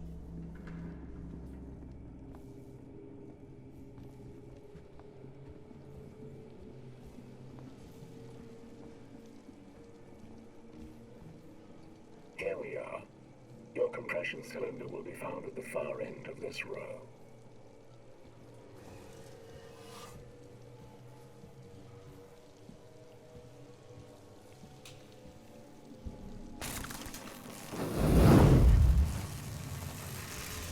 Toasty!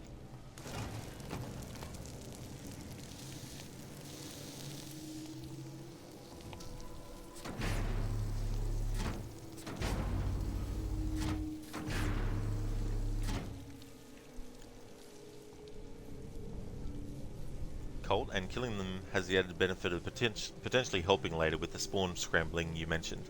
Yeah, and that's it too. You know, whatever you can do to give you an advantage. And plus finding out those things too, like if you didn't know about them before.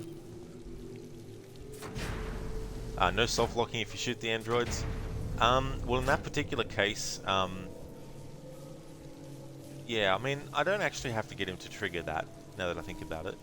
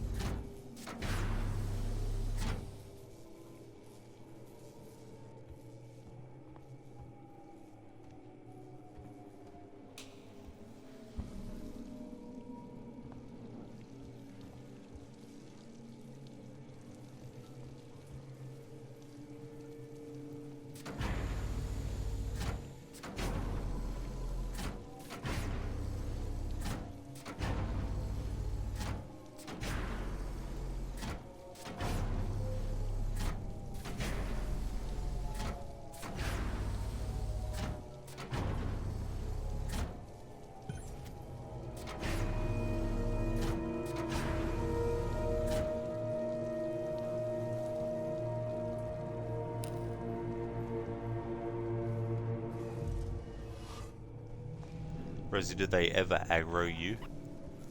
Yeah, I mean, they can be annoying sometimes, especially when you are trying to do something and one grabs you, and then of course you need to do the QTE to get it off you. But then you also have ones where you might walk past where one is lying down, looking like it's deactivated or dead, and it'll grab you.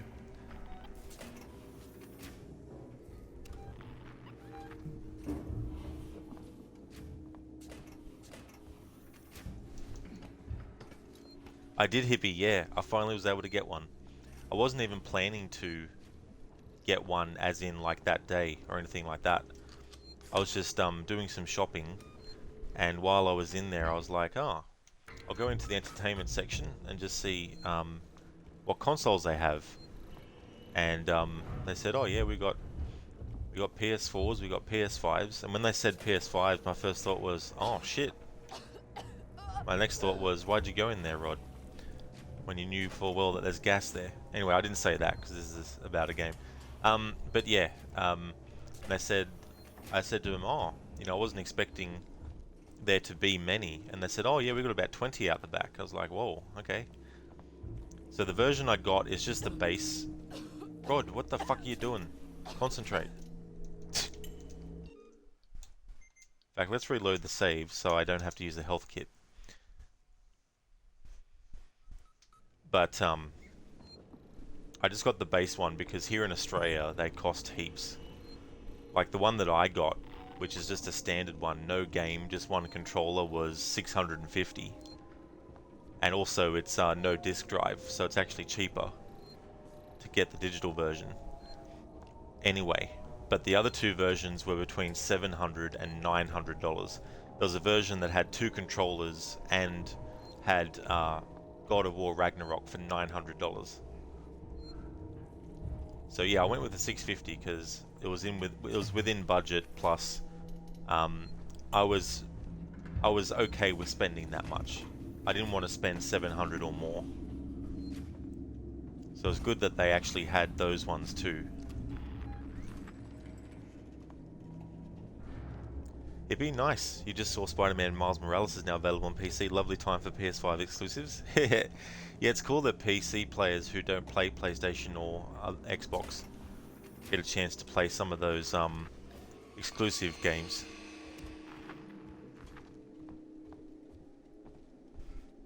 That's it, yeah. So 650, no disc drive, which I'm fine with because I haven't bought a physical copy of a game since 2000 and I think it was 13 or something when I bought Splinter Cell Blacklist.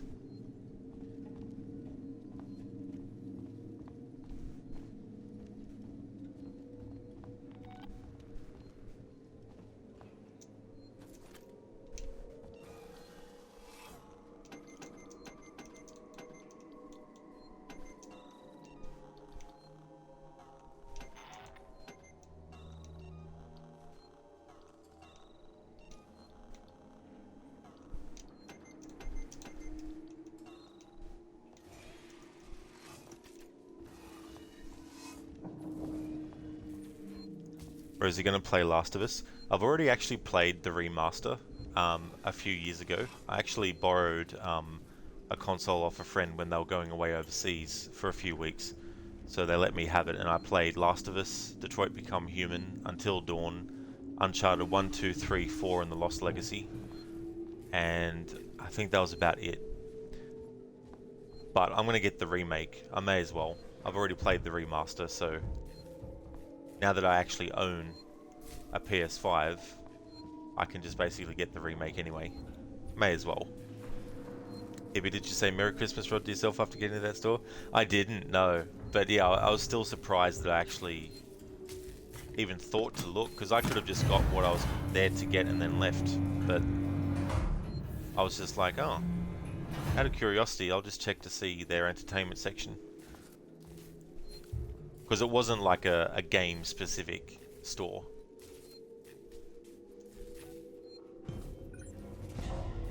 Colt, your mom's been getting the odd game from Goodwill every now and then. Oh, that's kinda cool that you can get that too, as well. Yeah, it's good to get things like that.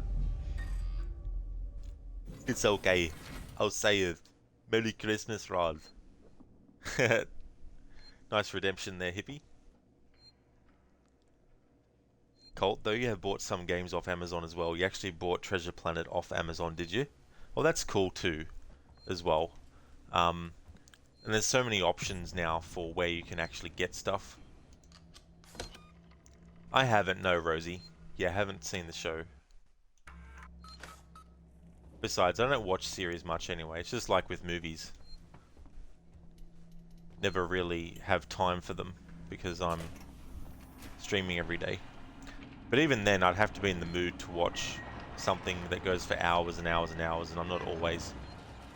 Sometimes I just feel like watching YouTube videos because they're only... Well, I mean, obviously you can get long YouTube videos, but sometimes I just watch those because they're small chunks of entertainment I can, you know, watch, and then if I don't feel like watching anymore, at least I don't have to pause a movie and then come back to it later, or not come back to it later.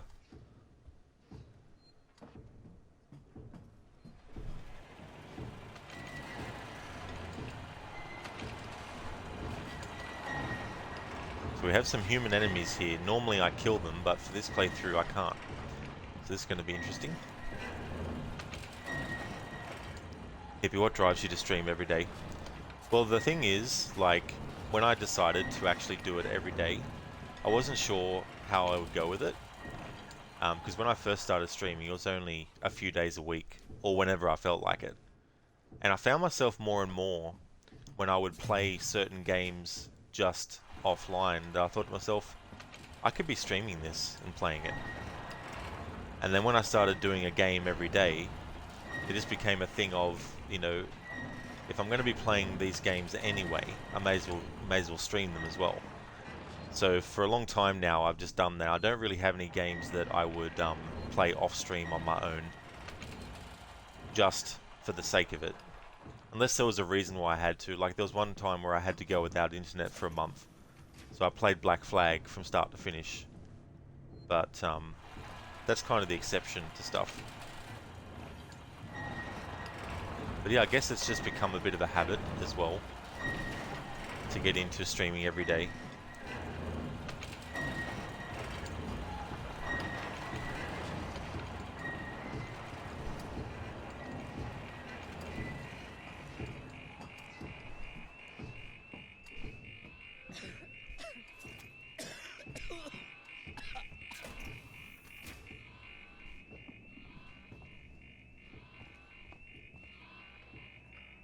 Really, Colt? So tomorrow's your birthday? Hell yeah. That's awesome. The big 3-0. Well, if I don't see you in chat when your birthday is on, I hope you have a really good birthday. I hope it goes really well, that you have a great one. And obviously the most important thing, that you enjoy yourself as well. Hippie, so you just usually play games after work and figured you can just stream it. That's really cool. Yeah, you know, and then it was like, oh, I'll do different games on different days. So that's when I started to do Assassin's Creed initially just every Saturday. But then I found myself after a Saturday stream going, oh, I have to wait a week before I can jump into Assassin's Creed again. So I was just like, I may as well do it Saturday and Sunday. So there have been occasions where I just do a Saturday stream of Assassin's Creed, but generally that's either if on a Sunday I have, you know, other commitments I need to attend to, or if I want to take that day off, or if there's other games that I need to get done and I need more days to put towards them, then I'll swap out the Sunday of Assassin's Creed for a different game.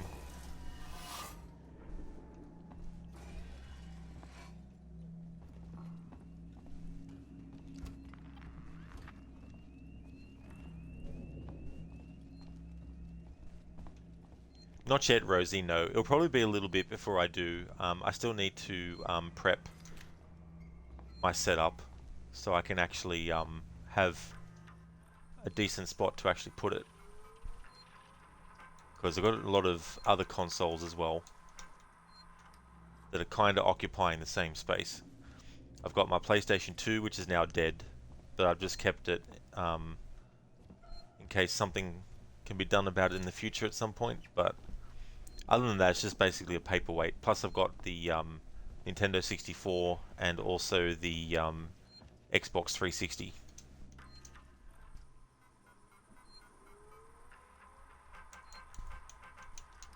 But I definitely already know what PlayStation games I want to get. I definitely want to get all the Uncharted games. Last of Us 1.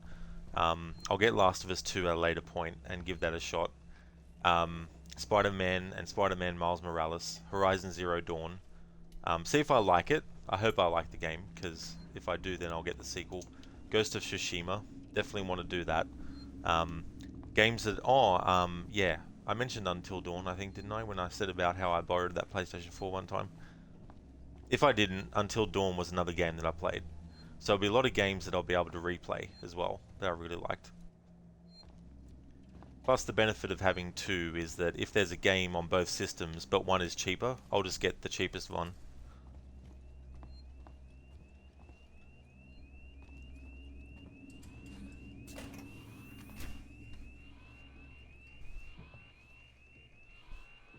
How do I get off this wreck?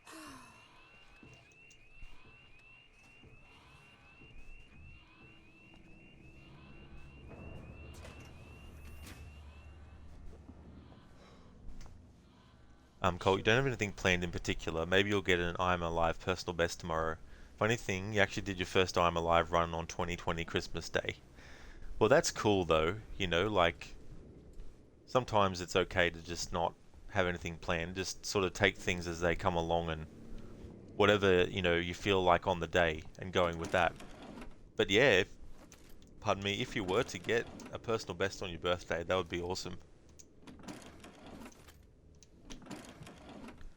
Rosie, 360 is a bit redundant now, isn't it? Oh right, no disk drive on the S.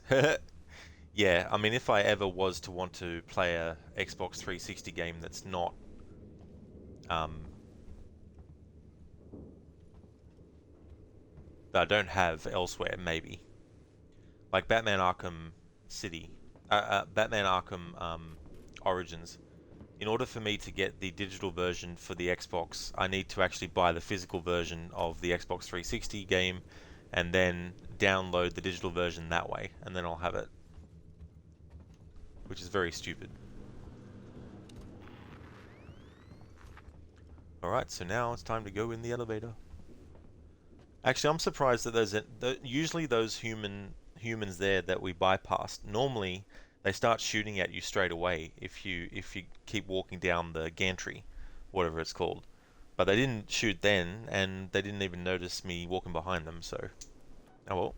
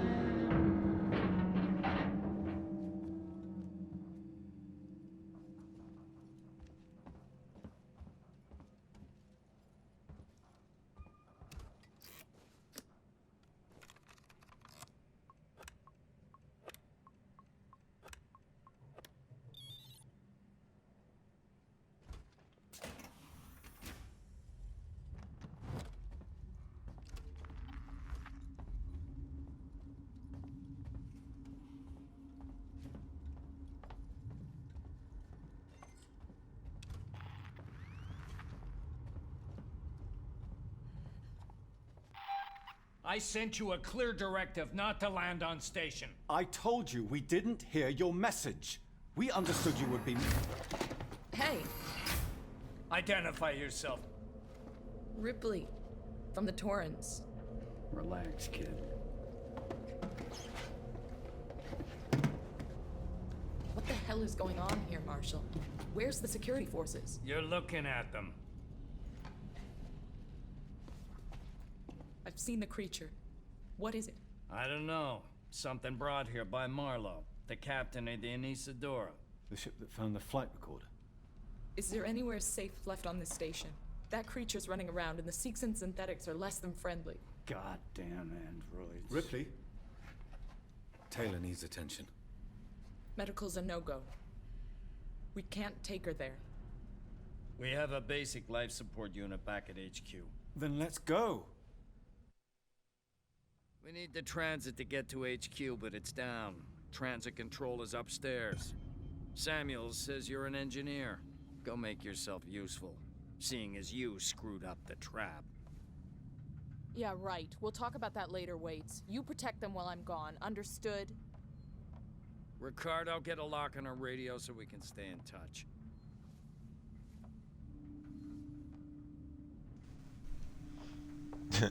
I like that. He's the one that pulls his gun on Amanda and acts all like, "Ooh, who are you?"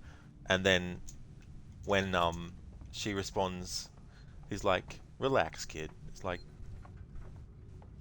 tell her to relax. You should relax. You're the one that was like, "Oh my god, who are you?" Put a gun in her face. Right, Ripley. Hippie, you don't usually play games yourself. You feel it takes a fair amount of time out of your day. College work and working out takes up the majority of your day, but you like to watch streams sometimes, or at least put them on in the background while you work.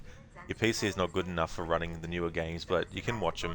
Yeah, and that's a great thing too, you know, just having something that's playing in the background doesn't have to be something you're 100% focused on, and when you can, you know, focus on it, you do, but then, you know, you go back to what you're doing, and it's cool to have, you know, that kind of thing happen as well.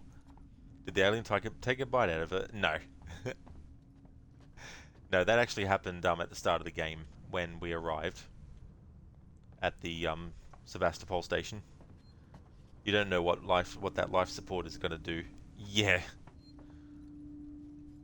Well, I mean, you get certain characters in stuff that you think are going to, you know, survive, but then they don't. And then you got people who you think will not survive, and they do. But yeah, I don't know what life support is going to do ultimately.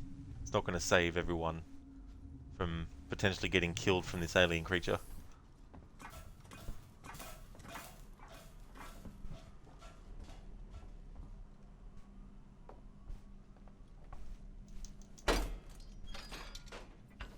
Cold, sometimes you audio read to relax. That's a good thing to be able to do also. Okay, come on, game. Yep. Alright, there we go. Sometimes if you hold the buttons down that you know you need to, too early, the game doesn't think you're holding them down.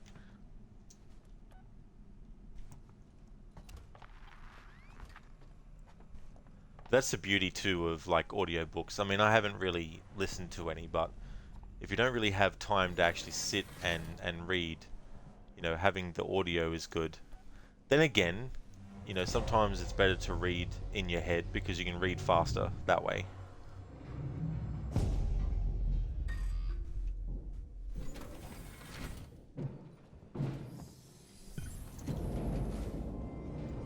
Flashbang.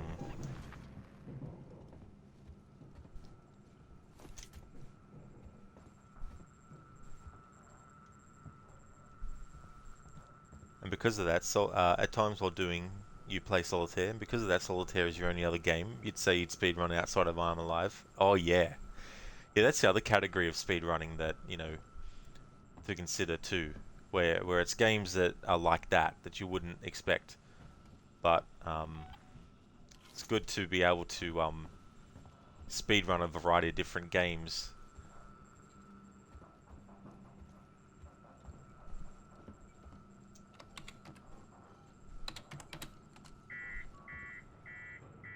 Someone shut everything off. Whoa! I know someone's in here.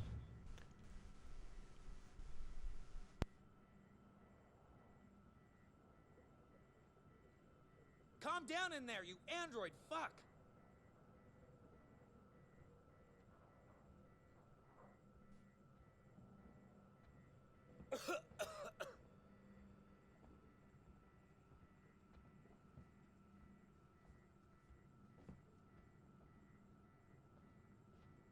I went to a lot of trouble to secure this place.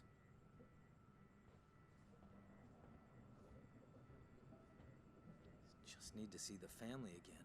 That's all I want. Alright, so we can't kill this human enemy. And I can't let the android out Must know what's going on. while he's still running around, because the android will kill him. And the only way I can swing this is if I wait until I've done everything that needs to be done, until the point where I absolutely have to open up where the android is. Because you can't knock enemies out in this. Like if I use a melee weapon, it'll kill them. Colt, your solitaire PB for Windows 10 is 1 minute and 19 seconds, which is actually not even that good. Really? I mean, holy shit. Like, that's the thing though.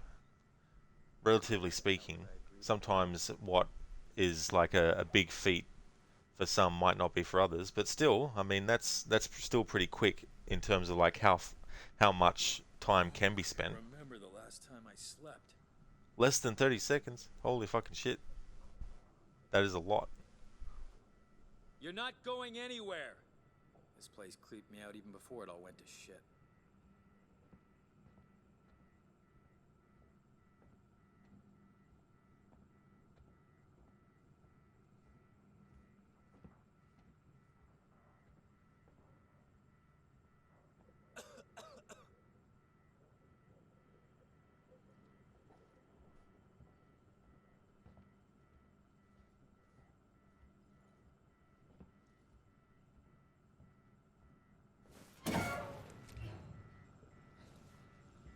Show yourself, and I'll make it quick. Wonder what the kids are doing right now. What the? Must have just been those weird noises Ocean makes.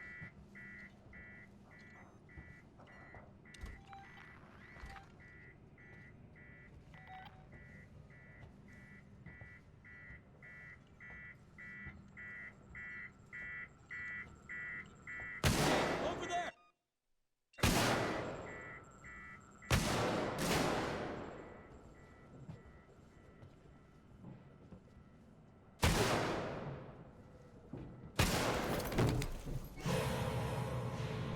Alright, there's nothing I could do there. Alright, where was the last save game? I can't remember where I saved last. Of course. This is where I saved last.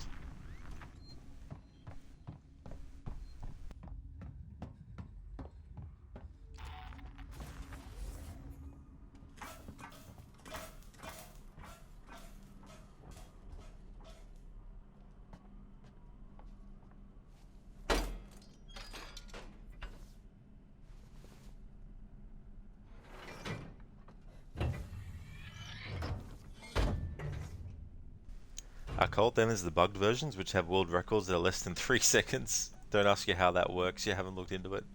That is insane.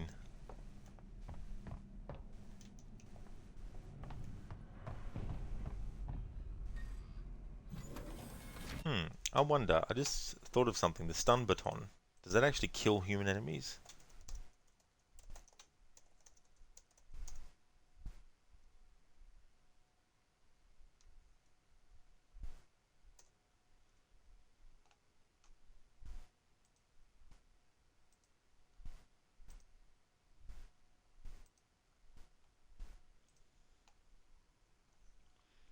It's the only non-lethal weapon in the game.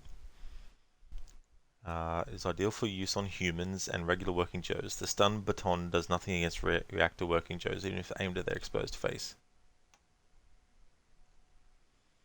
That still doesn't tell me though if, well, I mean, if the enemy is just stunned, because I don't know if the game, because see, there's an achievement for getting through the game without killing human enemies. So I would assume that if you use an item that doesn't kill the human enemy, that the game wouldn't count it. But I don't know that for sure. But personally, if it does work and they're just knocked out, then I'll consider that an exemption. I mean, I could still go around, but the fact of the matter is, this human enemy is still going to become aware of me sooner or later, because I've got to actually make noise.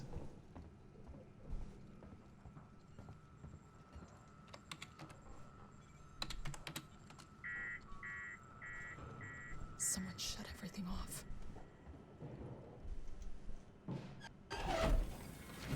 Oh, I know someone's in here.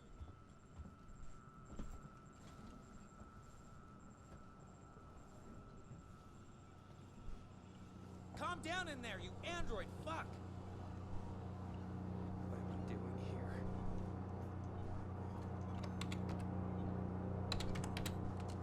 No, what did you do?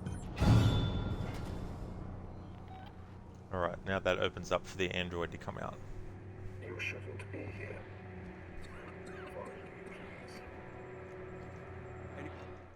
Alright, he's gonna die. So I can't allow that. Alright, so it looks like I'm gonna have to use the stun baton on the human enemy and knock him out.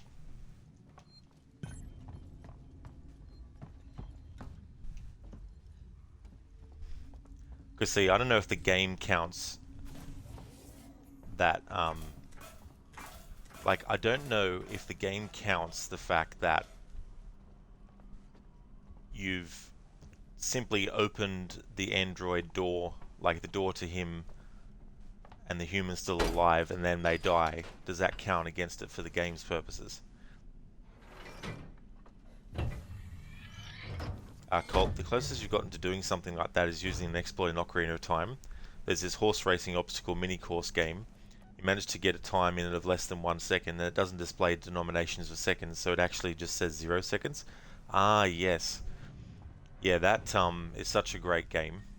And it is insane the amount of tactics and strategies that there are when speedrunning those games.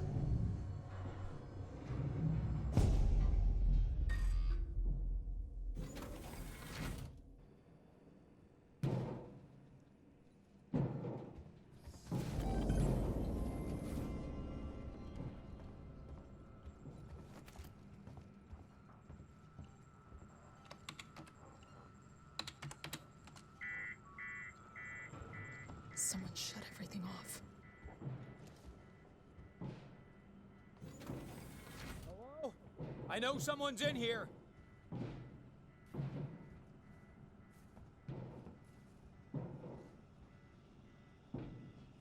Calm down in there, you android fuck! Going to space, they said. It'll be an adventure. Assholes.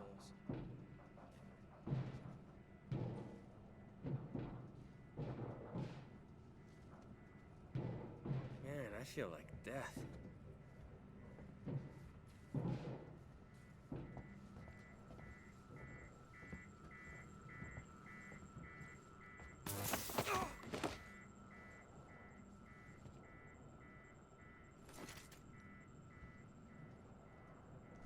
Alright. So, I'm not counting that as the human dead.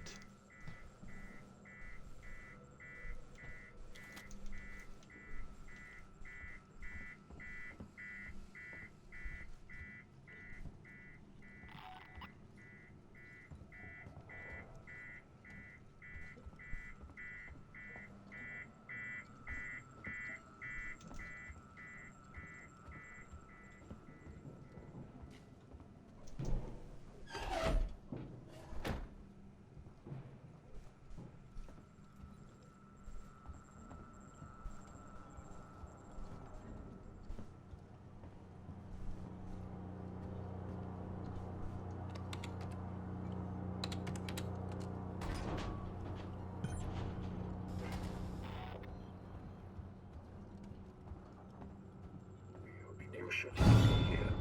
Strange. What are you doing here?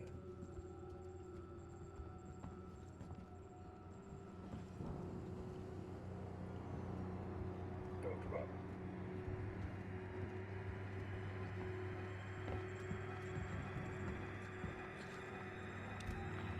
Why not ask me about Sebastopol safety protocols?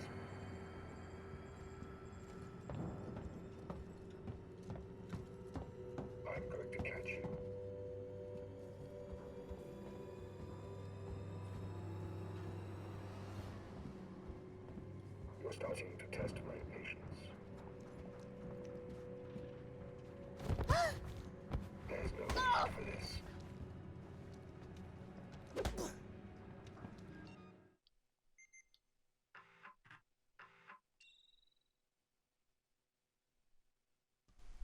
Alright, time to redo this again.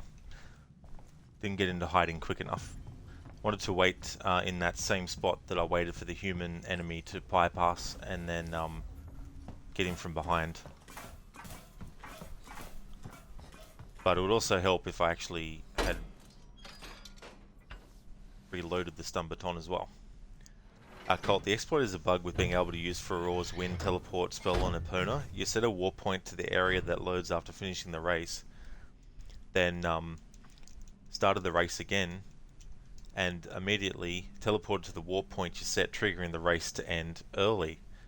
That is so cool to use Farore's wind that way, for the purposes of a like a bug.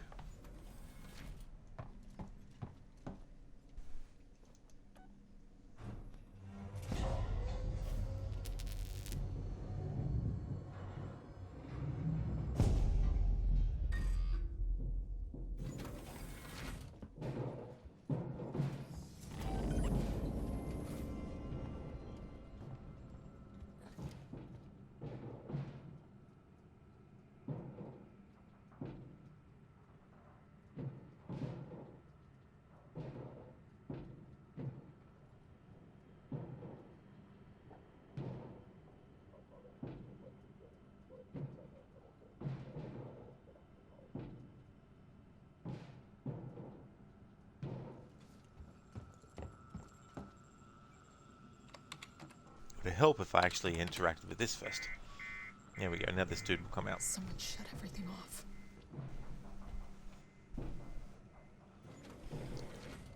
Hippie, ever been in a fist fight mode? I actually haven't, no. Any scuffles I had in the past, like, not many physical altercations. Some in school, but not initiated by me. But yeah, never like a fist fight kind of thing. Not even in recent years or that kind of stuff. I tend to make sure I don't get myself in situations where I could potentially be, you know, attacked by someone.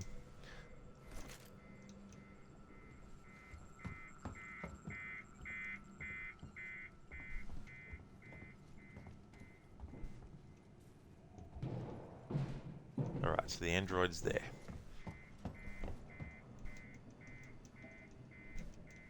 Okay, that's reloaded. That's right, Hippie, yeah. Poked him in the butt with the cattle prod. Or the stun baton.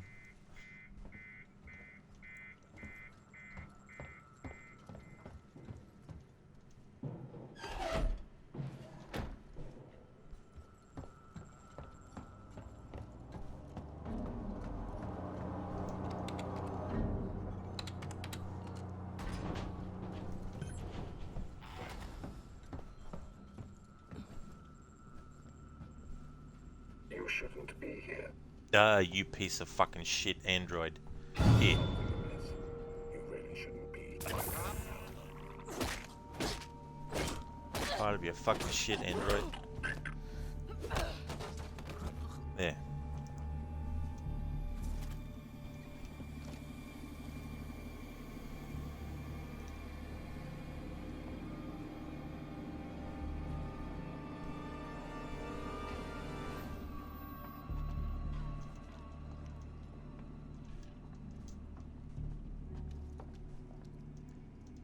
If you love how there's battery acid leaking out of their nose. Oh yeah. It's good, all those little details that they put in there.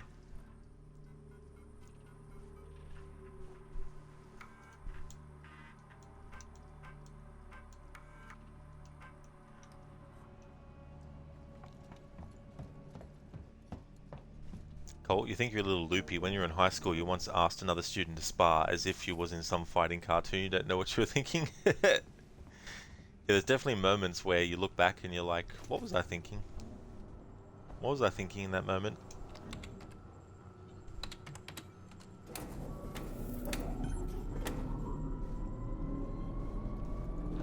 Ripley, take it. I had some trouble, so it's gonna take me a while to get back. We can wait. Taylor can't. I can catch the next car. Your call.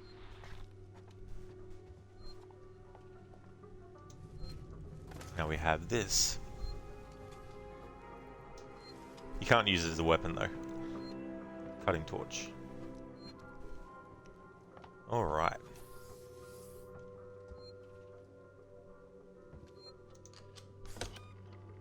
Hippie, your aunt from the UK brought a box of chocolates and it's full of tiny Snickers, Galaxy, Mars, Twix, Milky Way, another one called Malt something. Oh, hell yeah. Yeah, they can be really cool when you get those packs that have all those different things in them. Haven't actually had Snickers for a while. There's the other kind of similar thing called a picnic, but I haven't had that either for a long time.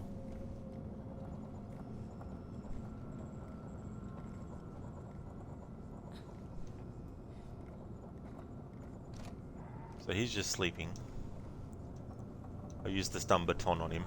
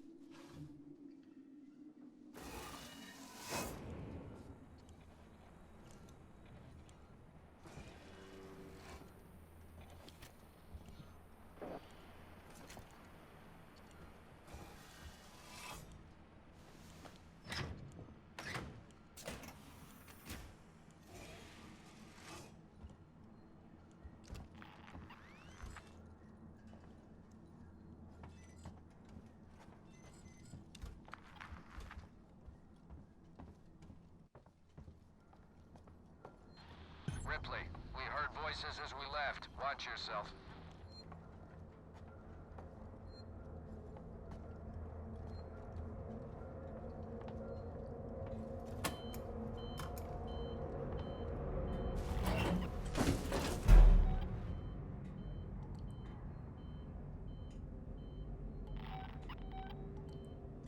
Oh, Colt, sorry, in the end you did basically nothing, got clocked in the head, and then started laughing like an idiot maniac to distract from the pain.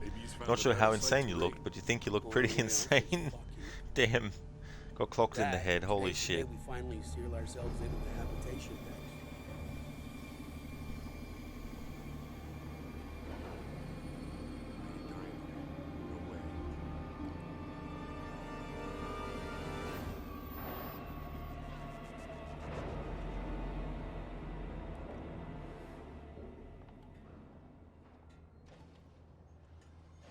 This car for Solomon's habitation tower. Keep it together, huh? We can get through this.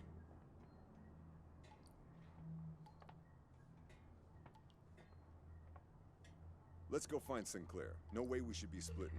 Safety in numbers. Please fill out one of the Not even forms sure of that provided. anymore. That thing is unstoppable. Give me one clear shot. I'll stop the fucker.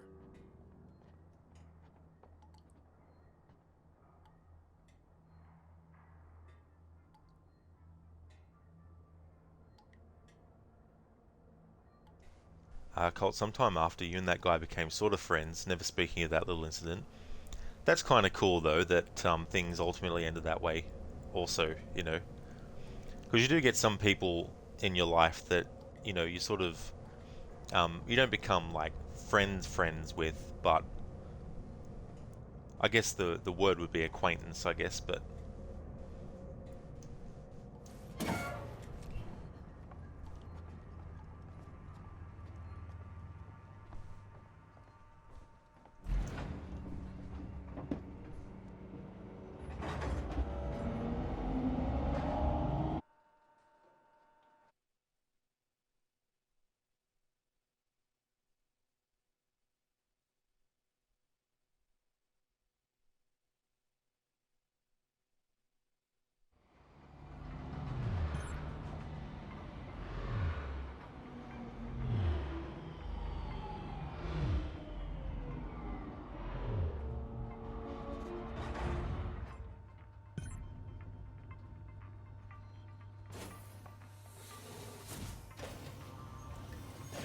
Station serving the Solomon's Galleria Mall, Colonial Marshal Bureau, and 6 habitation suites. oh yeah, it can be.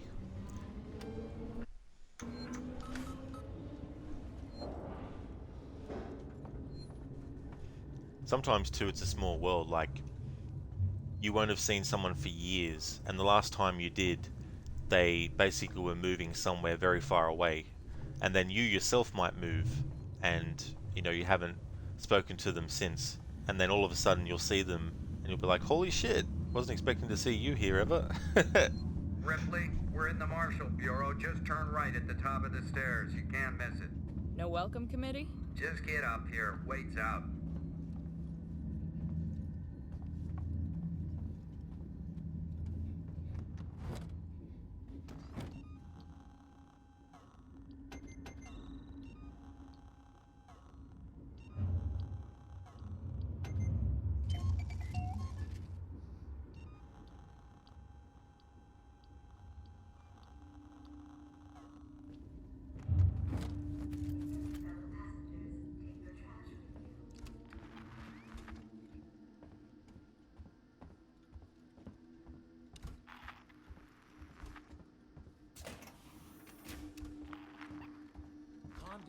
Calm down. We're safe now. Waits has a plan. A plan? Really? His fucking plans haven't done us much good so far. Was that you? Did you get the transit running? Nice work. Maybe we'll be safe here. For now, anyway.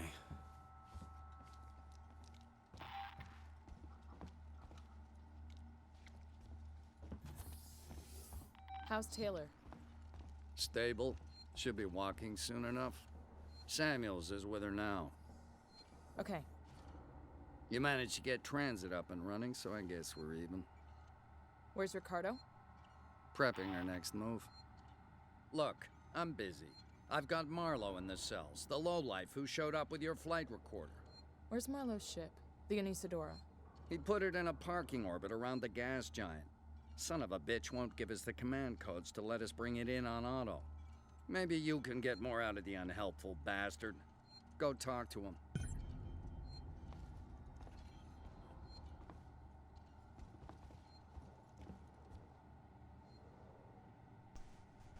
So in this next part, it's a flashback, and we play as Marlowe, this character that we're about to interact with.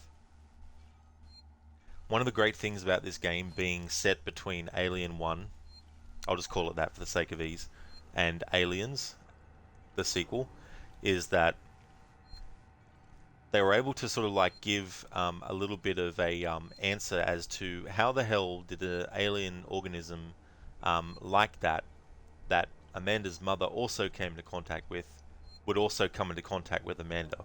And the logic that they used to actually connect the two and make that happen was really cool. So, in the first movie, the Nostromo crew pick up a distress signal coming from a planet.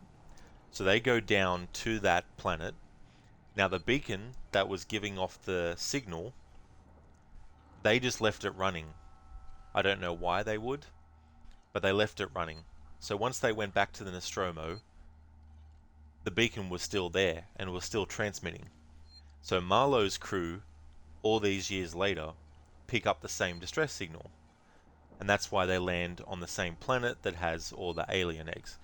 And so we're going to see in flashback them actually finding that. So it was a real cool way to tie the movie and this together even more strongly, but also to give a little bit of a logical reason why the alien would end up on Sevastopol, because when one of Marlowe's gets infected, they of course come to Sevastopol station, and that's how the alien broke loose on this station that we're currently on in this game.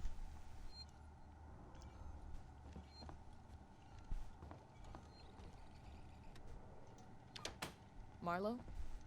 Who wants to know? My name's Ripley. I'm with the company. Here for your empty box already? You guys are keen, I'll give you that. I'm here for personal reasons. My mother was on the Nostromo when it went missing 15 years ago.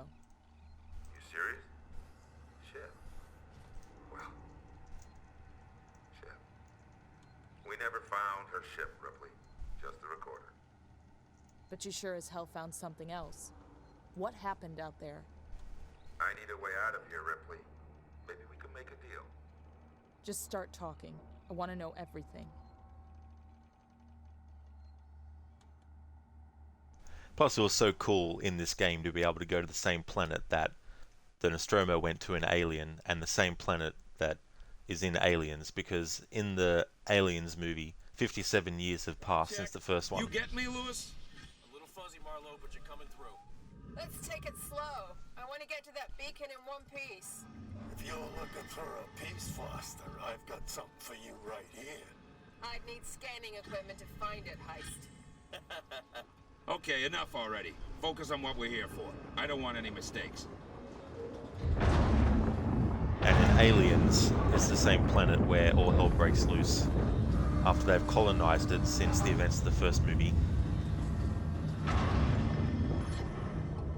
So it's cool to visit this planet in video game form.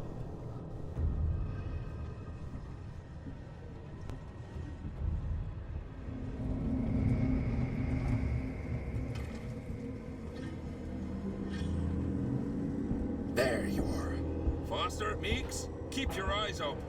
Roger.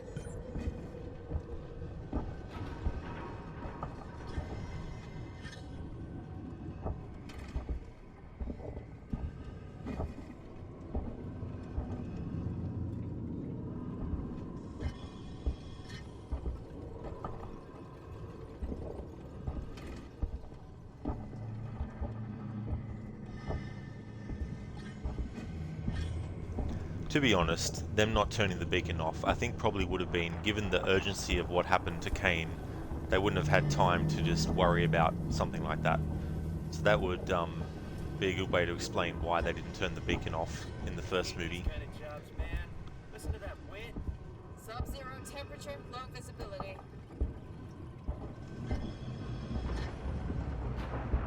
This planet would later be called LV-426.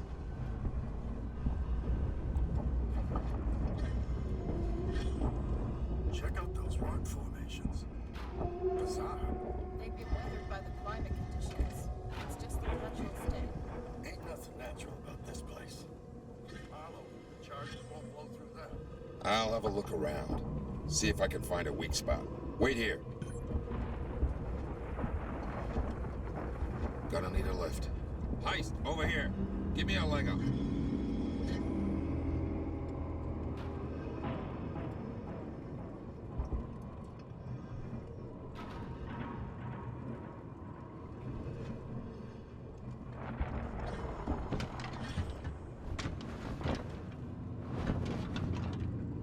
I found a path. Checking it out. What if you don't come back? Then you wait some more.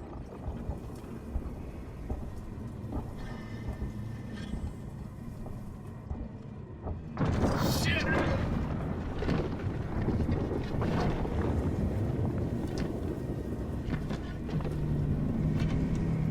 Marlowe, you okay? Yeah, I'm good. It was a close one, though. Don't think I'll be able to get back the way I came. Just watch yourself, you hear me?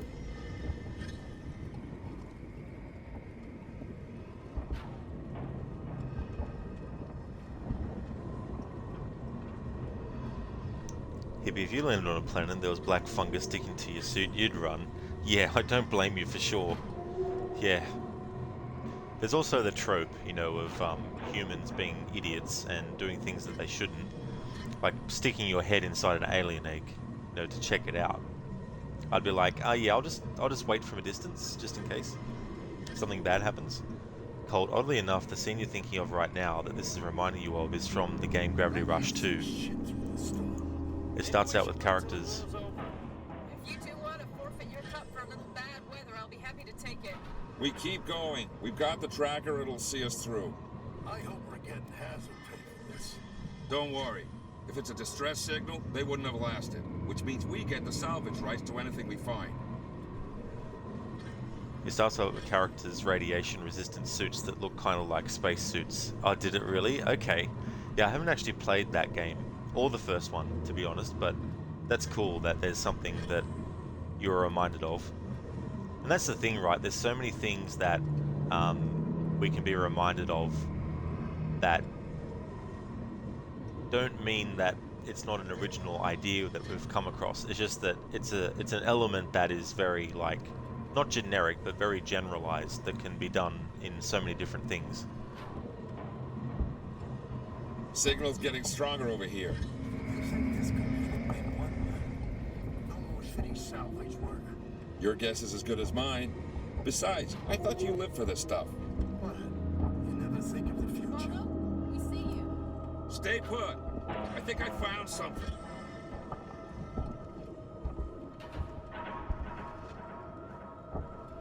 There's a fissure in the rock. Stand back. I'm gonna blow it.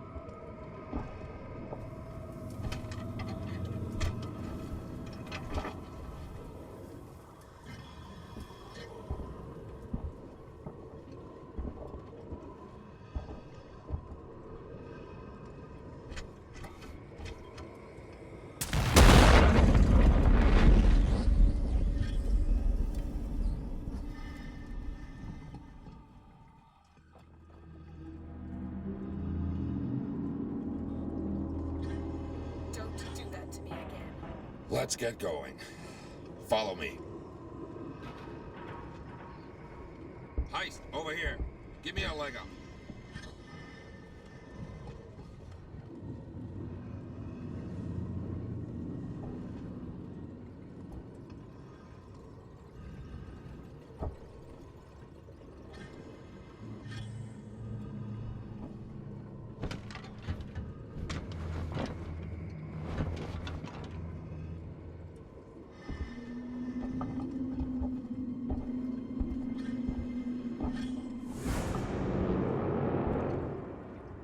There we go.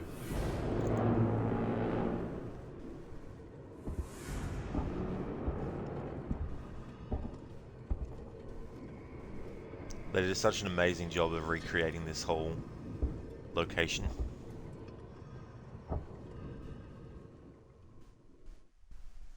Gravity Rush isn't based in space, but there are alien creatures in the game, so you don't think they're from space. Ah, okay. Might have been on the planet all along, but just revealed themselves later on.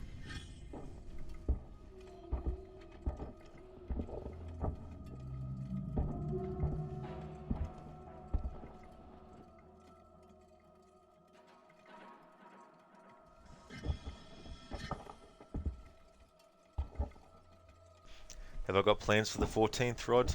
I don't know. I'm not really big into Valentine's Day anyway, so if there was a special someone, then, well, maybe something special would be done. I don't know, but that's in an alternate timeline to what I'm living in currently right now. But it's okay. I enjoy being single.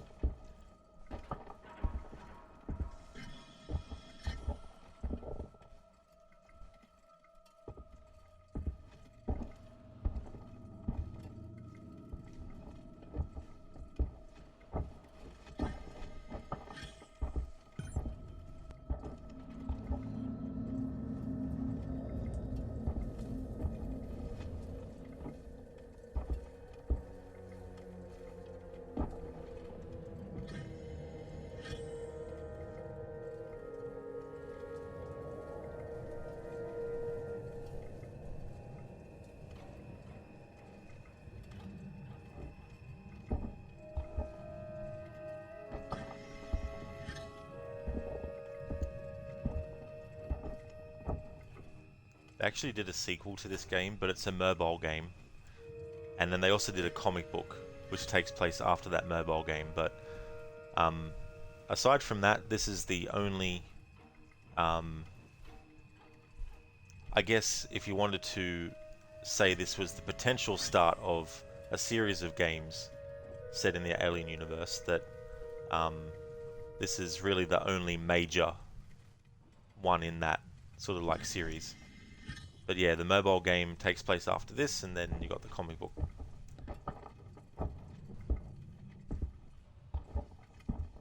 Disney owns the rights to the Alien franchise now, so I don't know what the thing is with video games based on those properties now. What the hell do you think we're gonna find here, Marlowe? Something big.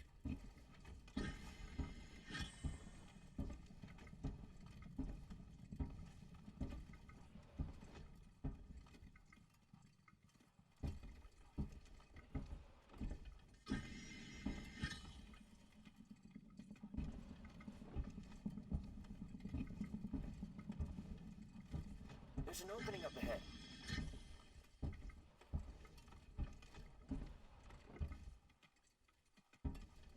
Oh my god. Holy shit. Careful with what you touch. I don't want anything damaged. It's amazing. How old must this be? What is it? A cockpit? And make this a ship. Ha ha! I think we found our payload. Hey, quiet! What? You think we're gonna wake him? Hey, sorry, pal. Can it? We're wasting time. Have a look around. Marlowe, it's a life form. It was a life form. Now it's our property. Salvage rights. We need to stake our claim before anyone else does. And Isadora's not prepared for something this big. Then we'll take what we can and come back. Have a look around, see what else is here. Marlowe, we found something. Tracks. Tracks? Looks like something was dragged. But that's not all. You're not gonna like this. What is it? The tracks lead here. Same name that's on the flight recorder. Nostromo. Someone's already been here. Maybe they abandoned ship and landed here. I can see that. Shit. If they were here before us, why is there no record of this place? Well, if they're still alive, there goes our salvage. Let's find out. I'll find the beacon and shut it off. Don't want anybody else finding this place. Foster, Heist, check out the cavern below. There we go. So for those who don't know, this whole location that we're in now is in the first Alien movie from 1979. What is this? I've never seen anything like it. It's not human, I'm telling you that.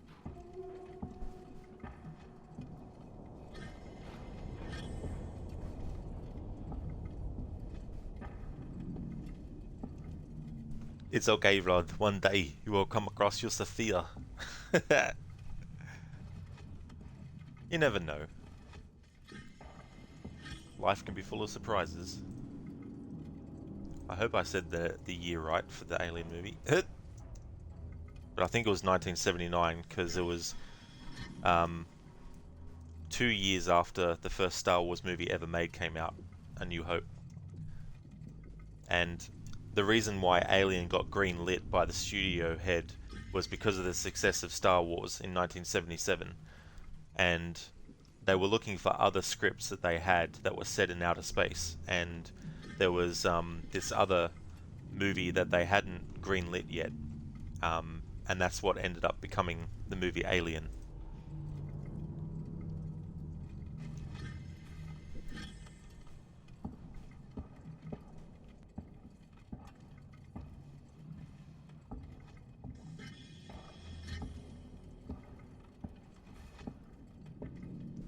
It's actually so,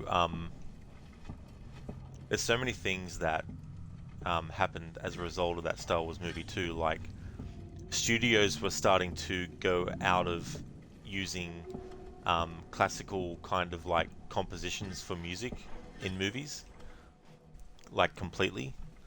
But John Williams and his music helped studios see, oh no, we can still do great things with this, you know, this style of movie music.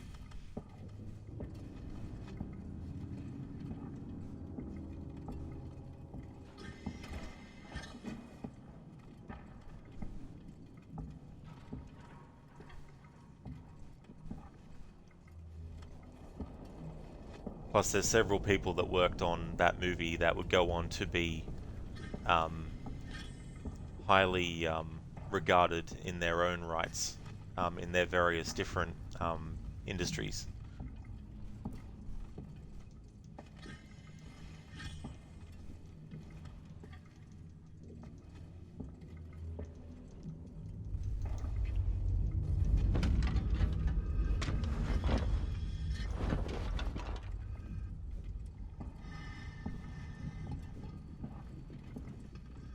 I was saying earlier how Alien was one of those premises and concepts that was very B-grade kind of thing, and there'd already been movies that were done about an alien running amok somewhere and killing humans. But one of the things that set Alien apart was this idea that the thing that was hunting the people would actually begin as a small organism that would basically latch itself onto the face of the victim, and what it would do is it would impregnate that person through the mouth, and then that would form an embryo inside the body, and that when it was actually ready, it would burst from the chest, and that was basically the cycle. And then the creature would go from being like a small alien to growing to like a full human size and taller within a matter of hours, and all that kind of stuff. But that could have also been done in a very cheap B-grade way as well. But there was so much stuff that went into that movie, and it really became an A-grade movie using a B-grade concept. And it was the same with the first Predator movie as well.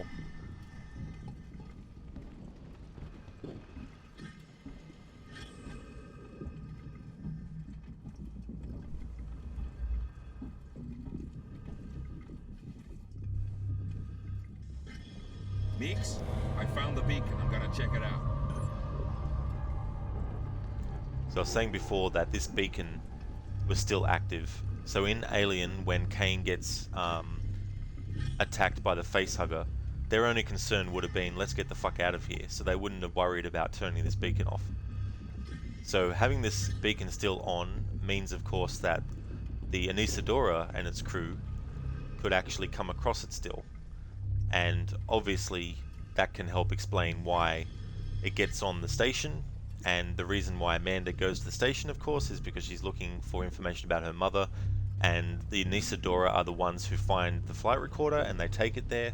And so all these elements come together to logically make it plausible that Amanda Ripley, 15 years after her mother first faced this creature, would be in a situation where she has to face it too. They could have just easily done some, random stuff like she crash landed on a planet, but I'm glad that they had some kind of logic while still keeping some sense of continuity as well. And the second Alien movie, Aliens, it takes place 57 years after the events of Alien. So as Amanda's doing this, her mother is still floating around space somewhere in cryo sleep.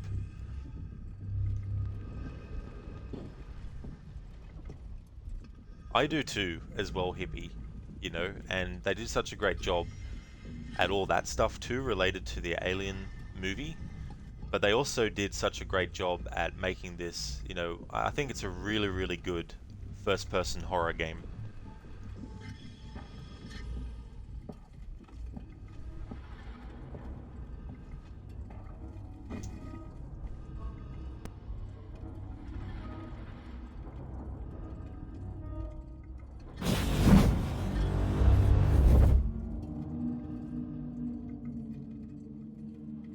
Don't know what happened, but the beacon stopped broadcasting. Marlowe, you have got to see this. It's amazing. On my way.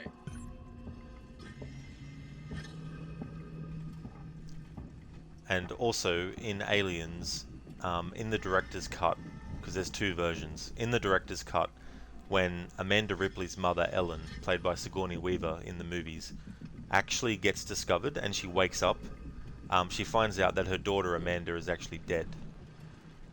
She gets shown a photo of Amanda when she's an old woman, and gets told by Burke, who's one of the characters in the Aliens, that her daughter died.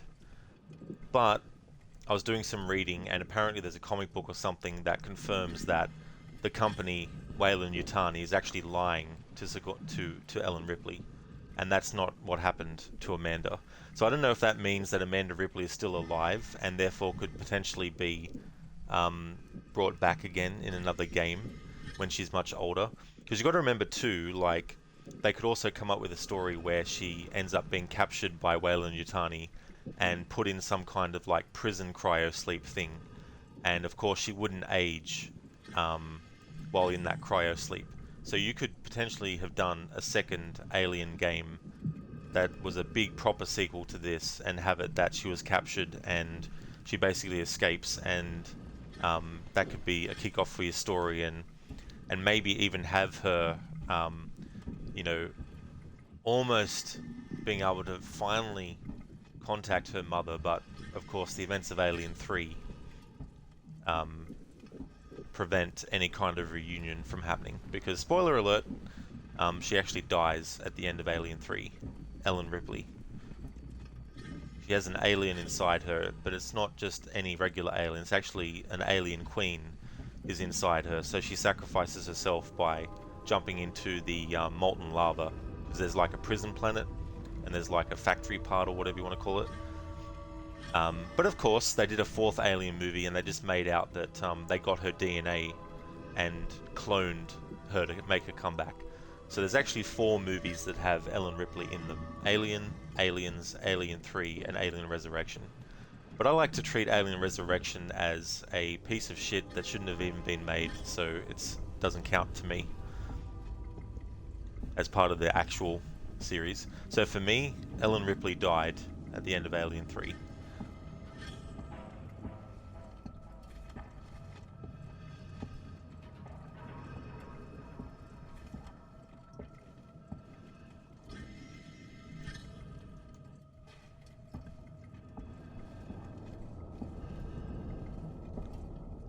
The Space Jockey is what this was called. In the movie Prometheus, which is a prequel to the first Alien, it actually covers the race of beings that this pilot here that we see actually is.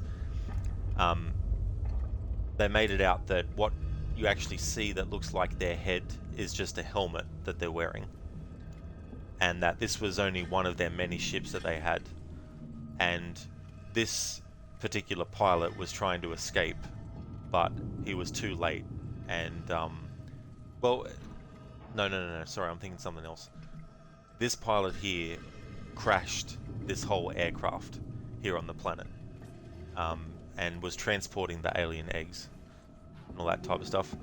They made a thing where the race of beings, like the engineers, that's right, that's what they called them in Prometheus. The race of beings, the engineers, were apparently the people who created humans in the alien universe, using a substance, this black goo, to be able to create life from it. And the idea is that the alien creature is created from that source of that black goo. This place just keeps on giving. Here, strap yourself in. They also did another movie after Prometheus that's a sequel to it called Covenant, but so far they haven't done another one.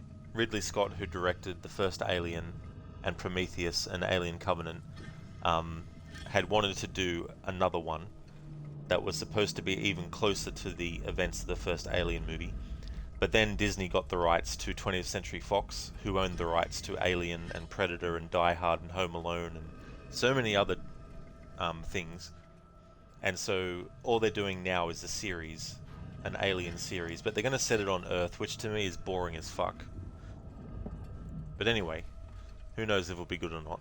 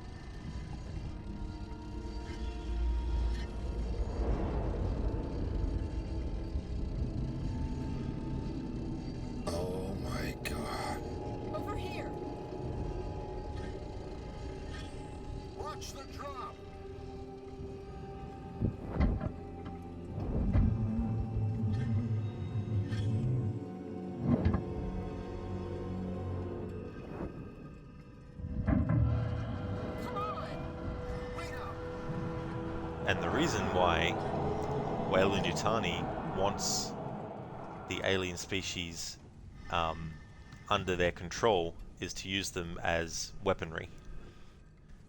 So the idea being, if you had a enemy that lived on a planet and you wanted to wipe out them and everyone on the planet, essentially they would drop ships containing these eggs and probably have, you know, some way to activate them.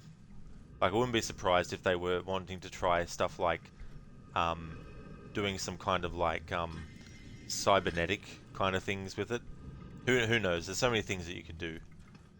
But I don't know how I'd feel about that. Like an alien cyborg in the Alien series? I don't know. But Hippie, do the alien transform the body of the host, or they just use it as an incubator? Just as an incubator, Hippie, yeah. Once it's ready to burst out, then it just comes out of the chest.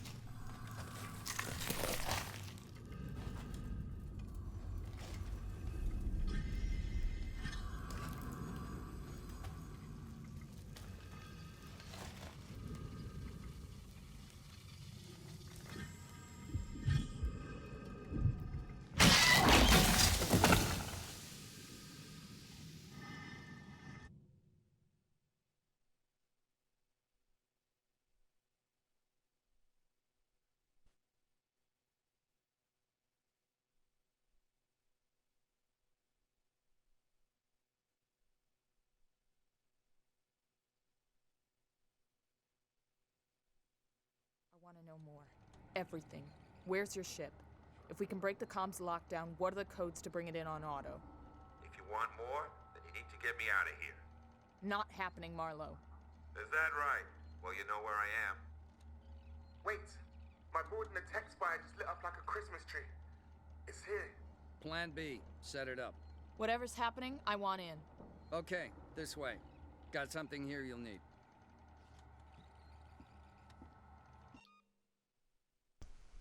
I'm actually going to go and take a break, so I'll leave it here. That mission that we just did counts as one of the missions, so that was mission 9, the beacon. So we're up to 10. I don't know how long I'll be streaming for, therefore I don't know how far in the game I'll get. There's about 18 chapters, so I definitely won't be finishing it in this stream, but my Tuesday is another day I've set aside for this. So most likely I'll finish this tomorrow, and maybe even start the next game that I want to play. Which I have 2 choices. I don't know which one I'm going to go with yet, but whichever choice wins out, then I'll still do the other choice as well. So I've already got 2 other games planned to replace Alien Isolation with. It's just a question of which one of those 2 will go first. Yeah, it really does, Hippie. Like, they did such a great job recreating that aspect too as well. And how they did it in the movie was interesting also, you know, especially with when they look inside, because there's actually an effect with some human hands, like Ridley Scott, the director. I can't remember if it was like washing up gloves or something that he had, but basically he put his hand inside it and he made a motion with it to make it look like something was made it look like a heartbeat effect or something fluttering inside the egg. It's just really crazy, the stuff that they did. And you know, the practical effects, you know, like today a lot of practical effects from, you know, movies pretty old would, you know, to people look like very mundane and like, you know, very very dodgy kind of thing. But just like with CG, how it's, you know, gotten better generally. Obviously, there's exceptions. You can get really bad CG even today, but just like how CG has generally gotten a lot better since the early 2000s, let's say, so too did the practical effects as they kept on doing them. When you get into the later part of when practical effects were the main thing that they used, they got to a point where it was really, really advanced really well.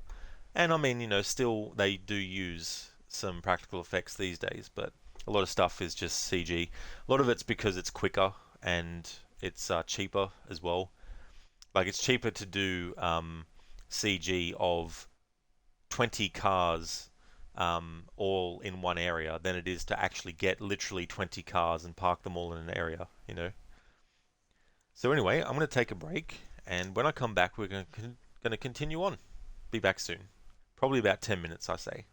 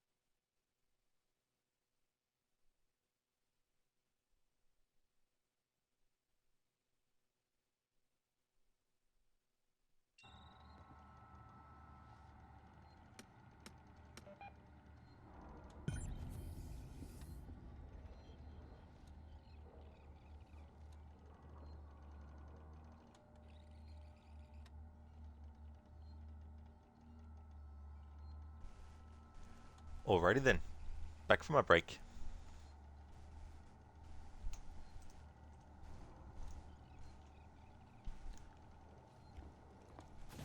It is time to get the flamethrower.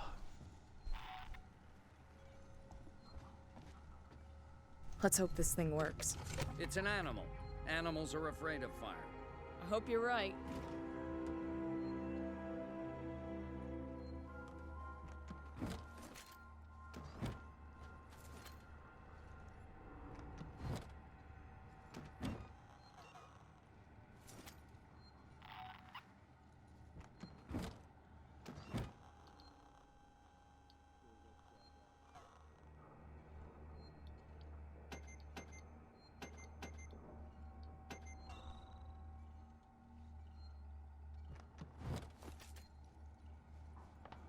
I've got a plan to trap it. Take a transit car and meet Ricardo in the Systech Spire. I'll coordinate from here.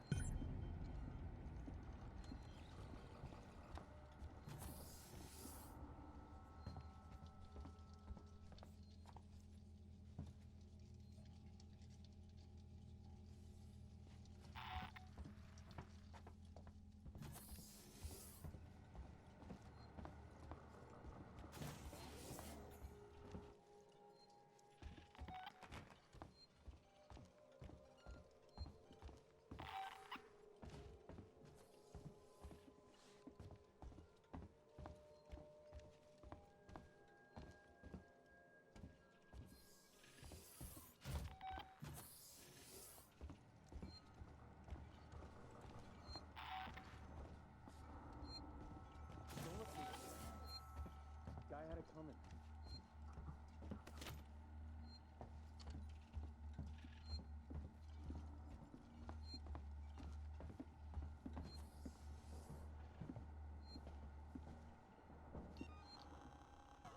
This whole station's gone to shit. We've only done what we had to.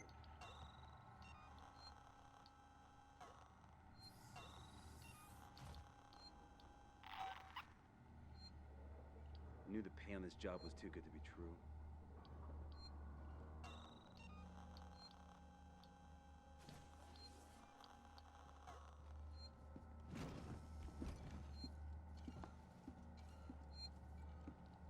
Stay awake, jackass.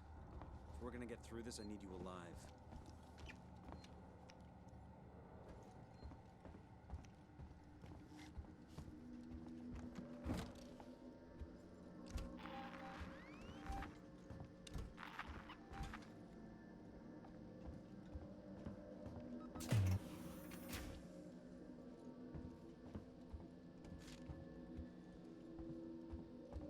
Ripley, you on your way?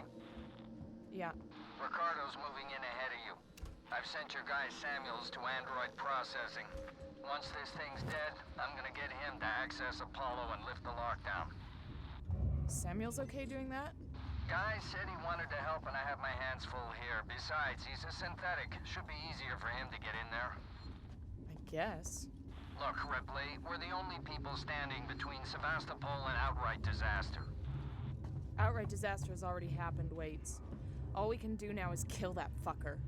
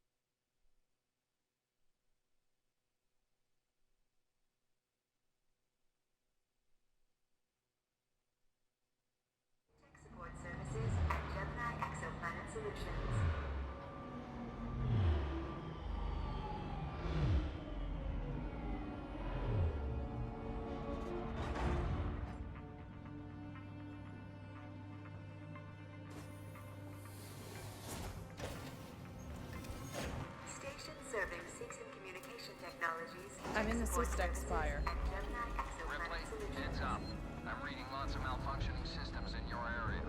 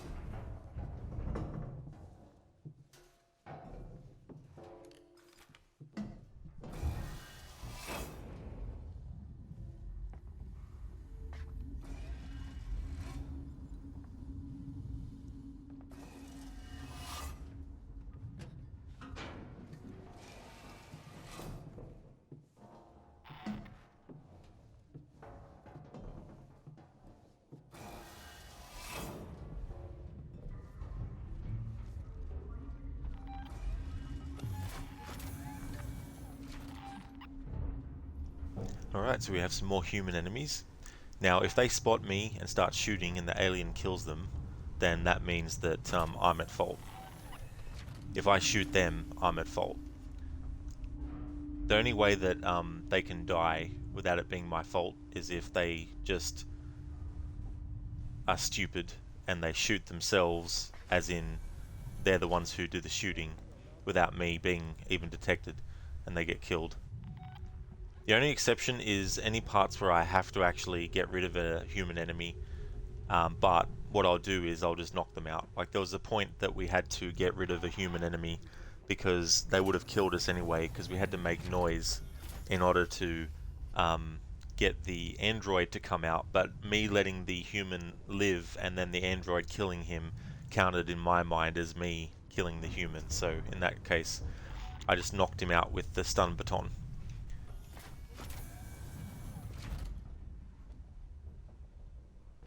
Or is this the part where they're friendlies? We shouldn't have done that back there. I know we're hungry, but man, this feels so The wrong. creature's here. You heard the lady. Let's go. That's right, these ones are fine.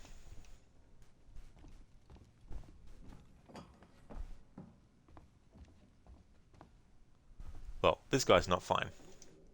He's beyond fine.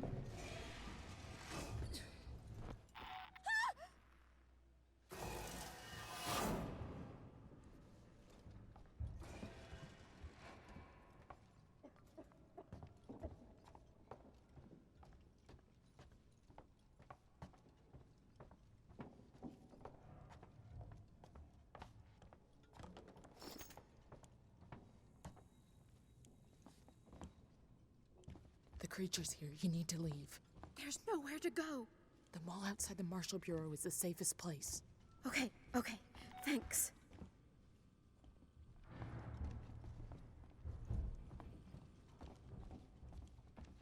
Everywhere is so empty.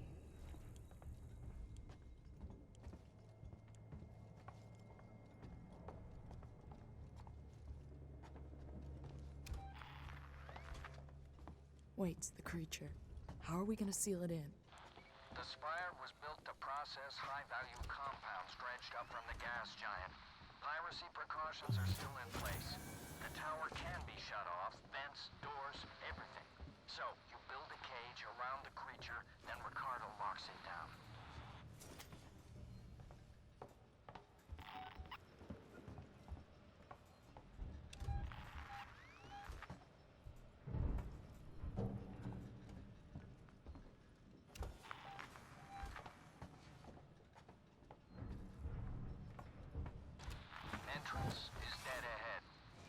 terminal in reception to open the door.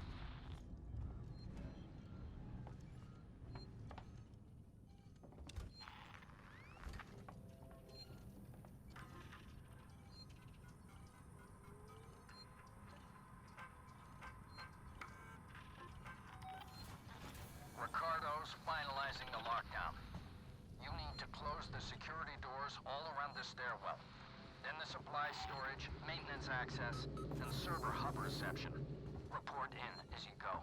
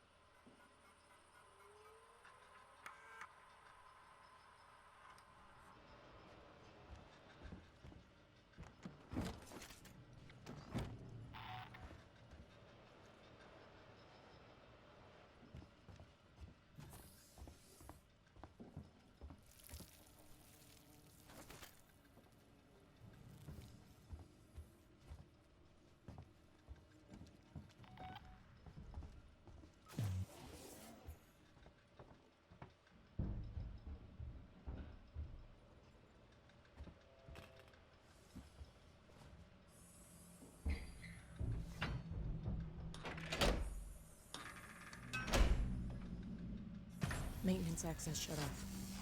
Affirmative.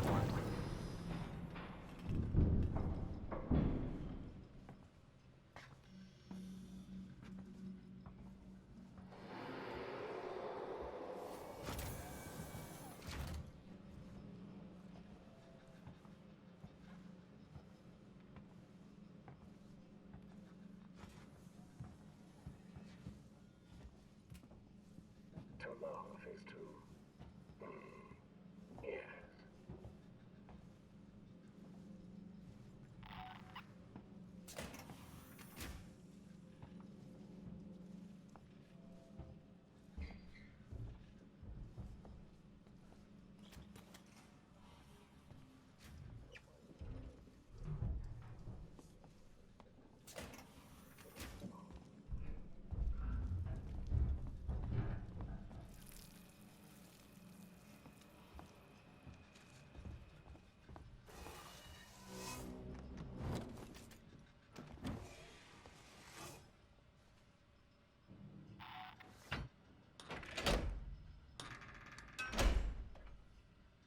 Supply storage locked down.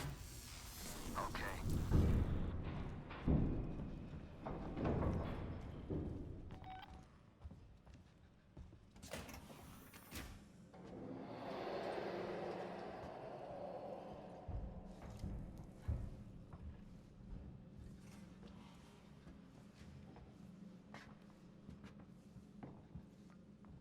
We don't forget the little details when seeing the big picture.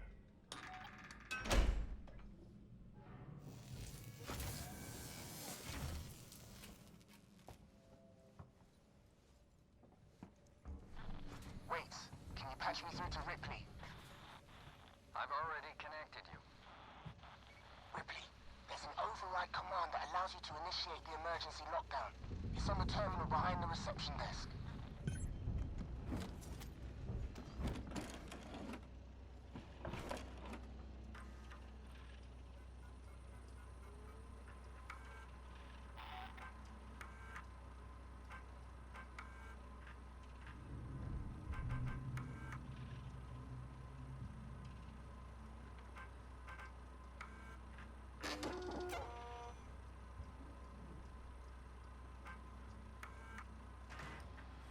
Ricardo, server hub reception is closed off.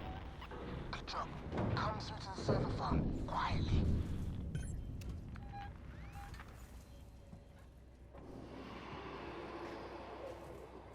When seeing the big picture.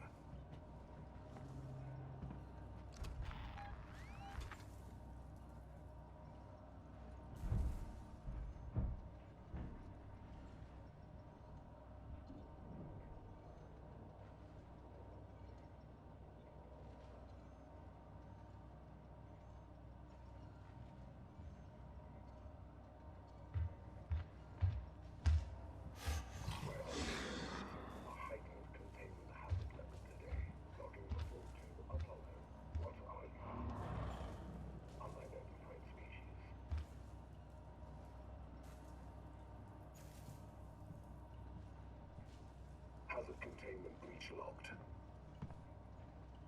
Logging report to Apollo.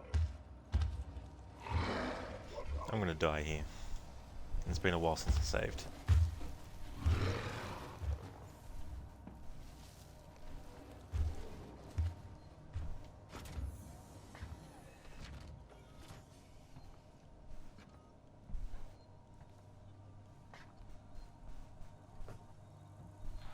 I've set up an emergency shutdown at the terminal inside the server farm.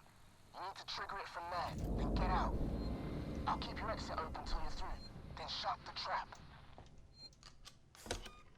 That was close. I thought I was gonna die there. I thought the alien would just stop and then turn around. I didn't realize it was actually gonna keep walking around the corner.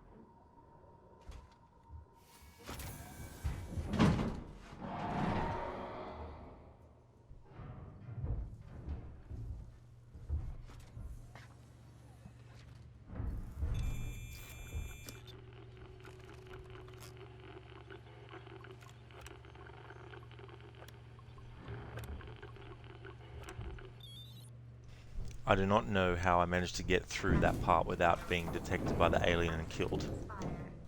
Like, absolutely no idea. Is my exit open, Ricardo?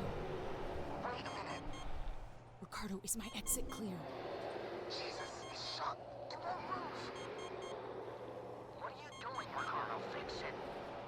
Oh, God. I'm sorry, Ripley. I'm working on it.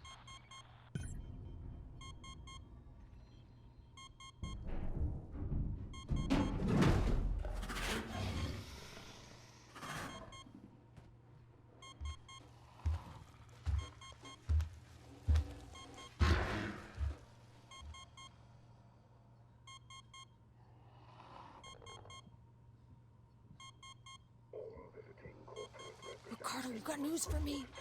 I need more time. I don't have more time.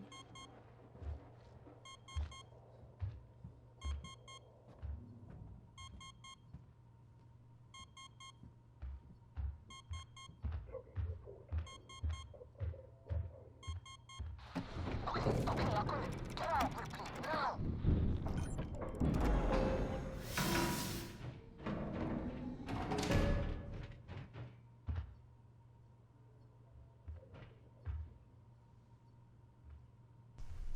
Hippie, you're very accurate with that clicking.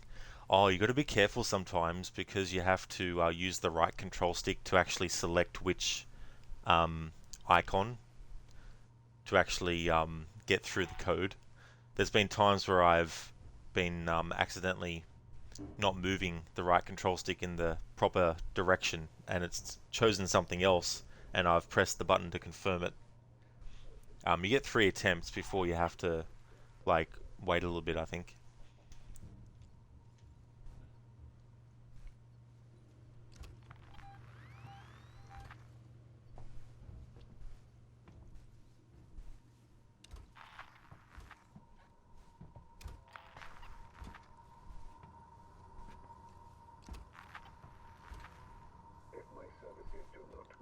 Plus, you have to, when you're using the left control stick to actually make appear the combination, you have to also hold it in that position too, while you move the right control stick to select the icons in the right order.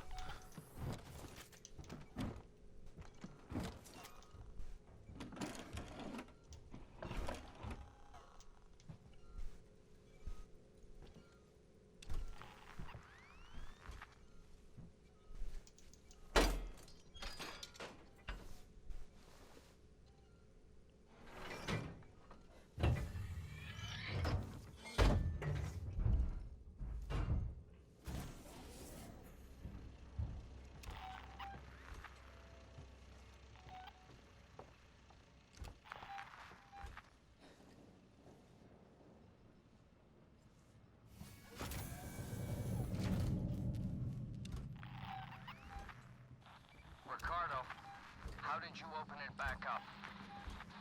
I had to suppress the alert. It was the only way to get Ripley out. You let it out? We had it locked down, and you let it out?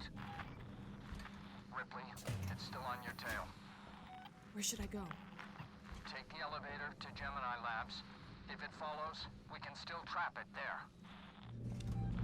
Ripley, Ricardo, we can't let it escape again, no matter what.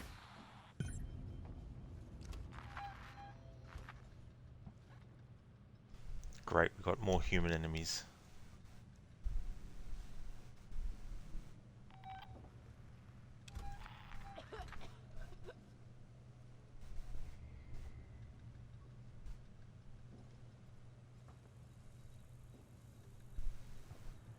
Keep your head together. You can do it. Keep hearing noises. Phew. That was close. Like, Calm down. gotta watch out because if they start shooting, then that counts against me because the alien will turn up.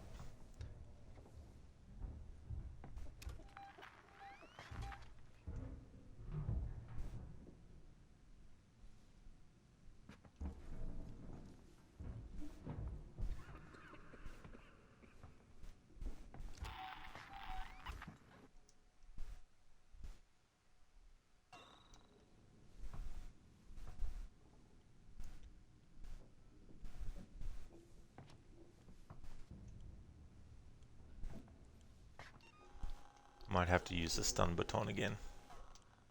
But I've got no ammo left for it. Fuck. Okay, so I can't use that to just knock this enemy out.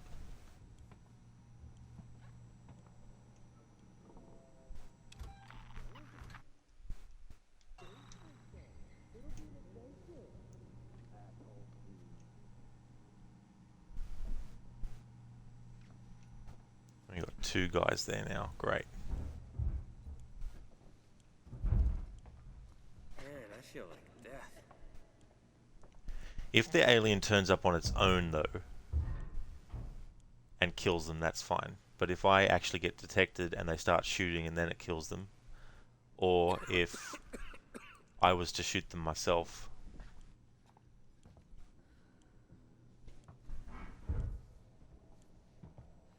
What am I doing here?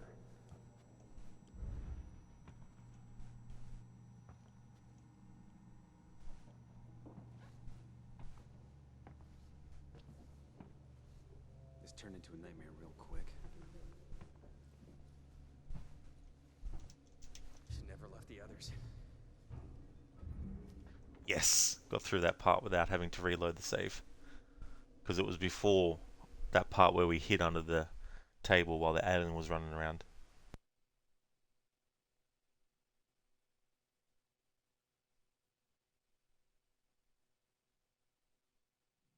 I'm in Gemini, Waits. We need that whole facility powered up. There's a freight elevator you'll need to take, but ever since Seegson pulled funding from Gemini, it's been out of action.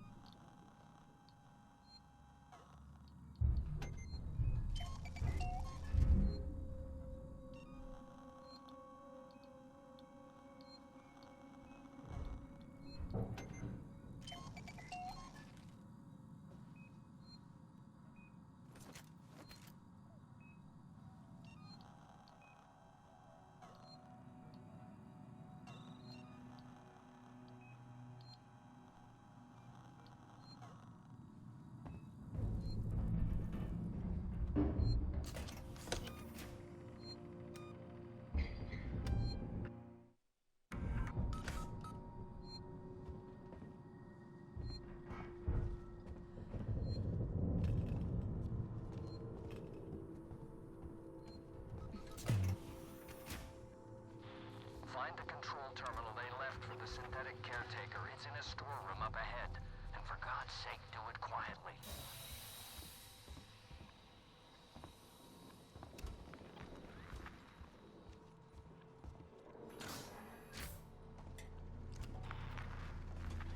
Seegson's been trying to sell that whole outfit for years, along with Sebastopol.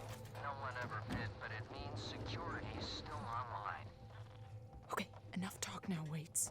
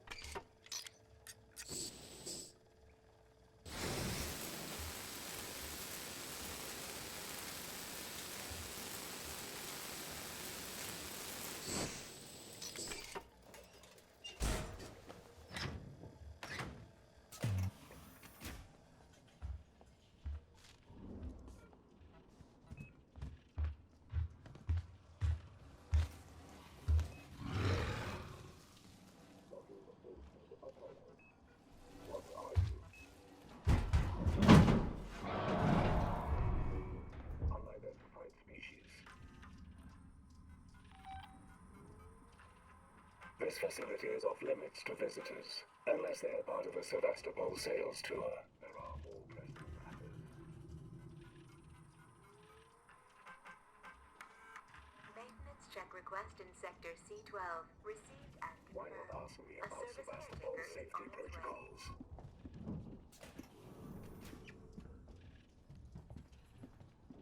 I don't understand what you're doing.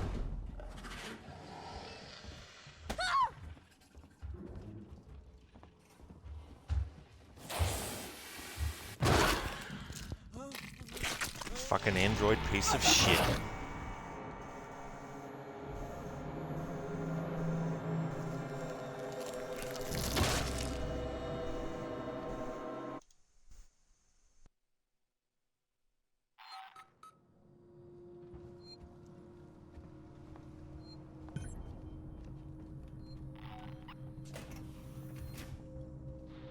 Find the control terminal they left for the synthetic caretaker. It's in a storeroom up ahead. And for God's sake, do it quietly.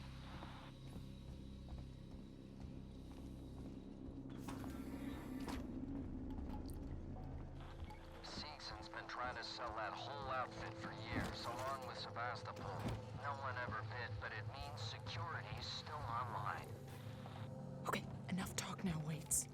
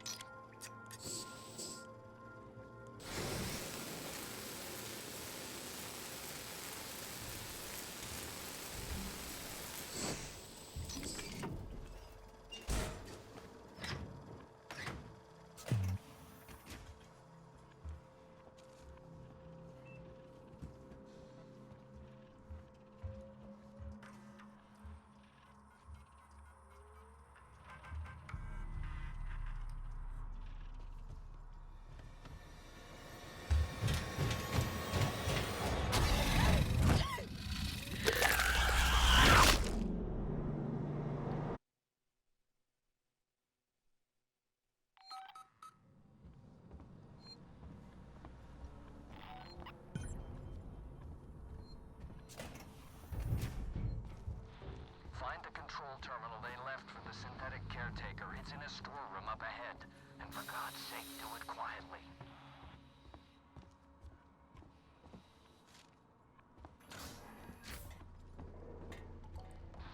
Seegson's been trying to sell that whole outfit for years, along with Sevastopol.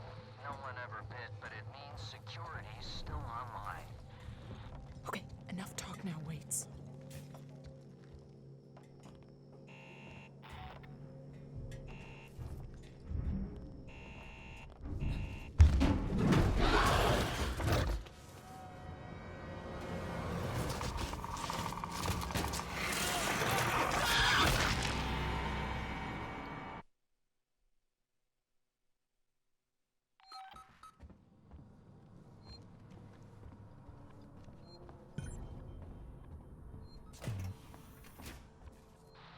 Find the control terminal they left for the synthetic caretaker. It's in a storeroom up ahead. And for God's sake, do it quietly.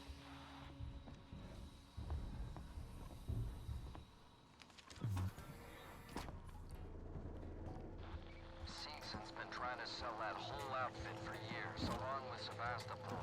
No one ever bid, but it means security's still online. Okay, enough talk now, Waits.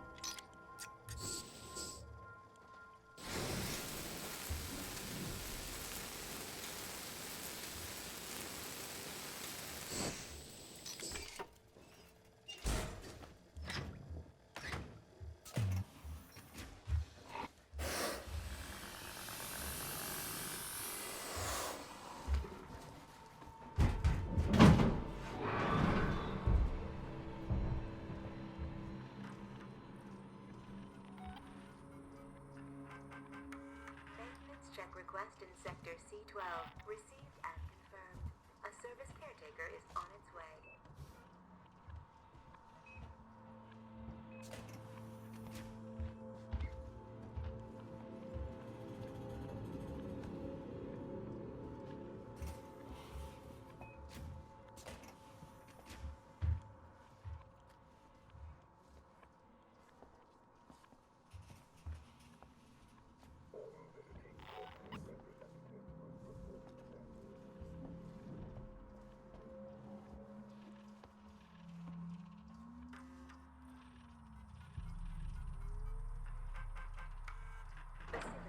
Re-enabled. Power restored to local breakers. Where can I find the power breakers, Waits? I see one in the analysis labs. The other's in the decontamination room.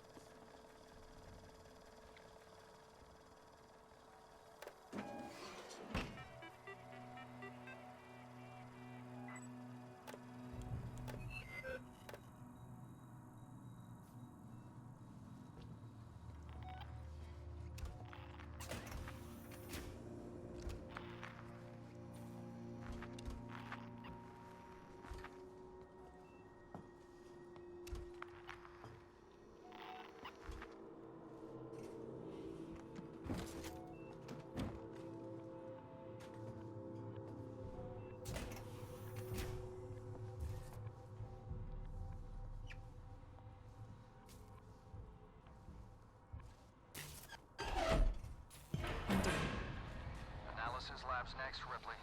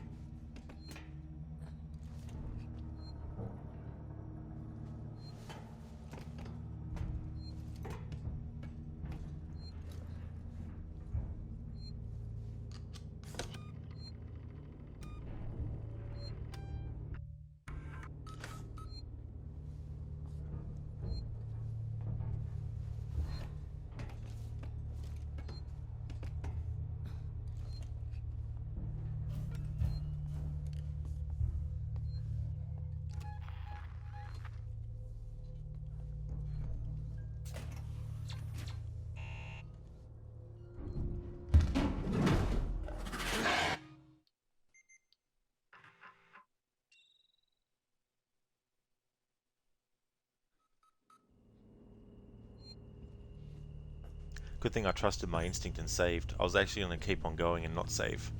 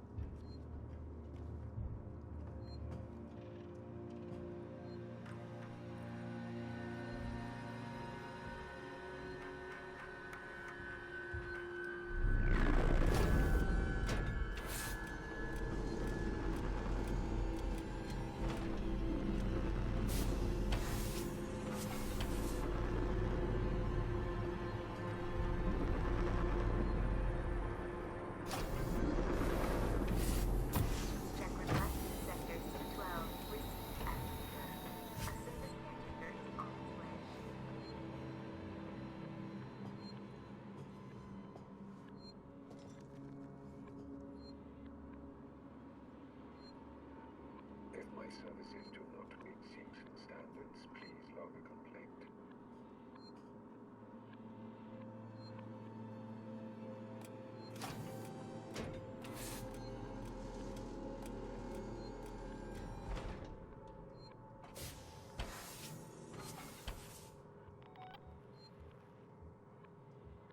Seegson and Sevastopol, an outpost of progress.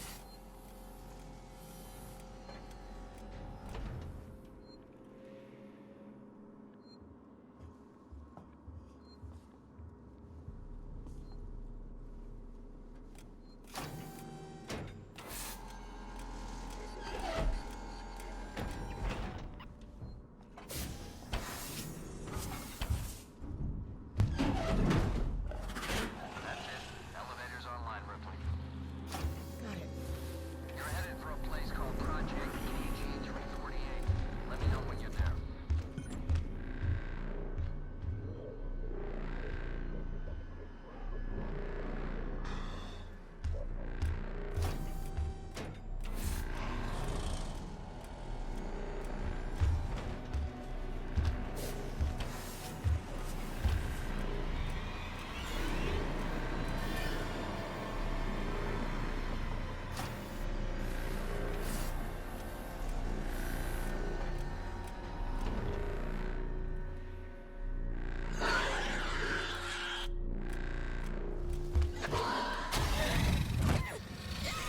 wondering when it was going to light up. Hey Ishimura, welcome to you. It's going good. Things are going well. How about you?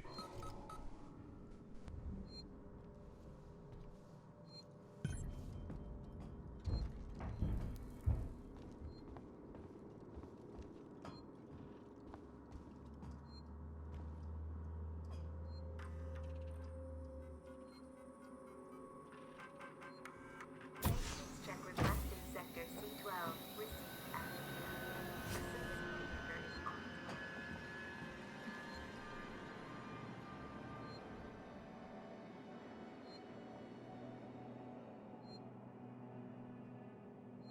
We hope you'll join us for the journey.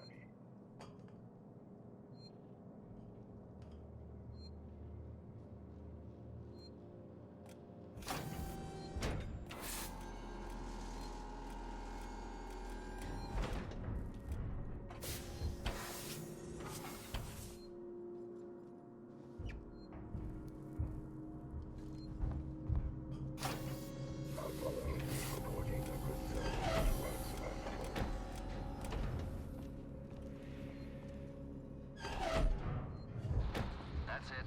Elevator's online, Ripley. Got it. You're headed for a place called Project KG-348. Let me know when you're there.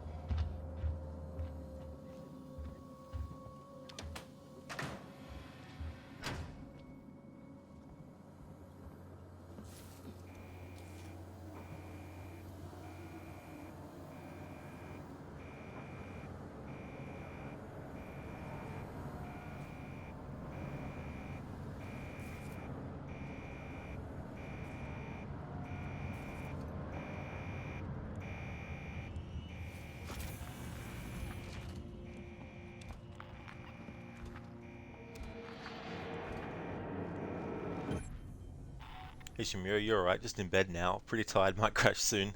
That's understandable too, as well, being very tired and that. But it's good to be able to be relaxed as well. Glad to hear that you're going alright. Wait, I made it. Is it still after you? I think so. I got a plan. Head for the labs. Head for the labs.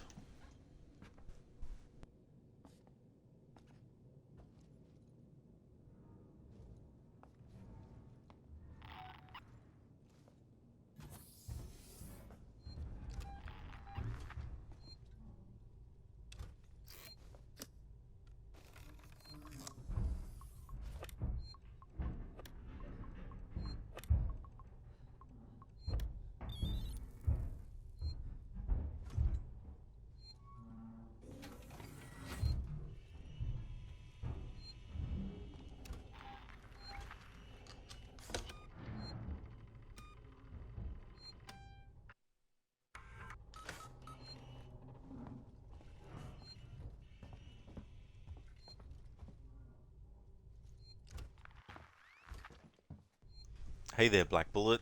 How's it going, dude?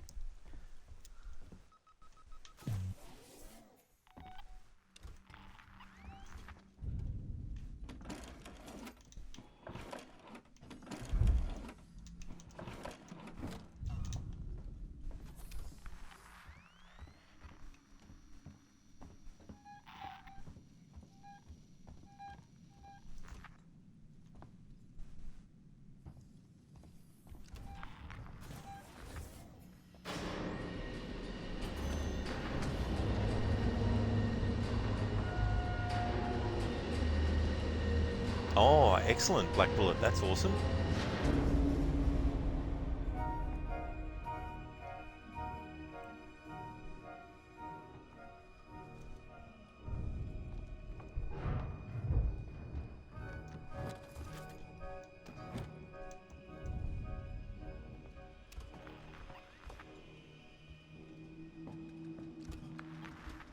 Yeah, this game's great, Black Bullet. They really did a great job at not only making a great addition to the Alien franchise, but also a great sci-fi horror game as well.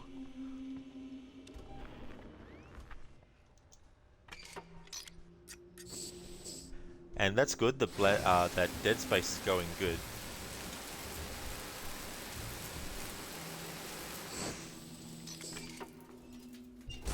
I still need to play the first original Dead Space. The lab can be separated from the main station. Bring it back online, and systems can reconnect.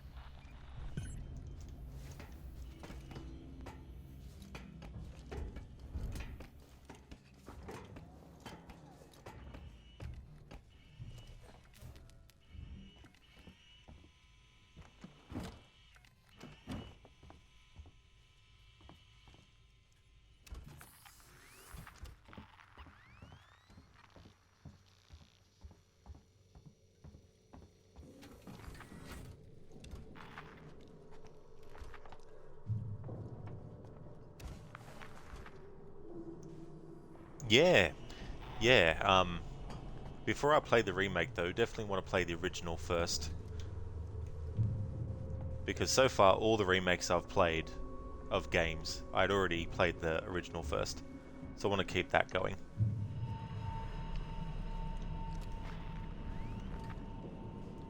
It might take me a while though to get to it, but I don't mind. I would like to play the original, so I'm trying to get as many games done as possible this year that I haven't played before, mixed in with the ones that I have maybe not played for a long time. Plus I got anniversary playthroughs of so many games to cover. 10th anniversaries of... Actually, I put down a list of which ones I need to do playthroughs for so far. So 20th anniversaries, there's Prince of Persia: Sands of Time, Silent Hill 3, Tomb Raider: Angel of Darkness. For 25th anniversaries, there's the original Resident Evil 2. 10th anniversaries, Tomb Raider 2013, Assassin's Creed Black Flag, Dead Rising 3, and GTA 5. So they're the games that I want to do something special for their anniversaries. But I finished playing Mass Effect 1 for the first time, and I really like that, so I will get to 2 and 3 eventually. But I sort of wanted to get in a few things before that point.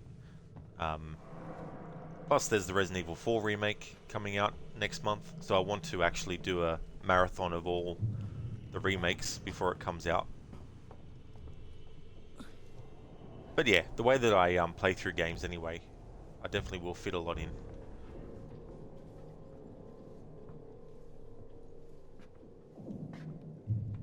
That's true, Ishimura, yeah, so they got raised. It didn't take long for those points to be contributed to get to the total.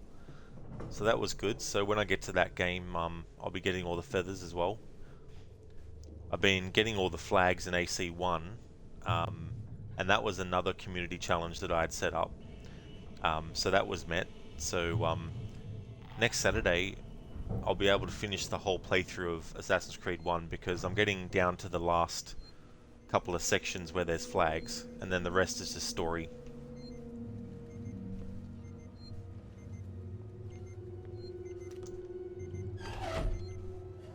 Yeah, Black Bullet, so a lot of things I'm looking forward to playing for the first time as well.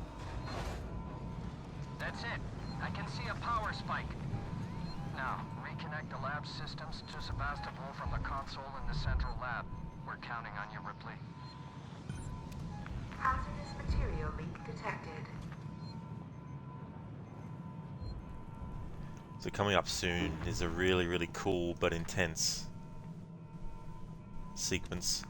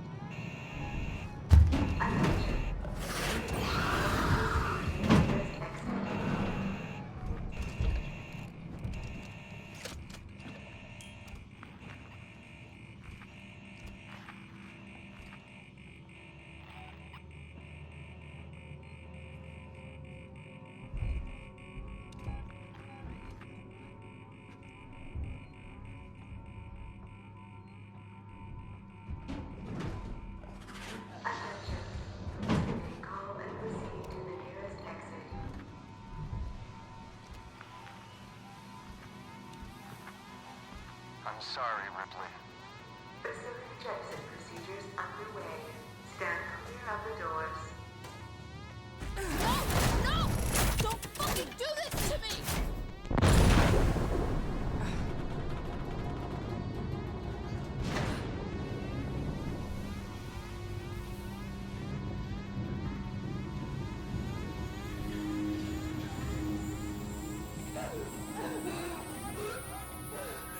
Standing by for gravity backup.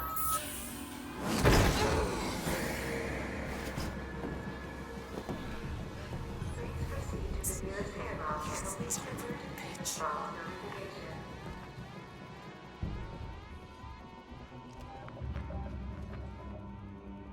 and await emergency response notification.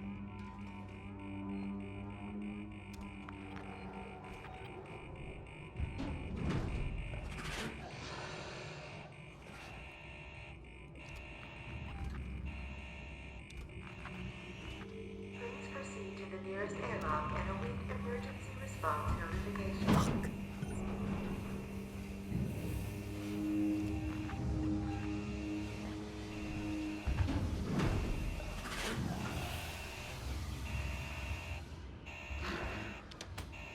Airlock pressurization achieved.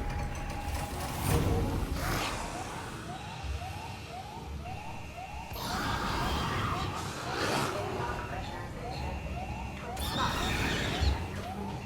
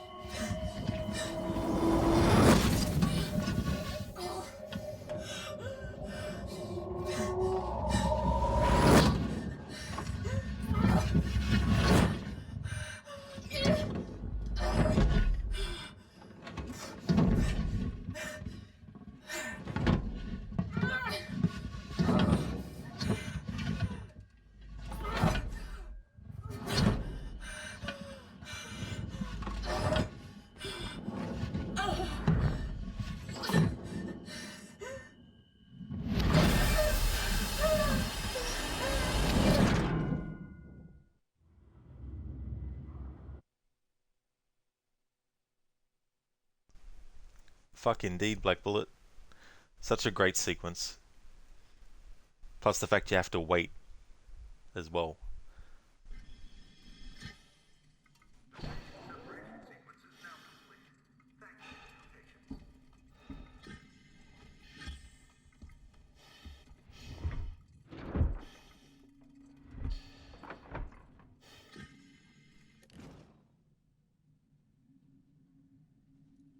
Hello? Hello? Can anyone hear me? Ripley, is that you? Yes, wait. Me, you son of a bitch. You locked me in. You blew the lab into space. I had no choice. No choice at all. You saw that thing. You saw what it could do. I had to get it off the station. By any means necessary. Yeah. Use me as bait.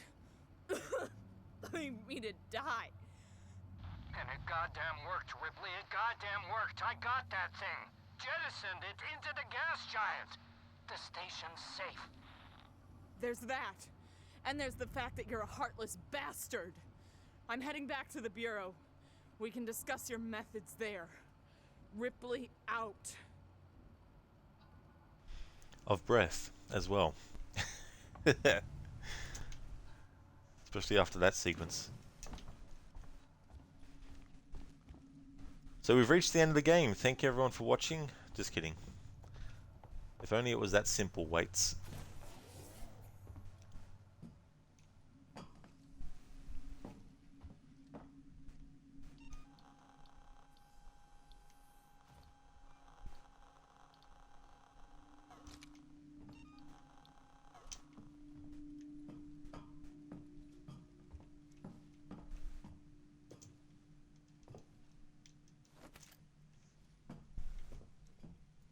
Ishimura, you know you never really have the DLC for this, gave the DLC for this a proper go.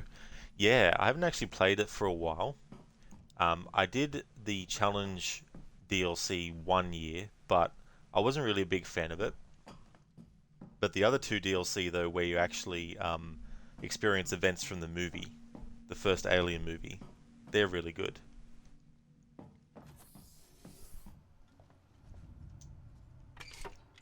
Black Bullet, you think he's rid of the alien? He sure does. He thinks it's all done. All over with.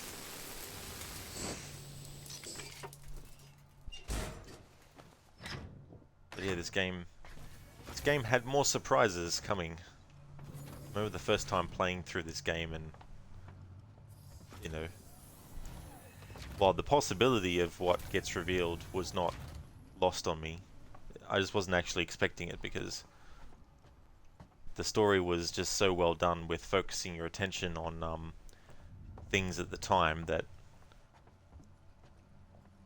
when the shit hits the fan, you're like, holy shit.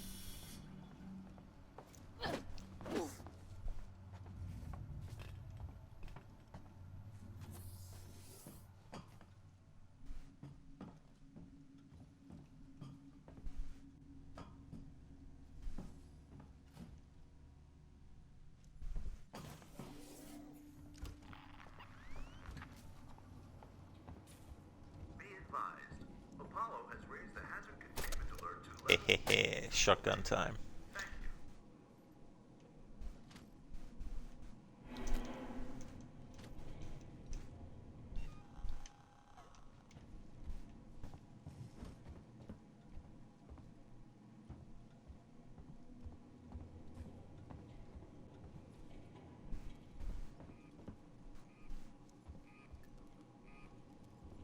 Yeah, that's the thing, right?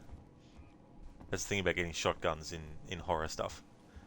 Like, even if the shotgun in a game doesn't end up being the most powerful, in horror games especially, I love the option of having a shotgun. Must go back to when I played Doom 1 for the first time.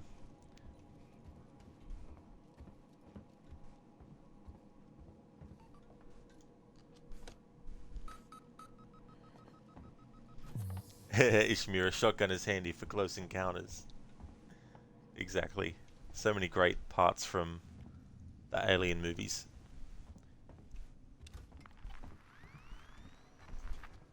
Game over, man. Game over.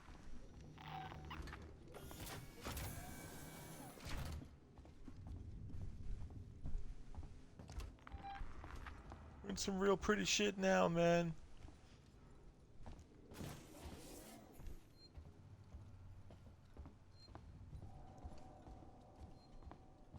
How can they cut the power, man? They're animals.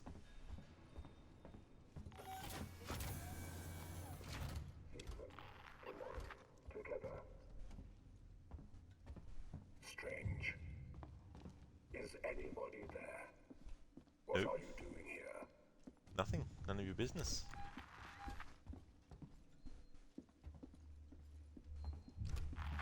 That isn't authorized in this facility. Isn't it? Well, you don't own this facility. I own it. I'll have to report this. Report this.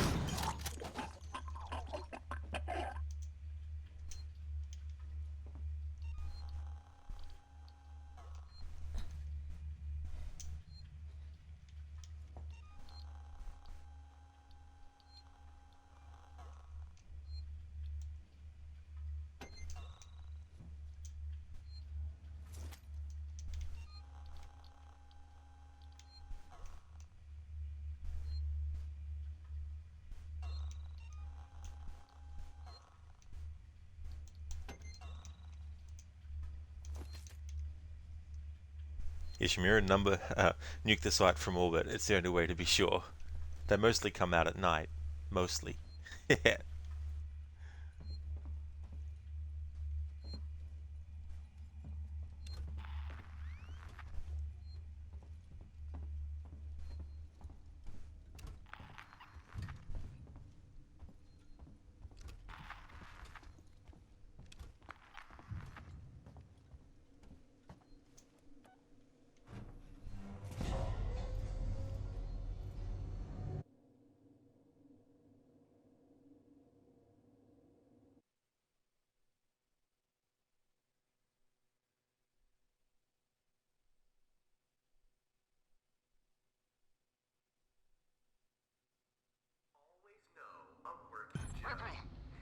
Ripley, it's Ricardo. You made it. No thanks to Waits. He's a ruthless son of a bitch, always has been. Stubborn too. If he'd ever listened to me, things would never have gone this far. It's done now. I'm sorry for fucking up with the lockdown earlier. Forget it. You got me out in the end. I'll see you back at the Bureau. Hey Vasquez, you ever been mistaken for a man? No, have you? I love that. It's such a great comeback. Yeah, it's been a long time since I saw it. I still remember that Big Trouble in Little China was the first DVD I ever bought, and Aliens was the second ever DVD that I bought. And I remember as soon as I got Aliens on DVD, which was the special edition as well, and just basically consuming all the content on there, watching the movie again, watching the behind the scenes, was really, really cool. But yeah, I haven't seen the movie for quite a while now. Still one of the best sequels ever made, I think. It's ironic because when James Cameron was working on the project, a lot of the people who had worked on Alien in the crew weren't really impressed about someone of his caliber coming on and following up with Alien and the work that Ridley Scott had done. But you got to remember too, at this point, James Cameron was a bit untested in the sort of like realms of big budget filmmaking. So, but he certainly delivered. I mean, the sequel does focus more on action, admittedly. So, if people were purely fans of the Alien movie because it was, you know, basically sci-fi horror, then it's understandable that the more action approach would be not enjoyed. But I thought it was quite good. I think it made sense as well because, like, when an audience already knows what the creature is capable of, you need to up the ante somehow, while at the same time making sure that you're still honoring what came before. And I think the concept of having the idea that there's like a whole like squad of people going up against the alien with, you know, what they consider to be highly advanced weaponry. Plus also you have the fact that there's a psychological thing going on with Ellen Ripley herself, because she understandably is still having nightmares about what happened. And so when she gets basically asked to join them, and when she asks Burke, you know, we're doing this to kill it, right? Wipe them out, not to study them. And Burke, of course, lies. He's with the company. He tells Ripley that they're not, but that's not his plan. And so by the very nature of that, it's people actually going out of their way looking for the creature. Whereas in the first movie, it was trying to get away from the creature and hide from the creature and find a way to stop it, but not by directly facing it, you know.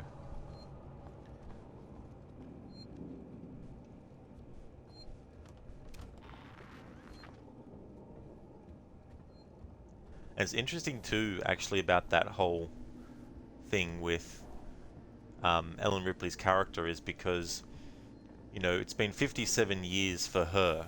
Time has passed. She was in cryosleep. And in a way, the director's cut showing that she sees a picture of her daughter Amanda when she's an old woman, and they tell her that Amanda died. In some ways, Ripley doesn't really have anyone left to live for anymore. Because I think she was kind of hoping, like once she woke up and everything, she was kind of hoping that she could still be reunited with her daughter, that maybe her daughter would still be alive. Because while 57 years is a long time, her daughter was only, like Amanda was probably only 7, I think, at the time. I can't remember how old Amanda was when the events of Alien 1 took place, but there would have been hope that she would be reunited, but she finds out. But I read recently that in the lore of the franchise, Amanda Ripley didn't actually die, at least not the way that they were presented it in Aliens as well. Ishimura, yeah, Alien and Aliens are both great. Definitely like the more action-oriented Aliens, though. Yeah, and that's the great thing about a movie like Aliens, is if you do like that, more of that approach, then that's a movie that's got it all for you in that regard as well. And there's still some intense moments, you know, and the other thing is having more than one alien creature this time.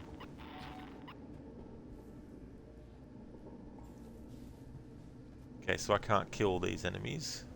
Look alike, people. I don't know this one.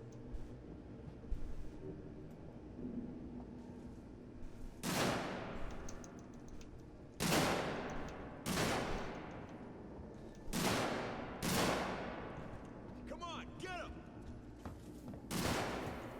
Jeez, they're not very good fucking shots. How long did I actually stay out there for? Being shot at, and they kept missing all the time. It's like, what the fuck? But yeah, I can't fight back.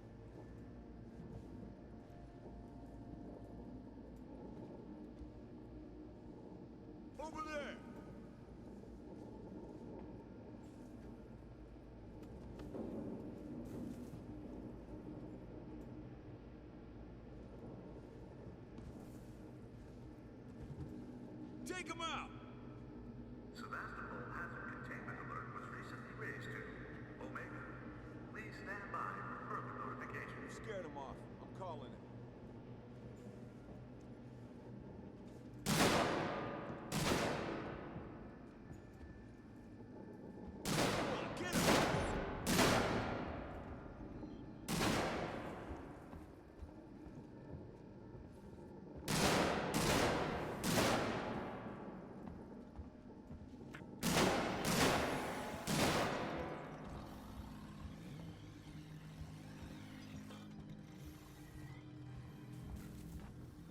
Alright, so those human enemies that were shooting at me, they will actually get killed by the androids that will turn up there. So that's actually supposed to happen when they get killed.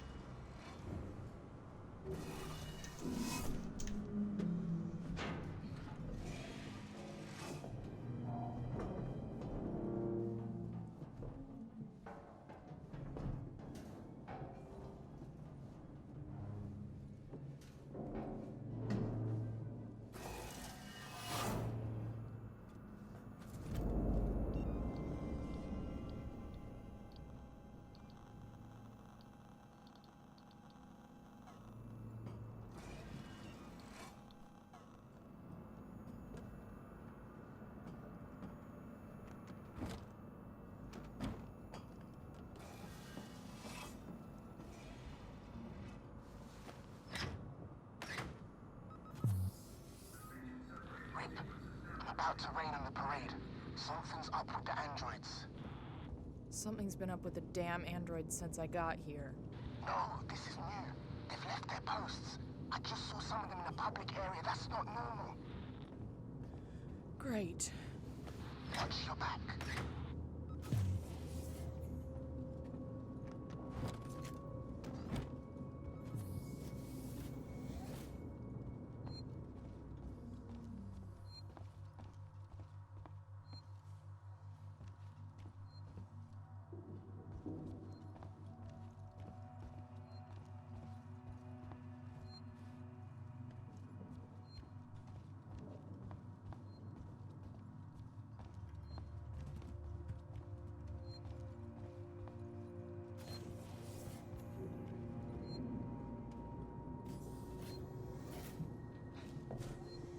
It's Ripley. What's going on with the androids? I don't know. What about the change in alert status? Damn it, I don't know. I'm trying to contact Samuels. Maybe he knows what the hell Apollo is playing at. Kim Dub, thank you so much for the follow.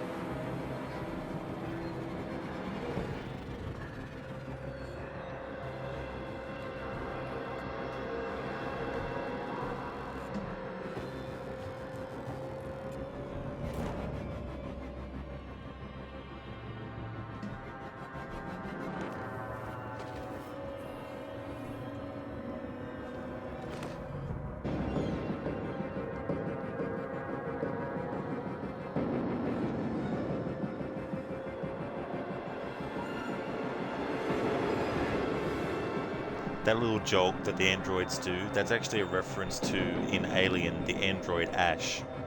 He does a joke that is exactly like that.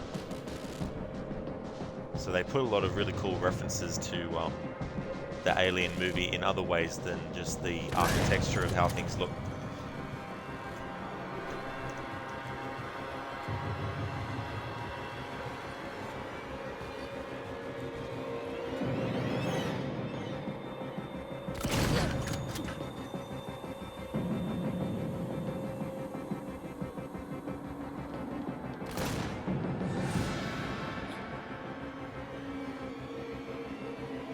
So we have a human enemy here still that survived the android attack, but I can't kill them.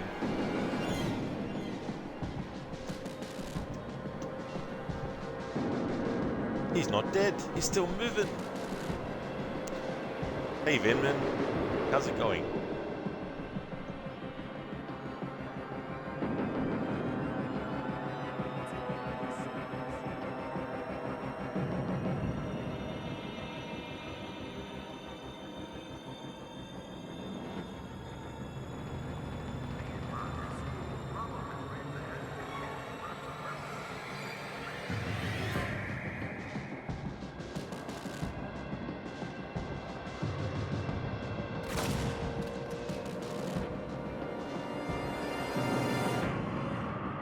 I can use the stun baton on them though.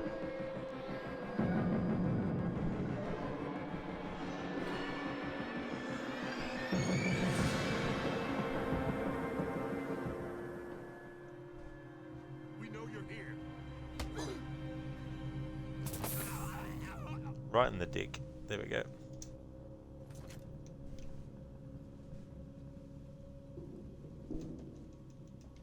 You going good, Vinman? That's excellent. That's good to hear.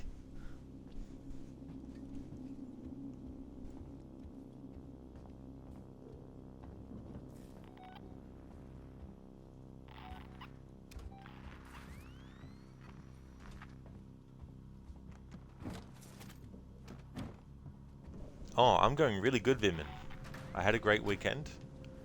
Got a lot of progress done with... For God's sakes, Apollo's let the androids off the leash. They're attacking on sight. I don't know what the hell this is. They're not just responding to trespass violations, it's like they're hunting. For who? For everyone and anyone. What do you mean? Stand by. Made a lot of progress with Assassin's Creed 1 in collecting all the flags as part of the playthrough, so next Saturday, there's only 2 districts left in the whole game to get flags in. So that'll be that aspect done, and then I'll just finish the rest of the game story. And then I'll jump into Assassin's Creed Bloodlines, which is the PlayStation Portable Assassin's Creed that has you play as Altair again. And this time it's set after the events of Assassin's Creed 1. Cheers, Vinman. It's always good to get progress done like that. No emotional simulations, no light real qualities. They just work for you, so you can get on with your life. Perfect peace of mind. Working shows. Brilliantly simple and simply brilliant.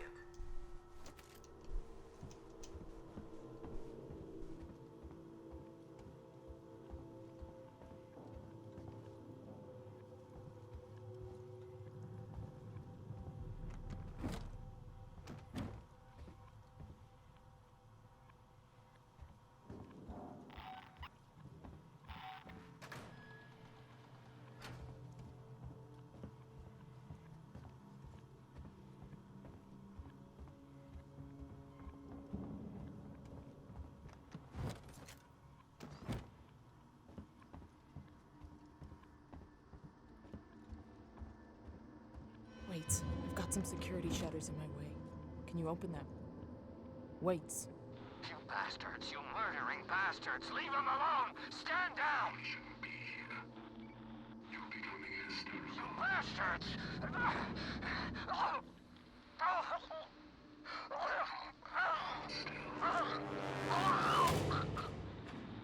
Wait! Wait!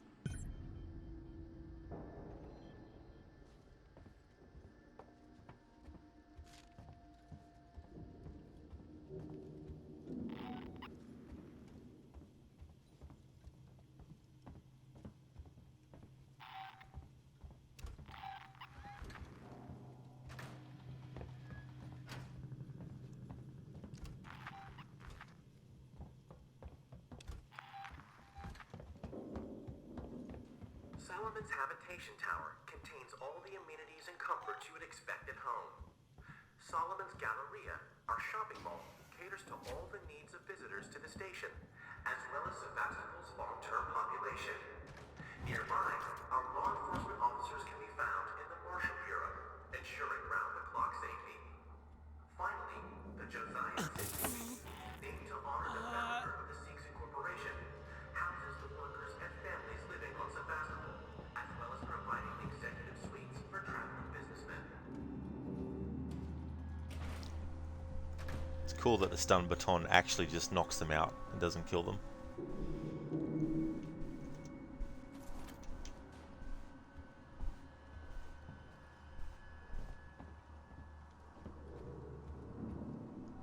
Vim, you remember Crackdown 1's orbs? Renegade 1 can kiss your backside. They were so freaking good at evading you. Oh, you remember Crackdown 1's? Yeah, I never actually played that game. Another one bites the dust. No. Another one bites the dust. Yeah, I can't imitate Arnie for shit. Ha ha ha ha. Thanks for redeeming both of those. I appreciate it. Almost knocked my Pringle can over.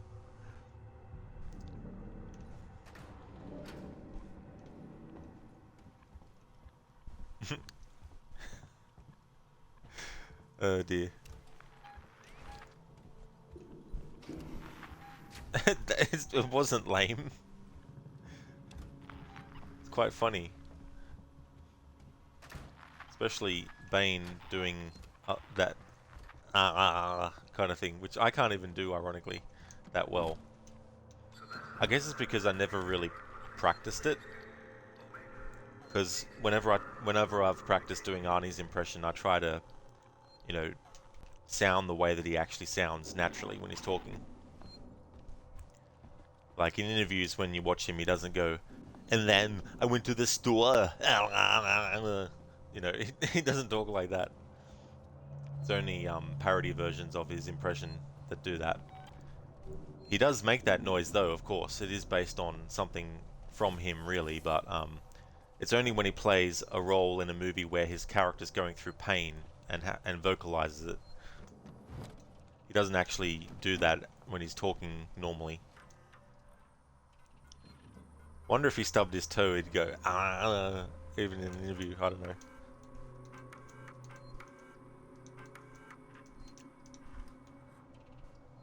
Bimman, the Renegade agility orbs would move around when you got close to one and had to chase and catch them. Ah, okay. That reminds me of the things in Assassin's Creed, like the almanac pages in 3, the sea shanties in Black Flag, and the tattoo designs in Valhalla. Did I save the game? I don't think I did. Maybe I did. But if I'd saved the game, then it wouldn't let me save straight away, so I don't think I saved. But now I've saved.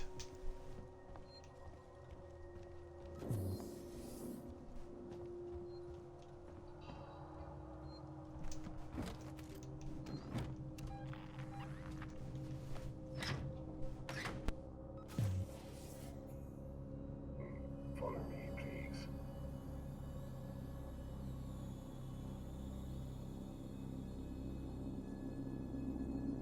This is an entirely unauthorized alert. Please stop interfering. The station separation sequence is now complete. Thank you for your patience.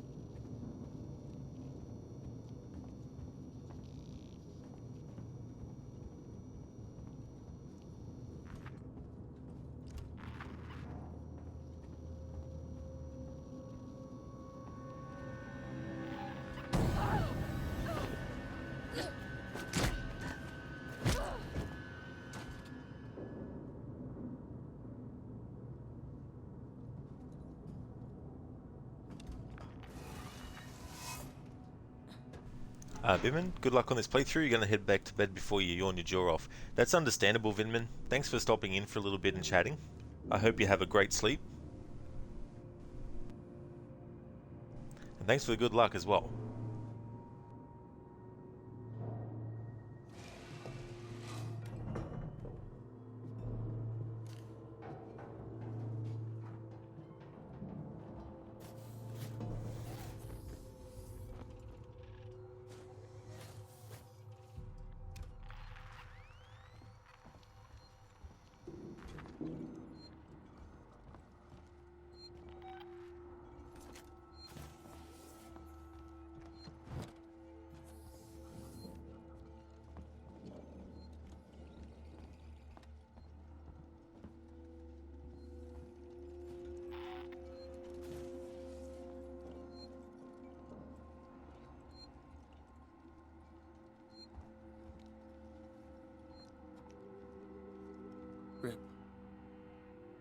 Rip, they're all dead.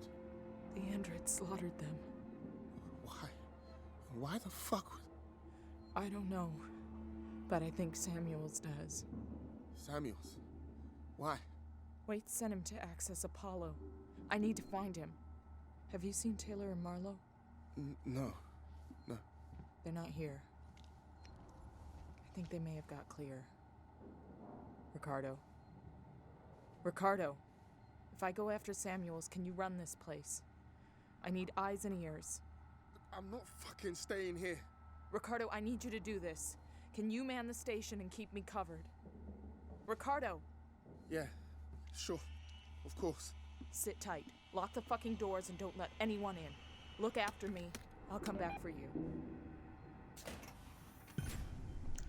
Actually, I just noticed they've got 2 people for the role of Ricardo. So I don't know if one is supposed to just be his face model and then the voice, or which one between the 2 is actually supposed to be. So I'll just credit both people who played Ricardo. On IMDb, Cyrus Lowe doesn't have voice in brackets, so I think Cyrus Lowe is actually the face model, while as the actual voice actor for him is Richie Campbell.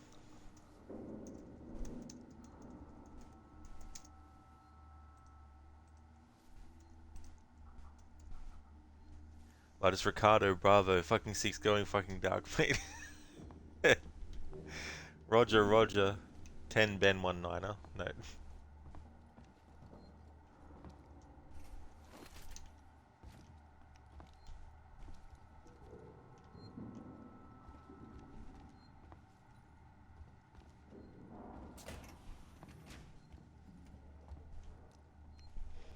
Say it in an exaggerated Aussie accent. I haven't actually had that redeem for ages, actually. But yeah. You swear for a second there you thought that was you in the clip on Instagram.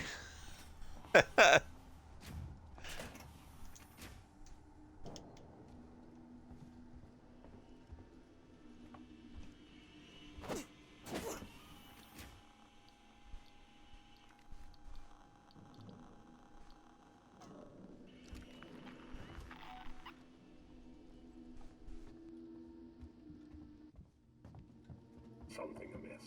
You really shouldn't be here. This is my chance to dream.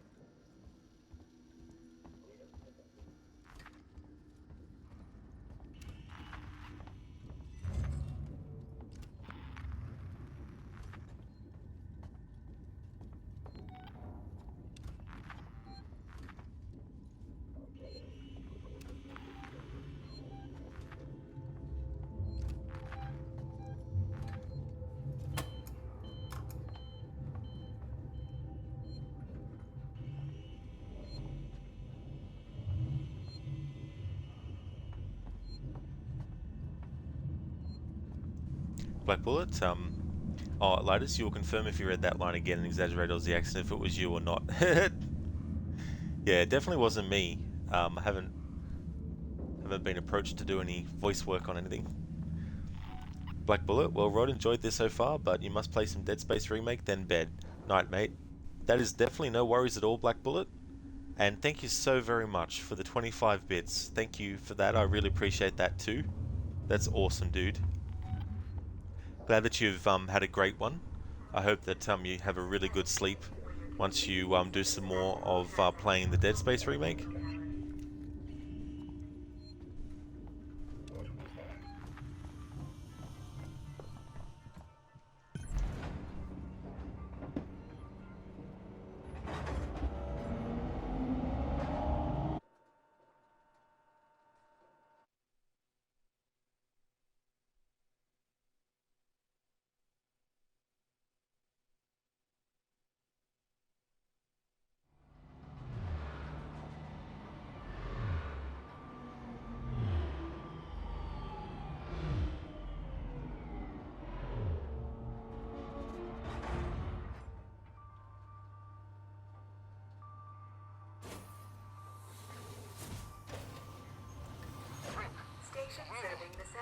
I can see activity on terminals on the top levels of seeds and synthetics. Rip, I'm not sure I can do this. Ricardo, I need you to focus. You're in charge now. In charge? In charge of what? A room full of dead people? This is fucked up! Focus, Ricardo. If Samuels can talk to Apollo, he can get the androids to stand down. Then this'll all be over.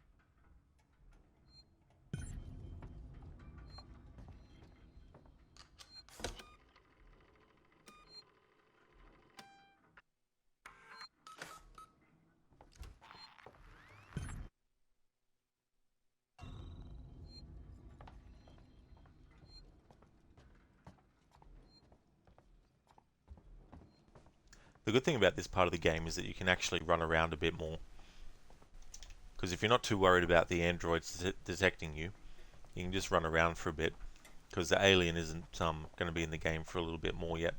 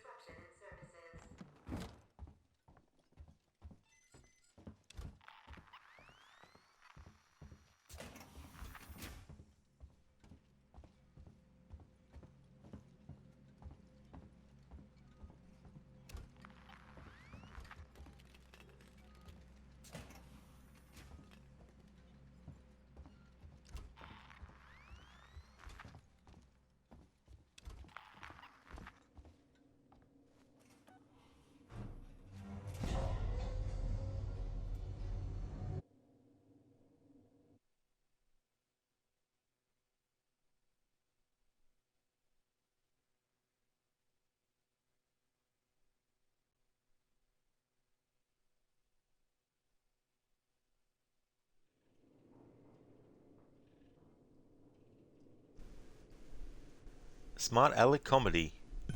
Thank you so much for the raid. Thank you very much for that. I really appreciate it. Welcome to you and to your raiders. I hope things are going great. Currently doing another replay of this game. Can't remember how many times I've played it now, but I was in the mood to play it once again. So we're up to this part of the game now. Hope everyone's doing well.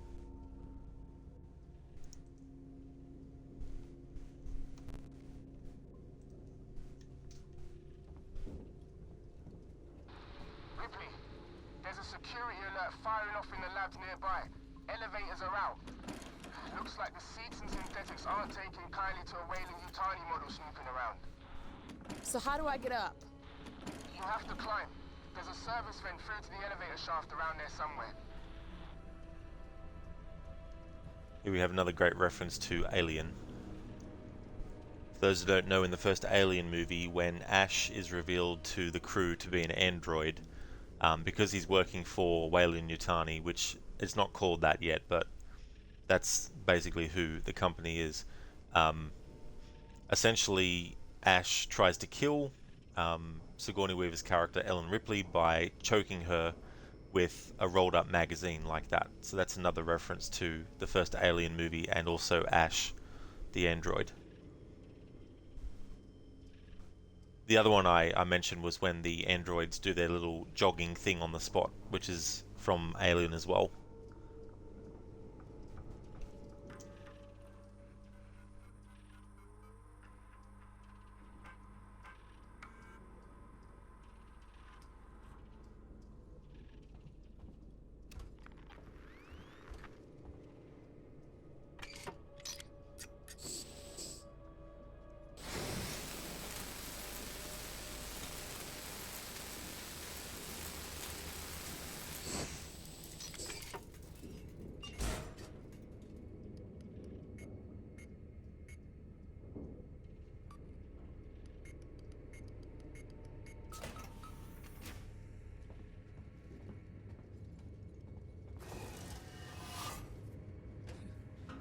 I love all the dust particles that happen when the vent door opens.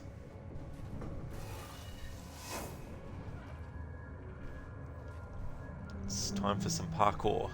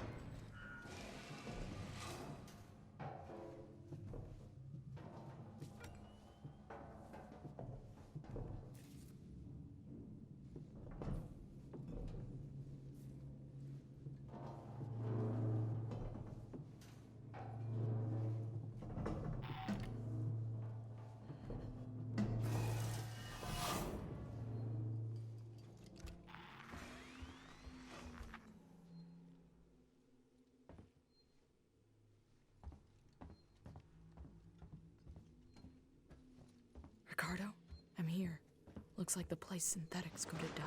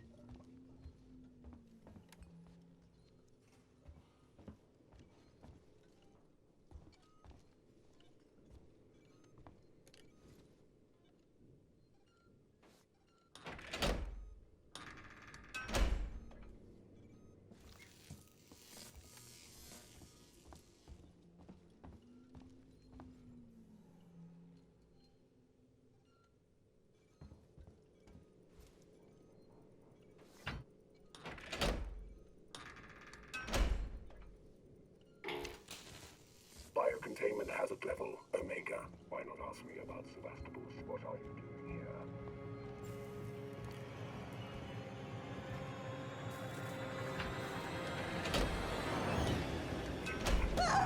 I'm going to have a talk about safety.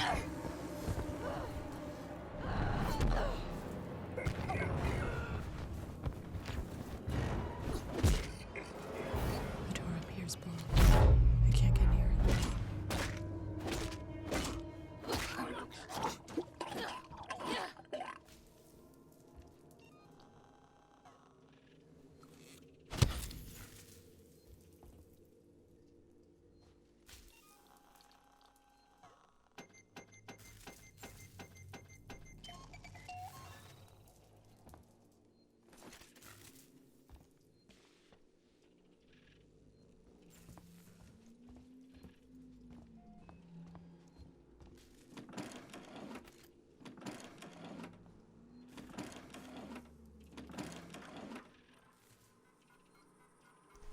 Hey, good morning, Lucinda. Good morning to you as well.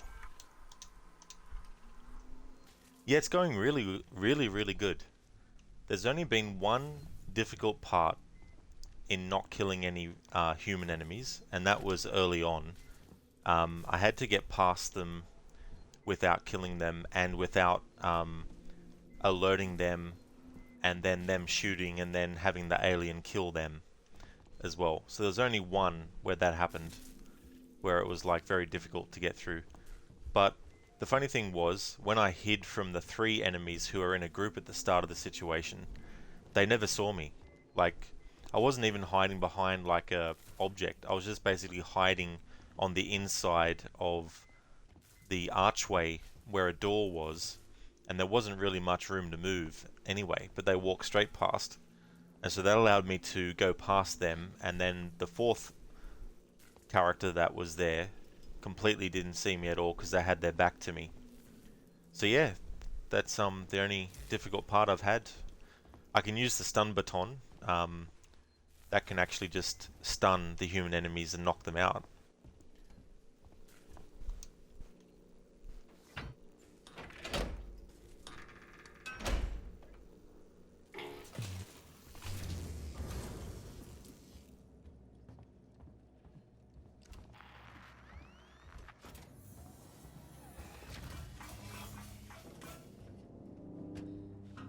I must have access to Apollo. Open the tower transit immediately. Apollo transit reserved for Sikhs and executives and synthetics only. Right. Then I'll have to find a way to talk to Apollo directly. Biocontainment hazard level Omega. All permissions rescinded. I don't have time for this.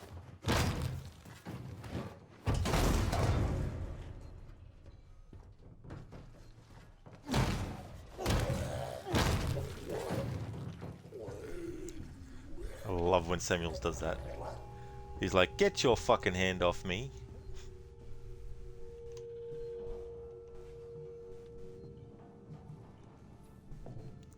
Lucinda, is this the game you said there was an achievement for doing this, or is it just a personal challenge for you? So I was actually looking at things to do extra, but not make it a 10-day playthrough. So I was looking at the achievements just out of curiosity to see what there was, and when I saw that there was a don't kill any humans, and I know that I haven't gone through the game without killing them, unless I have and just forgotten. So I thought I may as well do that with this playthrough.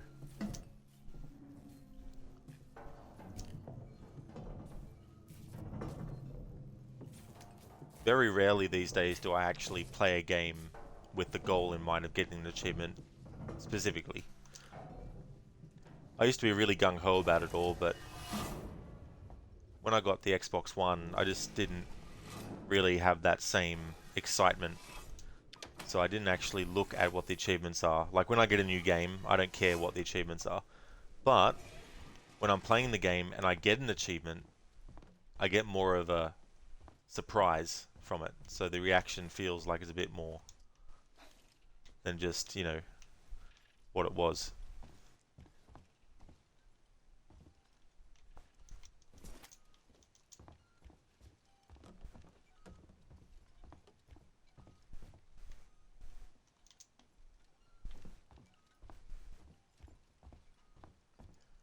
Plus, it's always good to find something to make a playthrough fresh and different, so I figured I'd do something like that too.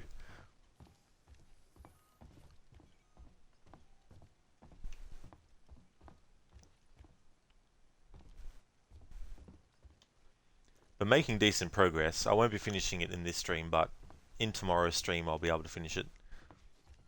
I just have to decide which game to do next. Plague Tale Innocence or Hellblade. I'll be doing both, but I don't know which one I'll be doing first out of the two. But I want to keep the female protagonist theme going. And I was thinking that maybe I could make those line up with playing the Resident Evil remakes before the remake of 4 comes out. Because then I can basically go into Resident Evil 1, and I play as Jill first anyway, when I play that.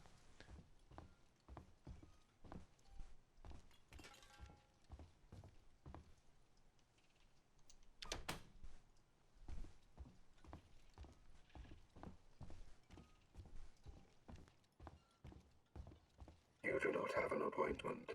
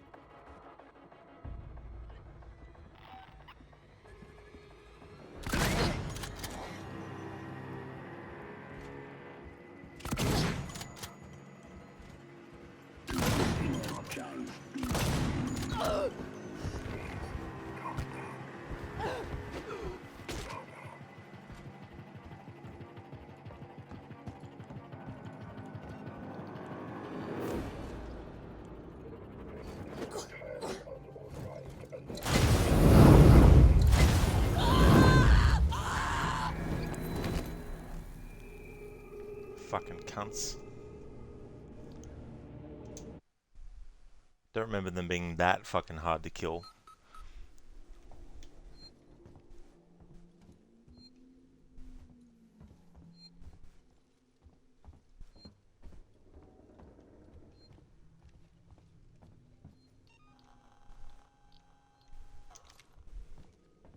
Lucinda, you probably do a poll at the start of the stream to choose the character for your playthrough.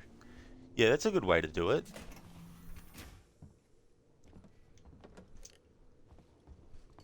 And then that way, you know, it makes the... Because who do you normally play as first if you're gonna do both character scenarios?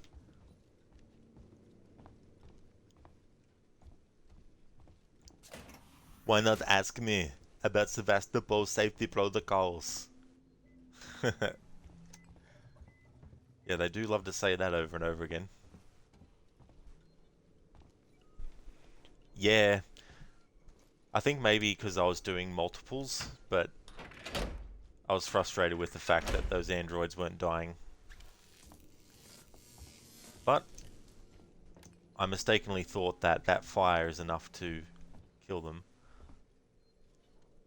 Then it felt like my shotgun wasn't doing anything to the enemies, although I did shoot one.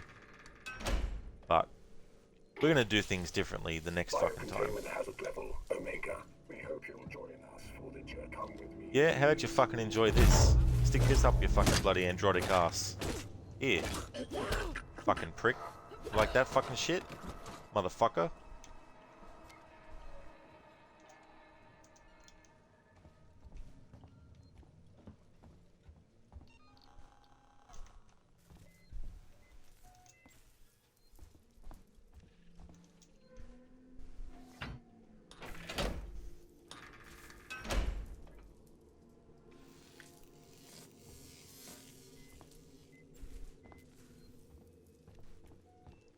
Listen, you haven't played it enough to have a typical character you choose. You've probably only played it 4 or 5 times. You don't mind playing it either. Oh, cool. Yeah, that's good.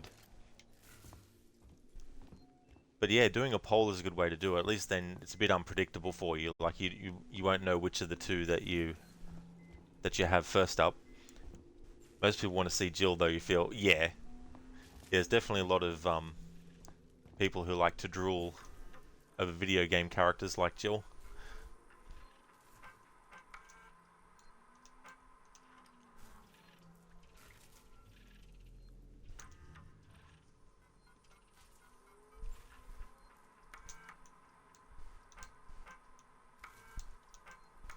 Oh yeah, that's just the audio file.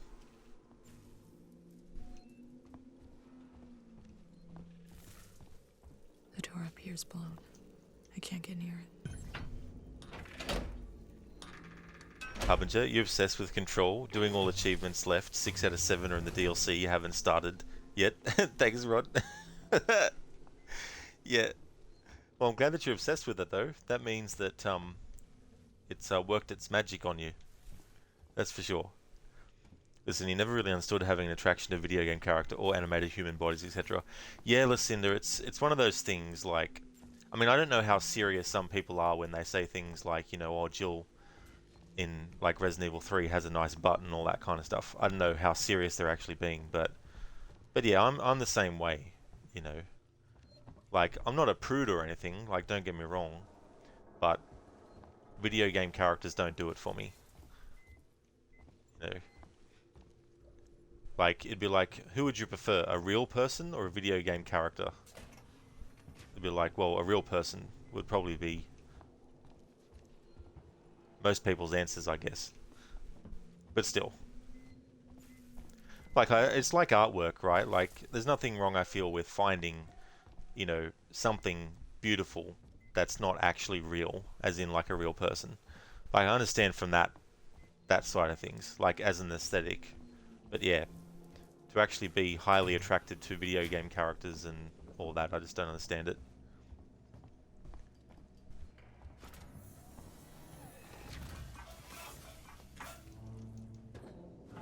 I must have access to Apollo. Open the tower transit immediately. On the upside, we get to see this awesome moment again. Right.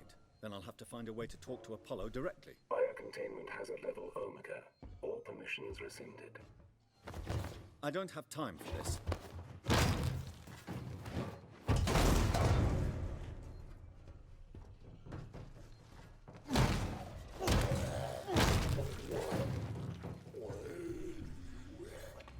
Samuel's a cool character. He's played by an actor named Anthony Howell, and one of the other games that I play a lot that he's in is Call of Cthulhu as Edward Pierce.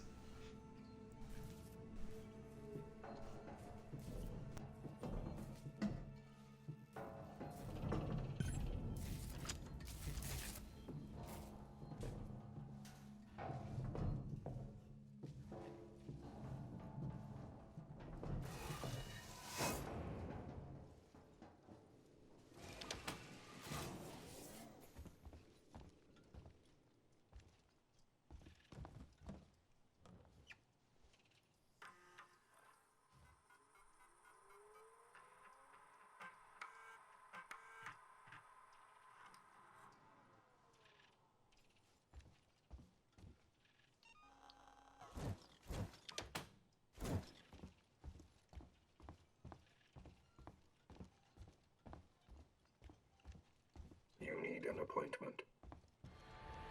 An appointment, huh?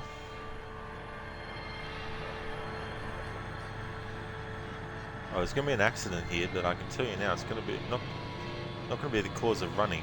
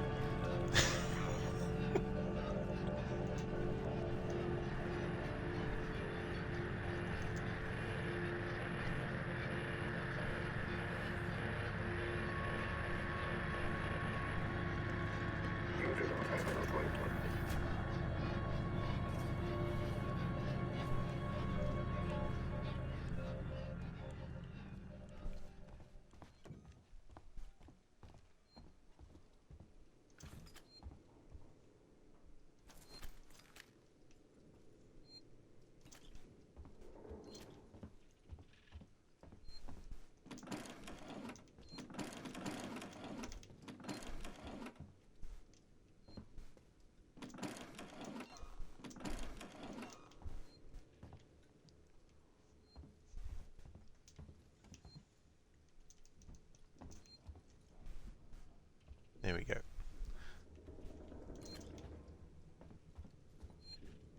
Hey there, Mauler. How's it going, dude? There's nothing creepy about those statues. You're definitely not wrong there. There's nothing creepy at all about them. No element of them whatsoever could be considered creepy.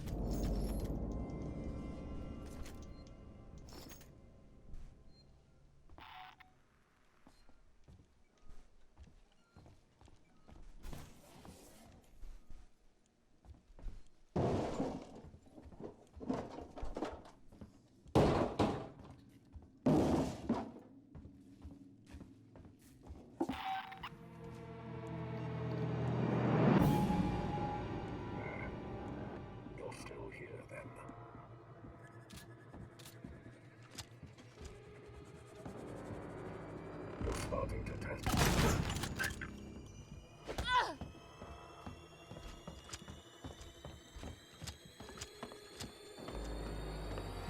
I forgot, it's not one of those games where if you're out of ammo and still shoot, the character automatically reloads before shooting.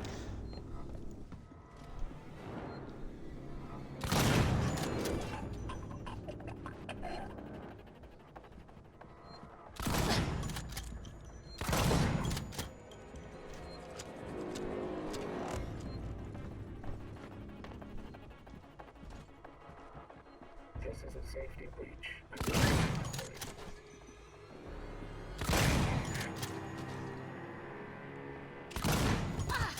fucking prick. Tell you fucking what.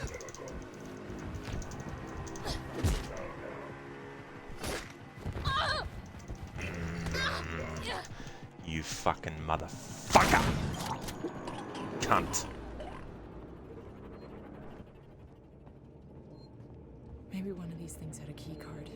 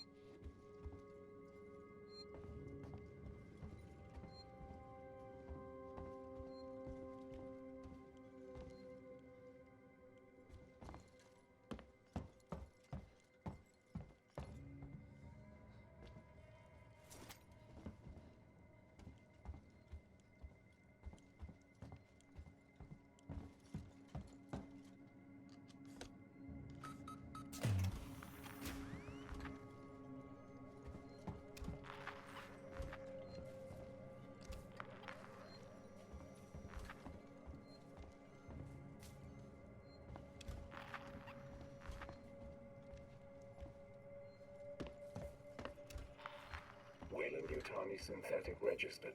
Attempted unauthorized access.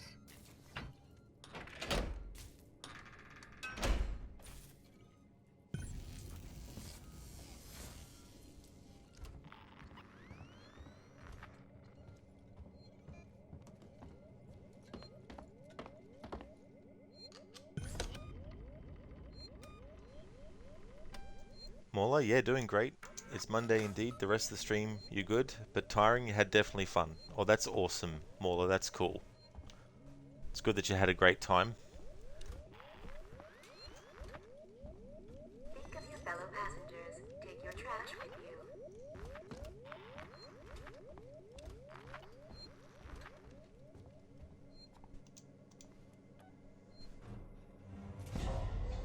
Elevator going down to Android orientation.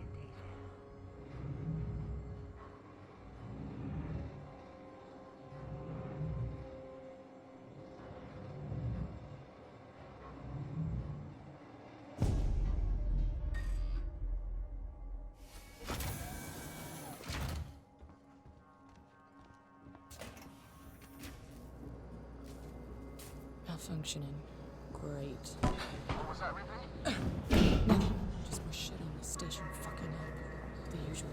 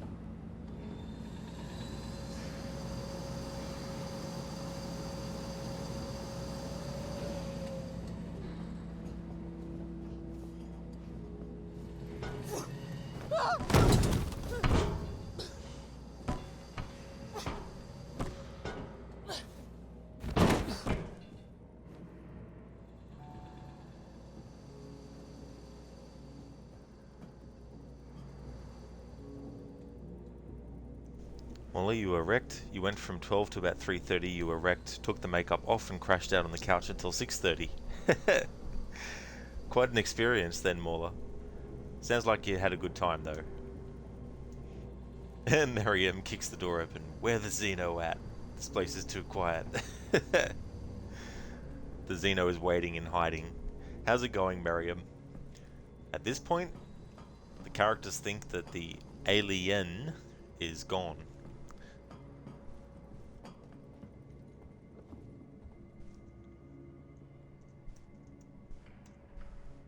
For people who have BTTV enabled, feel free to actually post that whenever I get killed by the alien.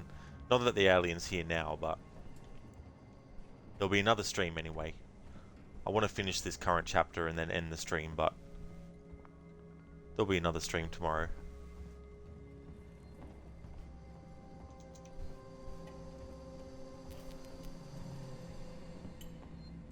Currently up to Chapter 12.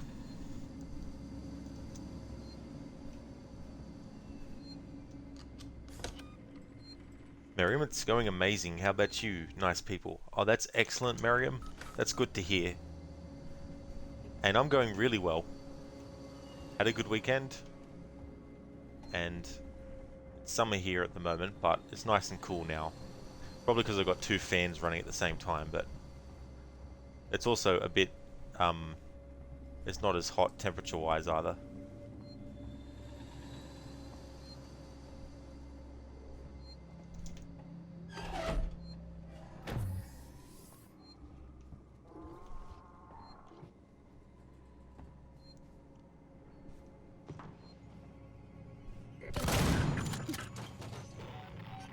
It's like, go back to bed. Go back to bed, Android. Follow me, please.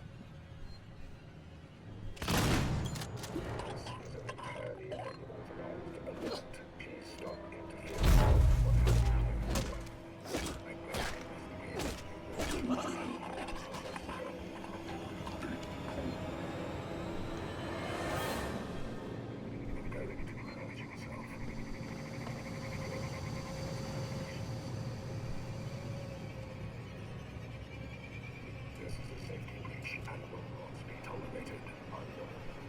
I'd get both of these pricks together, that'd be good.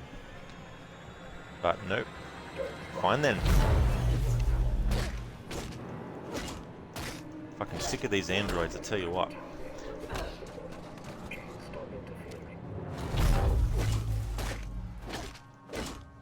Really tested my patience this playthrough, these androids.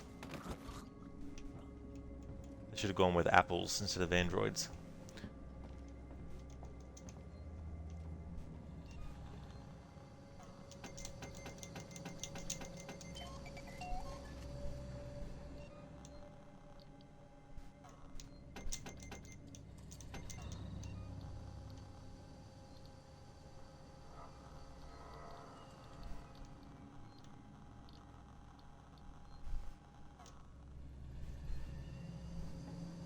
Lucinda, that's good progress. You're over halfway. Do you think you'll finish the game tomorrow?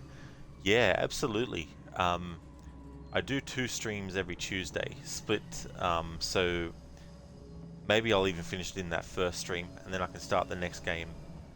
But I think what I might do is, when I actually stream the game tomorrow, I might have like a, I don't know how I can do it. I think what I might do is a competition community challenge with the points, maybe, to decide which game out of Plague Tale Innocence and Hellblade will actually be happening. Like, set 2 community challenges with the same amount of points, but whichever one reaches that amount of points first is the one that I play, or maybe something like that. I don't know really. But whatever the case is with the 2, I'd like to actually play both of them anyway, so whether that's Hellblade first or the other way around, I don't mind.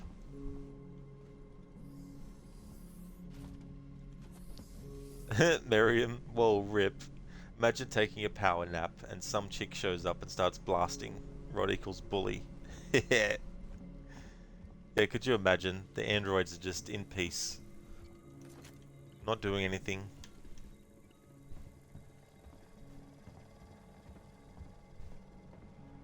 Listen, no, there are a finite number of androids in the game, or even if you kill every one you see, there will always be more.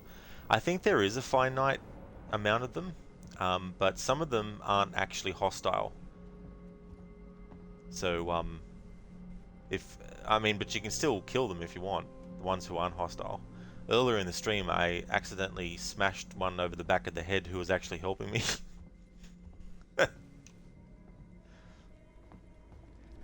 Mola, how is there a choice? Hellblade is OP. It is a great game, that's for sure. But yeah, I also like A Plague Tale: Innocence a lot. Plus, it would be good to actually play it, because the last time I tried, I had that audio issue with the dialogue and cutscenes that I didn't know at the time how to fix, but now that I know how to fix it, it would be good to play that again too. But I won't be playing the sequel after it. It's still too fresh in my mind to play the sequel after it. I mean, I've already played the sequel, but I'll do another playthrough of that at a later point.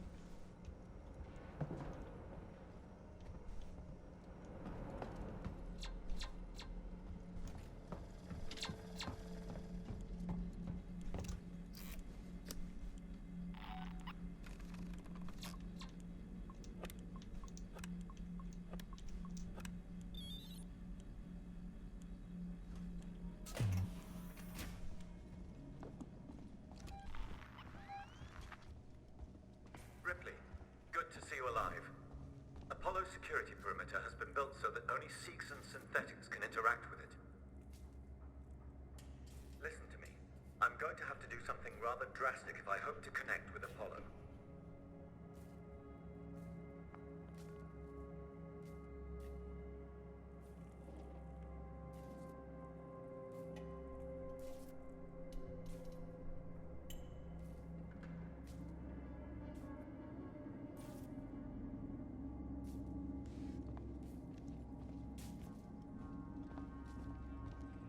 Yeah, Mariam, such a great character.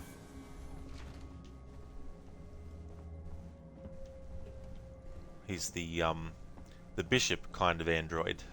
The one that won't kill you. Or try to kill you.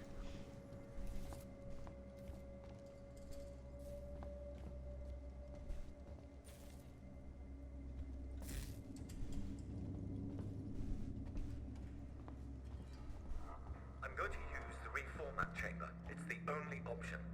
I've had to divert power from the area to allow me to try.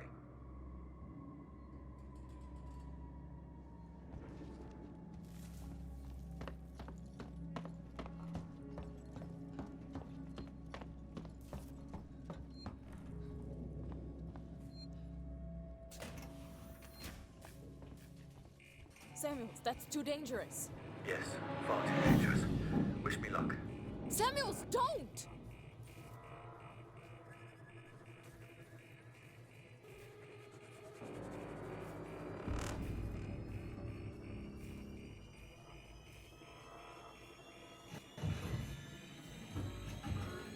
Warning.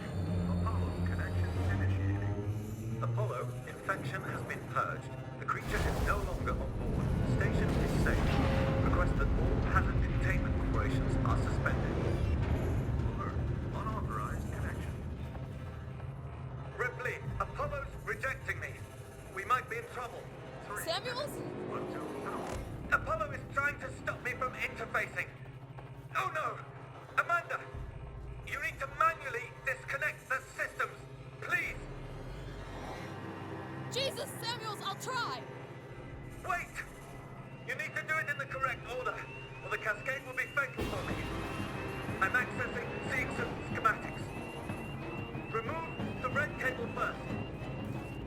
Okay, red first!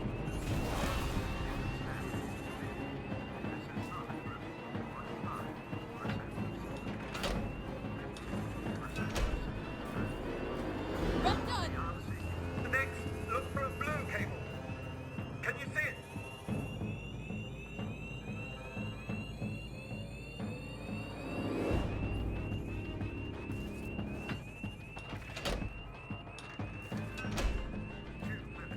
Got it! Blue disconnected. What next? I'm having trouble accessing the schematics. Apollo is making things difficult. I need the next one, Samuels! What? What's happening out there, Ripley? The emergency lights have come on! I can't make out the colors of the cables! You're gonna have to guide me to them! The next one is plugged into a wall socket. There was an upturned gurney nearby.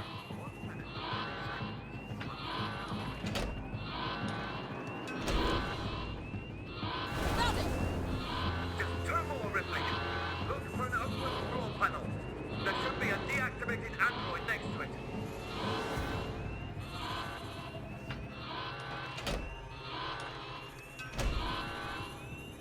Got it, Samuels! Just the last one now, Ripley.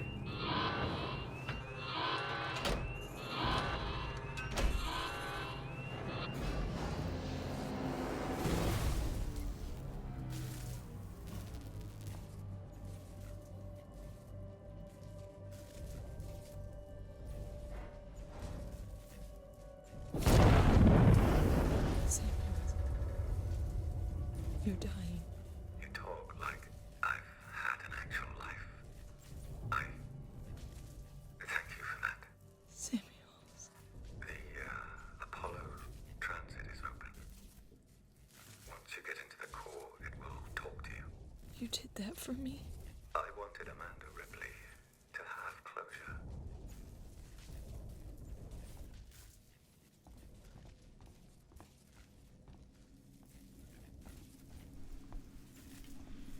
That's such a poignant. Ricardo, if you're there, pick up. I'm here, sorry. Samuels is gone. He opened Apollo Transit for me. I'm gonna go straight there. I'll get Apollo to lift the lockdown.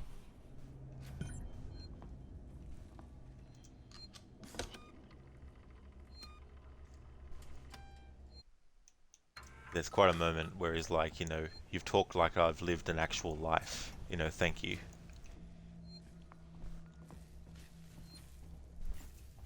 It's a great example of this because, like, fans of the Alien series, you know that there's been, you know, bad experiences that the Ripley mother and daughter duo have actually had to experience.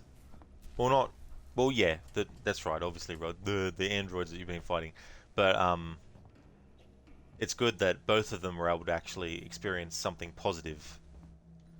Where you have Bishop and aliens who turns out nothing like what Ellen Ripley was fearing, and then you have Samuels who, to Amanda, is almost like a real person. Like she never treated him like he was an android.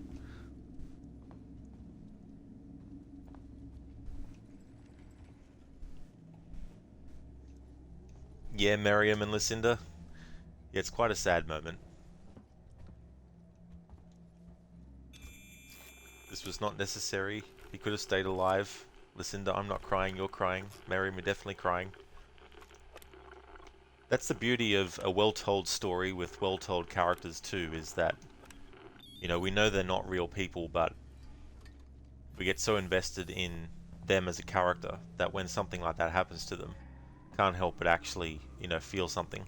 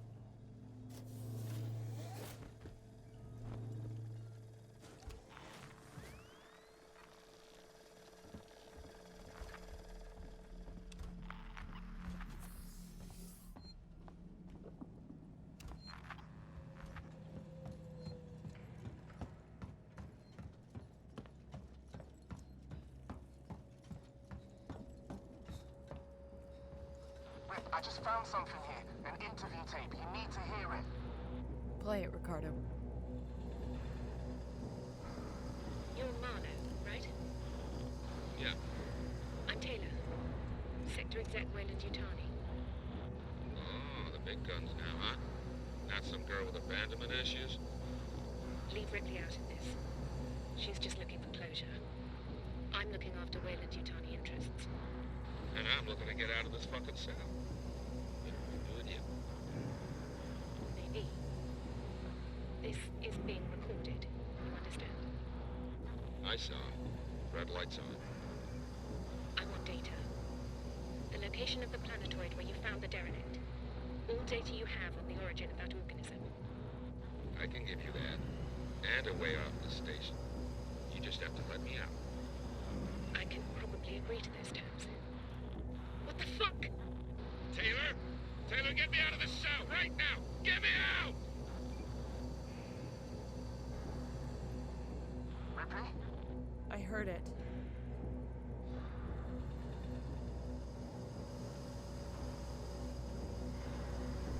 Dun dun dun! Surprise! An employee for the company turns out to be a traitorous person. Say it isn't so. All the people at Umbrella, when Umbrella in the Resident Evil series was actually evil, would be gasping as well.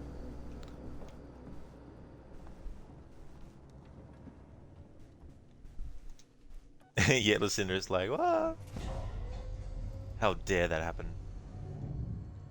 I mean, Lucy, what are you doing? The same actress who plays Taylor plays Lucy in Assassin's Creed Syndicate, which is the character that I've got this delicious emote based off of.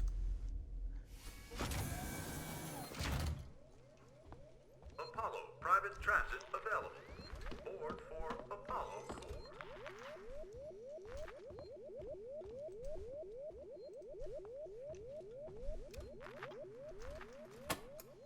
Exactly, Miriam. Wayland Yutani back at it again with the shenanigans.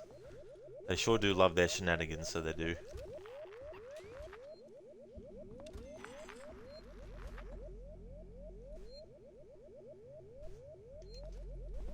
Whoop, whoop, whoop, whoop, whoop.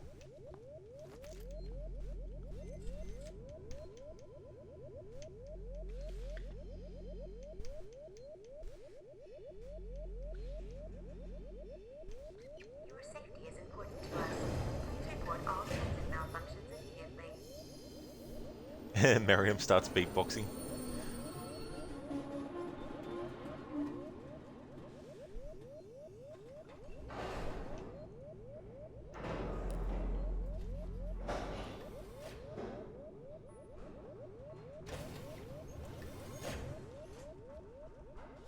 This car for the Central Apollo mainframe.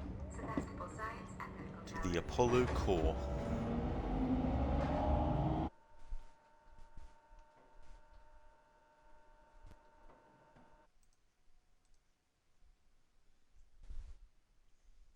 Crouching whilst moving is quieter but will slow you down, and will also give you arthritis in the knees later in life. You're on the floor above the Apollo core. This whole area contains Apollo supporting systems with the AI core itself at the center. Apollo prevented Samuels from lifting the lockdown remotely, but once you're inside, he made sure it'll at least talk to you. And this is actually where I'm going to end this current stream at this point in the game. So we're basically up to about chapter 13. So in tomorrow's stream, I'll most likely definitely finish this. So I just want to thank everyone so much for watching. If you see me streaming this again, then you know it's become Tuesday.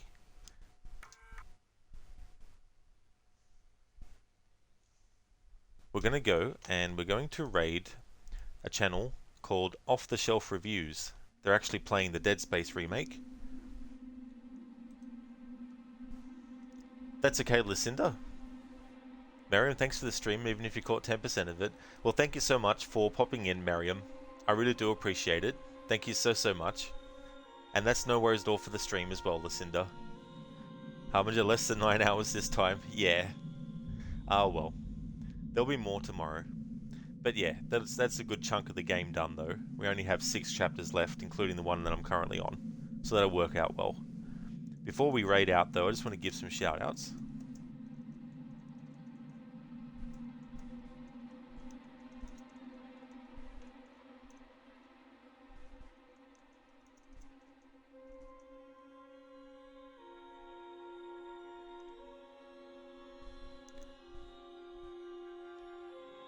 Thanks, Royal Twigs.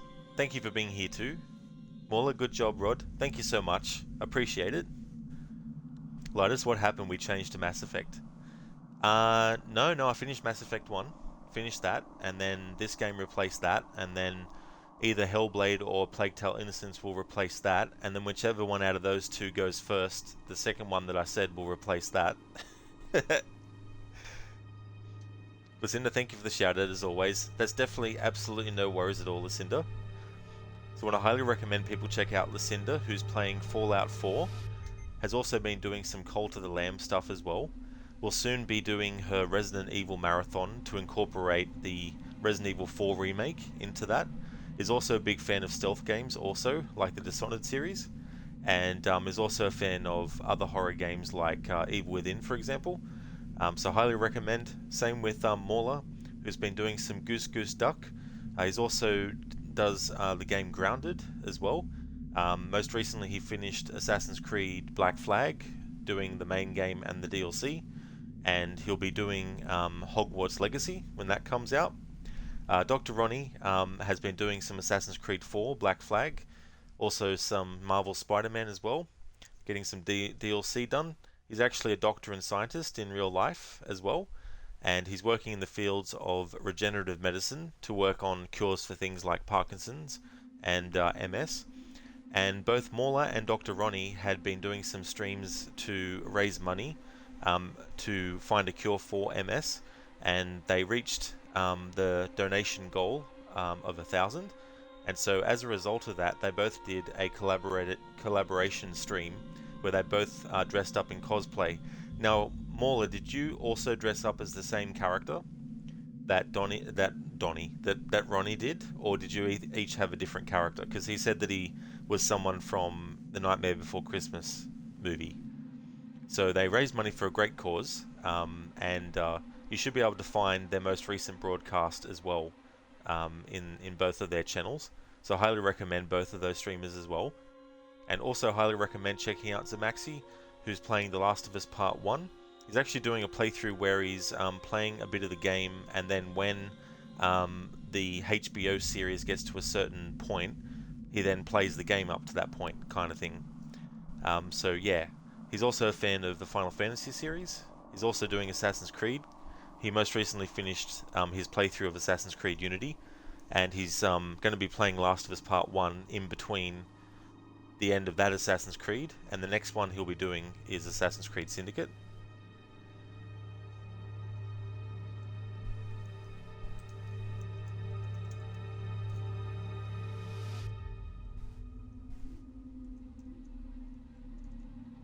Whoops. Sorry, listen, I gave you another shout out. I put...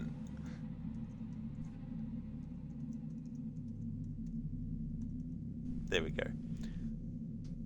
Mauler, no, sorry, thanks for the shout out. That's absolutely no trouble at all. Hang on, whoops, Lidus. Oh, you saw a planet thought was Mass Effect. Oh, I get you now. Of course, yep. Sorry. Indeed, Miriam, let's go for sure. Mauler, thanks for the shout out, Rod. Stray and Hogwarts this week. Oh, that's right, Stray as well. Damn, I forgot that you're also doing Stray. That's cool. So Ronnie dressed as Sally from Nightmare. You dressed as your schoolgirl cosplay, Jamie. Ah, I got you now, Mauler. Yeah. Yeah, I didn't know if you were doing like the same character or something. Also want to highly recommend checking out Lidus as well as Mr. Gotai.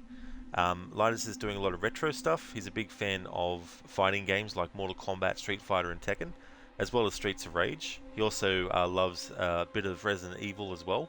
So a lot of retro stuff, a really cool streamer. Mr. Gotai is doing the Dead Space remake, and he's also a fan of Ghost Recon as well as Assassin's Creed as well. And yeah, highly recommend checking out all those streamers. So we're going to go and raid off the shelf reviews. who are playing the Dead Space remake themselves. There we go. Thanks everyone for watching. The next stream that you'll see from me will be this. And Wednesday I have a special surprise game. Tomorrow, when it's Tuesday for me, I'll actually be changing my schedule about me to actually show a teaser image that doesn't reveal what the game is, but there's a clue in it that people might pick up on. But I won't actually change that image to the actual game until the day of actually streaming it. In fact, probably a few minutes before I go live, I'll actually update that as well. That's okay, Lidus. Absolutely no worries at all. And that's true, Lucinda. The L's. That's okay, Lidus. That's absolutely no trouble at all for that. Haven't seen Off the Shelf in a while. Thank you for the stream. Yeah, it's a great channel. They also have a YouTube, and for almost 10 years now, they've been doing movie reviews, game reviews. Gary and Ian are the ones that headline the channel. Gary streams a lot for Off the Shelf reviews. Sometimes Ian will as well. But yeah, they've done a lot of really good sort of like content over the years. So when they actually became Twitch streamers, it was like, oh, so cool. But yeah, I forgot to do a raid message, but in any case, thanks for watching.